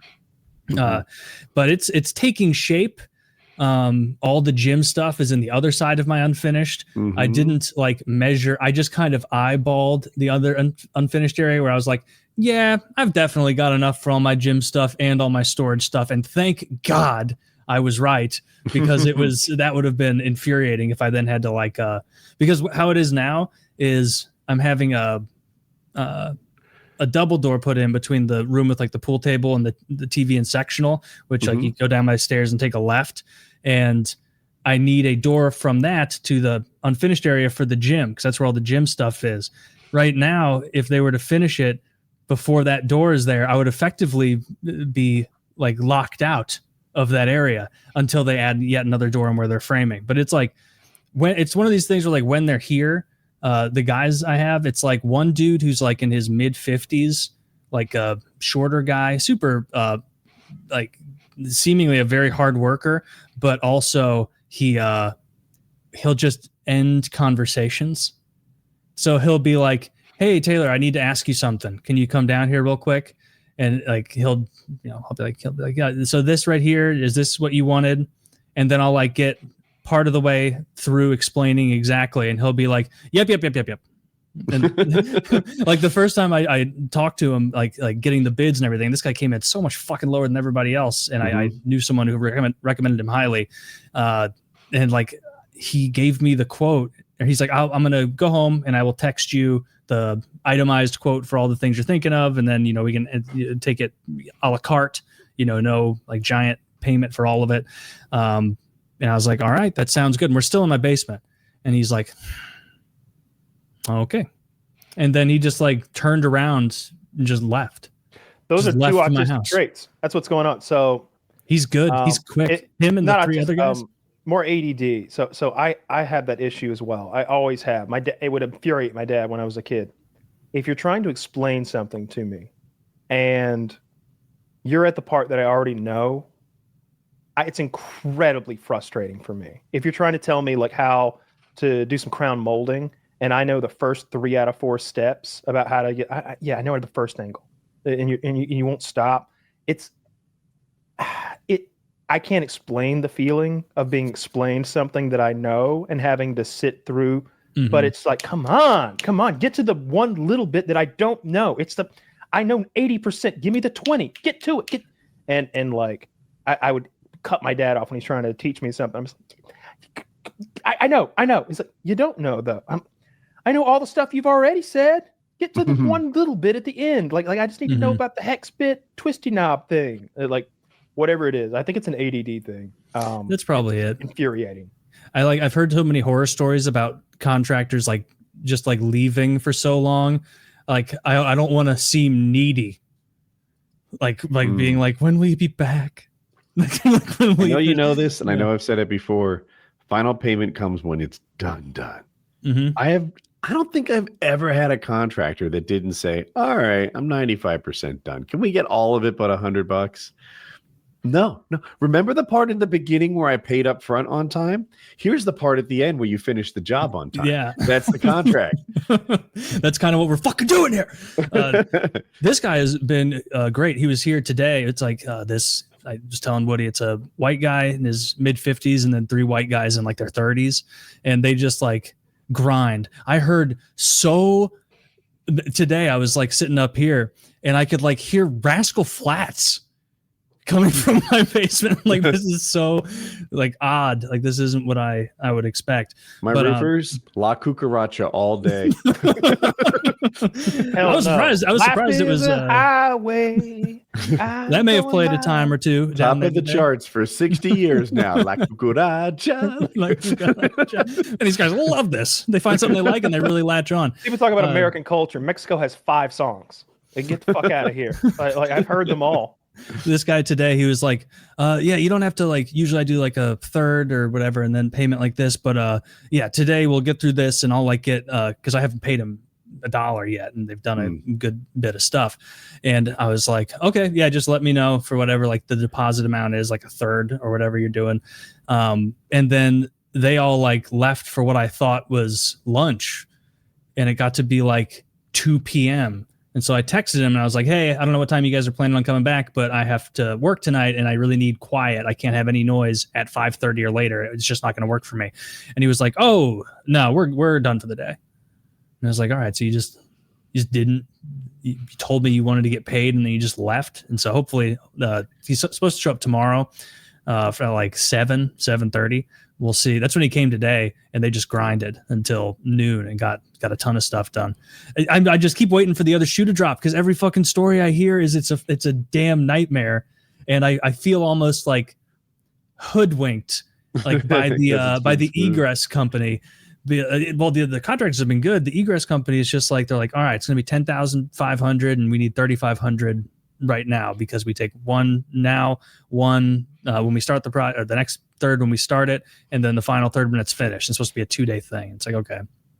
And I paid my $3,500 to him to start the process like 7 weeks ago, I would bet. And they've delayed minimum 3 weeks. So I'm getting a little fucking impatient with these guys. It's like, you're the egress window people. Everybody's fucking waiting for you. I sent text. The dude was from my chat. I don't know him. We're not tight or anything, but he's in St. Louis. And I think he was a drywall contractor or something. And he wanted to, Do you remember the thing I sent you? I did. That was after I talked to this guy, and he was so much cheaper than like the 4 other people I'd spoken to. I wanted to like lock this guy in, and so I just went like with this. It's so much cheaper. Like because he followed up and he's like, "Hey, I just want to know, like, was there something unprofessional about my proposal? Like, why did I lose?" And I was like, "I don't know." No, it's just a price thing, and also because you found someone you really liked. Yeah, and he's been like, he doesn't bother me. He asks like one question per time, and it's for something like, door goes here, right into the gym. And it's like, yes. He's like, okay. And that's like really about it. But I also liked him because the plumber I hired to do the rough-in was like, hey, this is the contractor I work with, and this is the electrician I work with. And we do jobs constantly together. And we also will talk about the jobs prior to it. And so you won't have to, mollycoddle the contractor and be a middleman between us. We knock jobs out quick. He does a good job for a lower rate because we do so many jobs together. So I would recommend him, but keep hunting around if you want. And so I did keep hunting and then settled on him. And it has been like that, where it's like, I didn't have to tell him jack shit about like exactly the lines for where the bathroom would be, where the bedroom would go. He was like, oh yeah, the so-and-so with the plumber like gave me the schematic of where it has to be to work correctly. And so we're just going to do it like this. Does this look good to you still? Yeah, looks great. Let's do it. And so now you have to choose materials.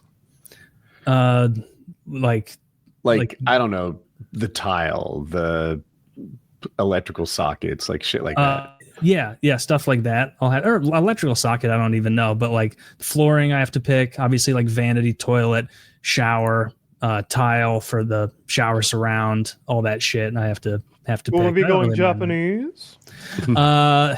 Yes, it's going to be just really, really garish.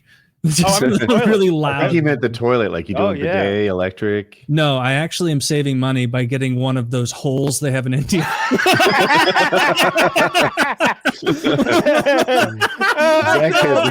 Indian. I did go exotic. Now you don't want that. He's like, you sure Indian? He's like, yeah. He just takes a sledgehammer and hits the floor really hard. That would be so funny. Like, guys, my friends come over like, hey guys, we can like go hang out in the basement and not have to run all the way upstairs to go to the bathroom. Isn't this neat? And check out the new bathroom. Like those no, Mark fell in. Those ridged like feet grips for where you Indian squat, and then I guess just pray that I look at those holes and I'm like, it's a dice roll whether this is going to be going in there or if I'm going to have dirty shoes. Taylor. You could save more money by having a bathroom upstairs too. just drops 14 feet. like a firehouse the way that pole went. All my friends are like, God, I don't want to be. I fucking hate Taylor's house. You're downstairs taking a squat, the most awkward squat shit ever. Someone shits on your shoulder. Hey, come on, I'm down here. I just couldn't pass up on the savings. Look at that scrub brush in the back. That's not for the floor. That's what they wipe with. Yeah, it's very obviously not for the floor. No, what you literally do see is like a green garden hose in there, and as barbaric as that does seem, I'm like, I could get clean with a garden hose. Oh yeah. You spray it on there. Oh, look at the bucket. Hold on, I need to use the restroom and then go eat food out of a communal bowl with my hands. This is one of those things where you look back at the Roman Empire and you're like, man, they had their shit together. Mm-hmm. Thousands of years ago, they were way ahead of this. They had toilets with those sponges that were sanitized with vinegar, and there was like aqueduct water like moving the poop along. Like you pooped in a hole, but you sat on a seat, you pooped it in a hole, and then there was water like running along continuously, keeping it clean down there. Yeah. Although you did shit in a room with like 10 other men all sitting around shit. Apparently that was like a hangout. Shoot the shit. Maybe that's where shooting the shit comes from. Because they all sit there and shit and have a little. Have you been to a third world country where you can't flush the toilet paper? Just Alabama. No, dude, it's so awkward. I had this crippling fear that they're going to be like, oh, I guess the guacamole didn't sit well with Woody based on the wiping I'm looking at. Like, he had a real You have wiped far too much. It's like, dude, I'm in fucking Nicaragua. You think it's going to be regular the whole time? Like, no, this is on you guys. You're the ones who were out of ants and made me eat with something the bucket weird. of shitty paper? Did they burn it? Did they dump it outside? Yeah, well, there's a like a bathroom trash can with a lid, the kind that like tilts. And okay. You just throw your toilet paper in there, and then every day they throw the toilet paper away. And I feel guilty for pooping because like someone has to be it's better than a chambermaid, but like parallel to it, adjacent to a chambermaid. And I've never had a chambermaid before, but like someone's gonna clean my toilet paper up once or twice a day. I don't like that at all. I don't like that at all. I've talked about this before. I think even Taylor thinks that it's a little much, but like my girlfriend and I don't even pee in the same toilet. I turn the water on when I pee. Yeah. Like we don't even pee in the same toilet. Like she has her bathroom and I have my bathroom. And like if I'm peeing in like the hallway bathroom that you could like, I turn the water on so she doesn't hear my pee, and she better turn it on too. I don't want to hear her pee. You know what we have that's dope? I installed a light switch with a timer on it for our exhaust fan, so you can just bump that baby on for 15 minutes and leave, and it'll clear everything out and turn off on its own. Do you use that poop-pourri stuff? I'm sure it exists in the house. I don't use it regularly. There's a little bottle of stuff called poop-pourri that you can like put in there, and I guess it neutralizes it. But like my bathroom is like sequestered off to the side. Like I got my secret pooping closet essentially. Yours is, and that's how I like it. It is actually, but like they're separated. I don't poop in there if there's anyone near that room. I'll go down. I have a third bathroom downstairs in my basement. I will go down there and poop if there are people even upstairs. Yeah, I'm almost as good as Kyle. My objective is that you can live with me and not be aware that I'm a person who poops. Mm-hmm. That's just polite. You won't know that I pee. You'll have no idea that I pee or poop. Like you shouldn't know. You should never see evidence of it. If you were fucking CSI Miami, you'd be like, I think he's got that Kim Jong-un thing where he just doesn't have a butthole, because we've seen no evidence. I mean, he has some wipes, but I think he's just wiping his face with them. Must be. I've never seen. You know what we do in my house? This is sign language for bathroom. And that's like, if I need to like end the conversation and go, sign it. Like I never have it. I don't have so many emergency shits that I need a fucking hand sign, but I like the idea. Women can talk for quite some. It's like, I want to pee now. Yeah. It's like, this was an urge 40 minutes ago, but it's got to happen. Like I do the separate bathroom thing you said, just like it kind of just organically happened, where like I use the master through my bedroom, and she uses the hall one, also up the upstairs hall one, and that's just like, I pretty much never poop in the hall one, because even if I'm walking to it and I'm alone and she's not even here, I'm always like, I like my pooping place. I like my pooping bathroom. I always go in there. I always give the girl the nicer of the bathrooms, because they always have so many like accessories and makeup to do and all that stuff. And not me. I've got like 6 products, like a couple moisturizers and my deodorant, and my toothbrush, and the standard shit. But like you look at her, she needs counter space. She needs somewhere to put all this stuff. She needs things to hang things from. There's like a spinning carousel of like makeup products in her bathroom. Like I don't know if you know how much cosmetics cost. I don't know if you ever bought cosmetics for a girl.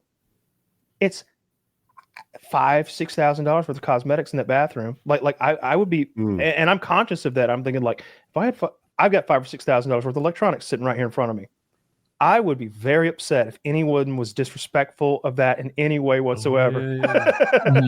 So I feel the same way about like their makeup and shit. It's like I keep my bathroom. The bathroom counter in my master bathroom, it's really long, like 18 feet or something. Like it's long, and my side looks like the day it was installed. every time I brush my teeth, I rinse it with water, and it's her side is a catastrophe unless it's like that once a week where she just cleaned it up. So I like. I will say my sink is gross. My sink is gross. I'll be real. I won't lie. I clean the mirror off pretty regularly so I can see myself through the filth. but like I spit my toothpaste, and I'm like, that made a mess, huh? Oh well.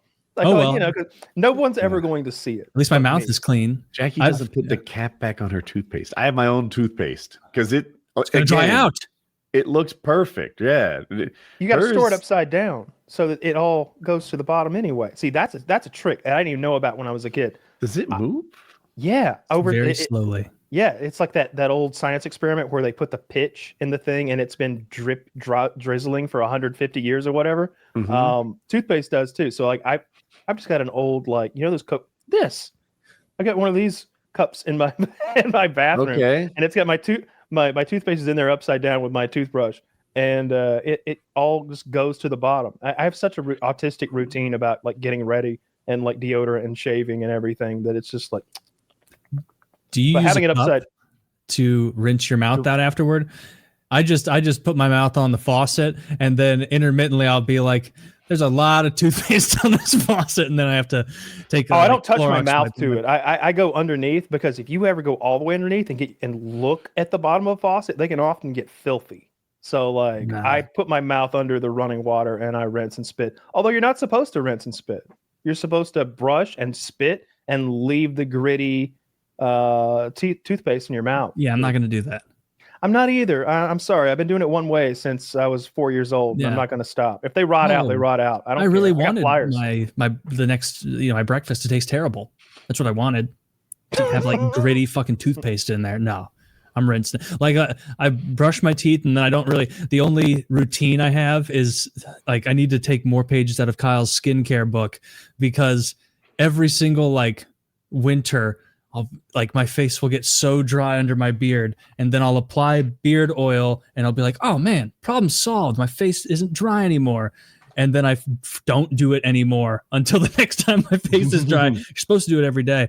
And then I bought like a big pack, even though everybody online is like, that spray deodorant is really, really bad for you. You breathe it and it'll fucking kill you.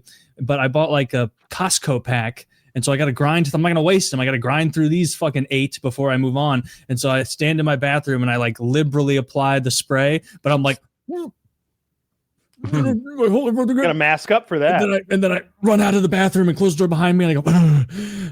I use non-aluminum stick deodorant from Old Spice. I think it's the Captain blend or some shit, and it works for 24 hours. But, that's the moisturizer. I've sent it to you before, but that's the Neutrogena. Neutrogena. Am I a peasant? I thought you had some. It was like a translucent yellow bottle that you've linked to me before. Maybe it was some. I've sent you a few products. There's an under eye product. There's a body moisturizer, but this is the facial moisturizer. It comes with SPF 20. It's Jack Black's, not the actor, Jack Black moisturizer with SPF 20. I'm glad it's not the actor. Yeah. Does the under eye product fix bags? Is there a thing that makes that better? What is it supposed to do? Yeah, and dark circles. Oh, okay. Yeah. What is that one? Is that also Jack? Are you a Jack Black loyalist? Oh, I'd have to look at the little. That's the one I'm most. It's very expensive. It comes in like a tiny. You know how those Carmex jars, those tiny little Carmex. Yeah. Like, it comes in a jar like that. That's like $50 or something. Oh. But it lasts forever because you just take a little dab and like put it under there. It's like, oh, this is gonna last like 6 or 8 months easy, and it does. It probably lasts. I don't know, 8 months or something. Like hiding bags under your eyes is one of the nice things about glasses. Like they're really a lot less like viewable. Yeah, sometimes I look like, oh my god, bad morning. It's better. Yeah. Yeah. There's a lot of things you can do. You soak your eyes, soak your face in ice water. Cucumbers help with that. The dark circles in particular, and then there's under eye creams that'll also help because that's bruising. That's what dark circles are under your eyes. It's bruising of that really thin, fragile meat. Why do cucumbers help? I have Beastmen of Pharma Azula to kill I'm busy. So cucumbers aren't just like a meme. Those help your eye bags or your eye pupils? I don't know why. Huh. Interesting. That seems cheaper. One thing that works, I've done this, I think, before a show because I thought I was like extra bad. A cold spoon. You can like push it, and I guess the pressure and the cold just fixes bags in a hurry. Okay. Yeah, that makes sense. Ice pack, anything like that. Like sometimes I'm just like, my face feels so hot and angry, and just get an ice pack on there. It feels really good. Ice water feels really good. Submerging your head in ice water has a lot of metabolic and neurologic reactions because your body has this. It slows your heart rate down. It does a number of things. Just submerging your head in ice water. Interesting. Well, I'm going to buy this Jack Black face moisturizer. Well, the good thing is you always have sunscreen on. Like you will never, like I put that on every day, every single day. And so I never am outside in the sun without SPF 20, like my entire life. You want a little bit of sun though. Yeah, but not on you want to be face. Protected from the radiation of the sun with the SPF. Oh. That's what I sunburn wonder if your is. body fails to make vitamin D with sunscreen on. It certainly would make less, right? I don't know what provokes it to make vitamin D. That seems like a Google search. No, let's wing it. SPF. I go with my gut. Yeah, that's all I care about. Yes, it can block some of the UVB rays from the sun that are necessary for vitamin D production in the skin. I'll go with the lesser of two evils. I'll go with vitamin. You can get on the palm, your back of your hands. Yeah, or I bet the paler parts of your body would be best at absorbing it, right? Like you would think that, like my ass has seen the sun like 5 times in my 40 years. Like I'm not naked in the sun. Yeah, not often. Since I was like 5. Yeah, when I get in the tanning bed, my ass gets burnt. Like whenever I start doing tanning, I'm like, all right. 4 minutes, like 4 minutes today. 3 days from now, we'll do 5. Yeah. Like I'm because one time when I was like 21 or something, I started going to the gym like super hard, and they had with my gym subscription, I got the tanning bed too. Like it came along free, and I'm like, I'm throwing money away if I don't get in there and get a little radiation. And I burnt my ass so bad that like sitting in the seat on the way home was really noticeably painful. Like it wasn't just like, oh, that kind of burns a little. It was like, be home soon. We'll be home soon. 15 more minutes. Then we're gonna watch TV there on our bellies. I remember like getting in a cold shower and like getting like lidocaine cream and rubbing it on my ass or that what's that plant you break? It's not aloe vera. It is aloe vera. Okay, yeah, with that goo inside, you can get you get like bottles of that aloe vera cream for burns. If you don't have that in your house, you're fucking up. I don't feel like it does much. We have it, but nothing fixes it. It helps a little. Yeah, nothing fixes it, but it helps a little. Anything to take the edge off. Burns are awful. Whenever I'm like, now I'm just painful and sticky. I'm not sure if this is an improvement. Yeah. It's like now my clothes feel bad because I put a bunch of stuff on my back and it's sticking. I feel so bad for burn victims. Whenever I see someone with like a really bad, like, and a large burn, I'm just like, man, I can't imagine the hell that must be, because I've had 3rd-degree burns, but on small parts, and it's just all encompassing pain. There's no watching TV and ignoring it. It's just like, all right, we're going to just sit here in pain. This pain is what we do now. Pain is what we are. Taylor mentioned the shirt thing. I know a guy who his job requires him to sweat sometimes. I don't want to like out him. So he changes his shirt 4 times a day. He's like, yeah, it bothers me. I got to fix it. He's like, you're neurodivergent too, right? And I'm like, I'm in denial. Yeah. you can't just say that. What about that? What about this says I'm neurodivergent? You have a fan strapped your back and you're no.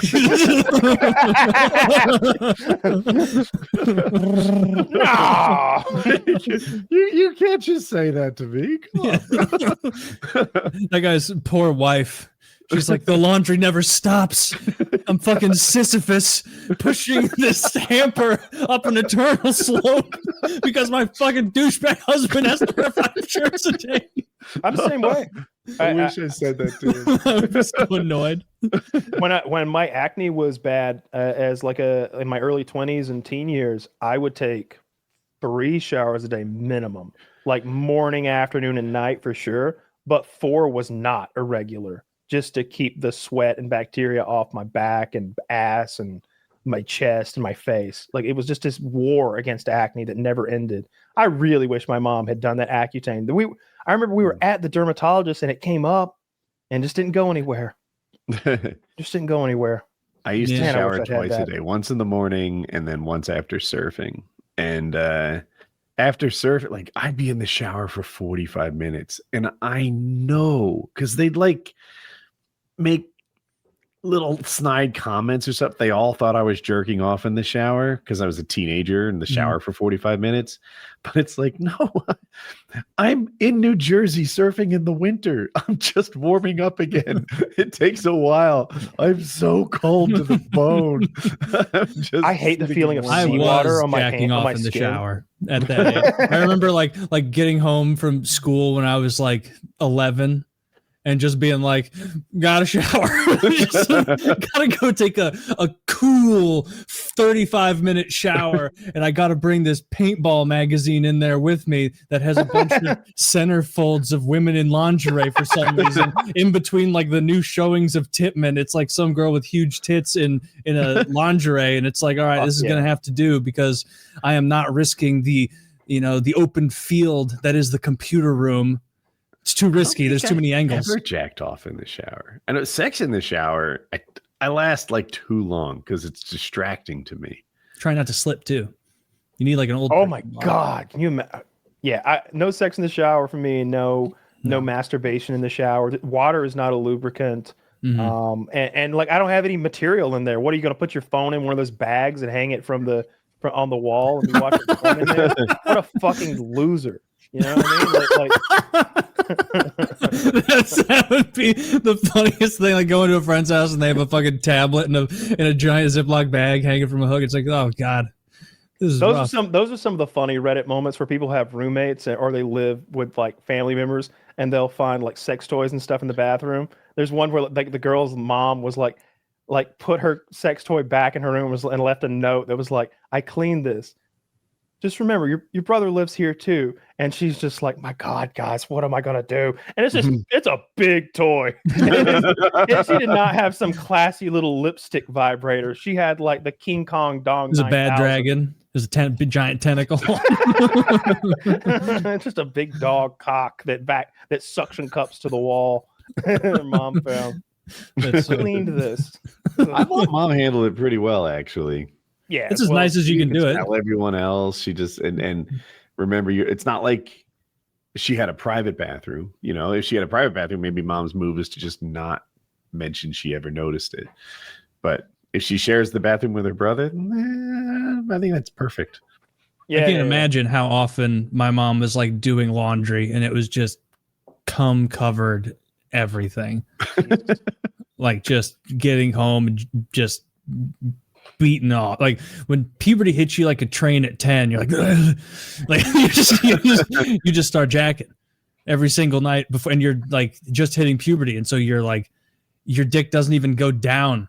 It's like Blue Chew mode. It's like you jack off. And I think I'll just go again. Whenever we got the VHS of Titanic, I jerked off so many times that day. It's a little gross. A little blood came out. Came out. That's alarming. A drop of blood came out of my penis, like out of my pee hole. And I remember, like, even now, I'm getting like a tenth of the uncomfortableness. Like it felt like a shower of cold water running down my body, sending me into almost going unconscious, fainting mode. From that one scene where he paints her? Yeah, that was titties. I had Kate Winslet's titties on playback. No. You know what I mean? Like that was the. Your dad comes in. He's like, "I'm not disappointed at you for jacking off at Titanic," and then he walks in later and it's just frozen on Leo. I'm the king of the world. Yeah, you fucking are. You're my king of the world, Leo. I remember when I was like 16, I had only done like minor trimming of the pubic area before, never a full-on shave. And there was no excuse for this because by that point I'd been shaving my face for a while. And I went and got in the shower, and I was going to my girlfriend's house, and I was like, I'm gonna get everything looking nice and spick and span. And then for some reason I shaved like against the grain the entire way. Or no, it was the next day. It was the next day I was going to my girlfriend's house, and I shaved it all. And like the next day I was like alarmed by the amount of redness and like bumps. It was more than in like a Braille book. They're giant bumps. Yeah, if you're gonna shave down there, you got to figure out the technique, the creams, the after treatment, the razor, the technique. And then even still, you have to sort of train your skin to be okay with being scraped up a little without going into a crazy reaction. I used to put Neosporin as like an after treatment to prevent like any sort of like infection or anything and make it heal really quickly. But like ingrown hairs and stuff like that, like that's the worst. Because at first an ingrown hair down there seems like an STD. It's like, oh, there's a painful bump down there that doesn't seem right. And it's some bumps you squeeze and some bumps you don't. I've gotten cold sores before, and it's like, ooh, that's a pimple, right? And you squeeze it, and it just hurts really bad. And then it looks and gigantic. You're like, well, that was a mistake. All right, ready for school. Dude, there were so many days I wanted to not go to school because of acne or something like that. I never did, but there was infinite days, more days than not. It just so awful. So awful. I'm so glad I don't have acne anymore. It was your face, back, both? Face. Not back. Not back. I didn't get back acne. Like, all right, I'd occasionally have a bump back there, and I'd be like, Mom, pop this bump on my back. But it'd be like some angry thing between my shoulder blades. But when I started taking testosterone, that made my shoulders, my delts, my back, and really break out. Like to the point where I had to up my regimen back to like teen years, had to get the loofah and some chemicals involved and make sure I took my 2 showers a day minimum. Smart. Gotta exfoliate. Yeah, especially my delts. Like they would just break out. It'd be really hard you've only got one hand to deal with something that's right here. So you're trying to pop those fuckers and they get ugly looking. Yeah, that's terrible. Okay. Well, on that note, time for a snack. Oh, 404. I got a soft pretzel waiting for me. Hell yeah. All right. Check out our sponsors in the description. Buy some cum pills. I heard you come like a regular person. You can do better. PKA 770. Sweetie Fox. Check out Sweetie Fox.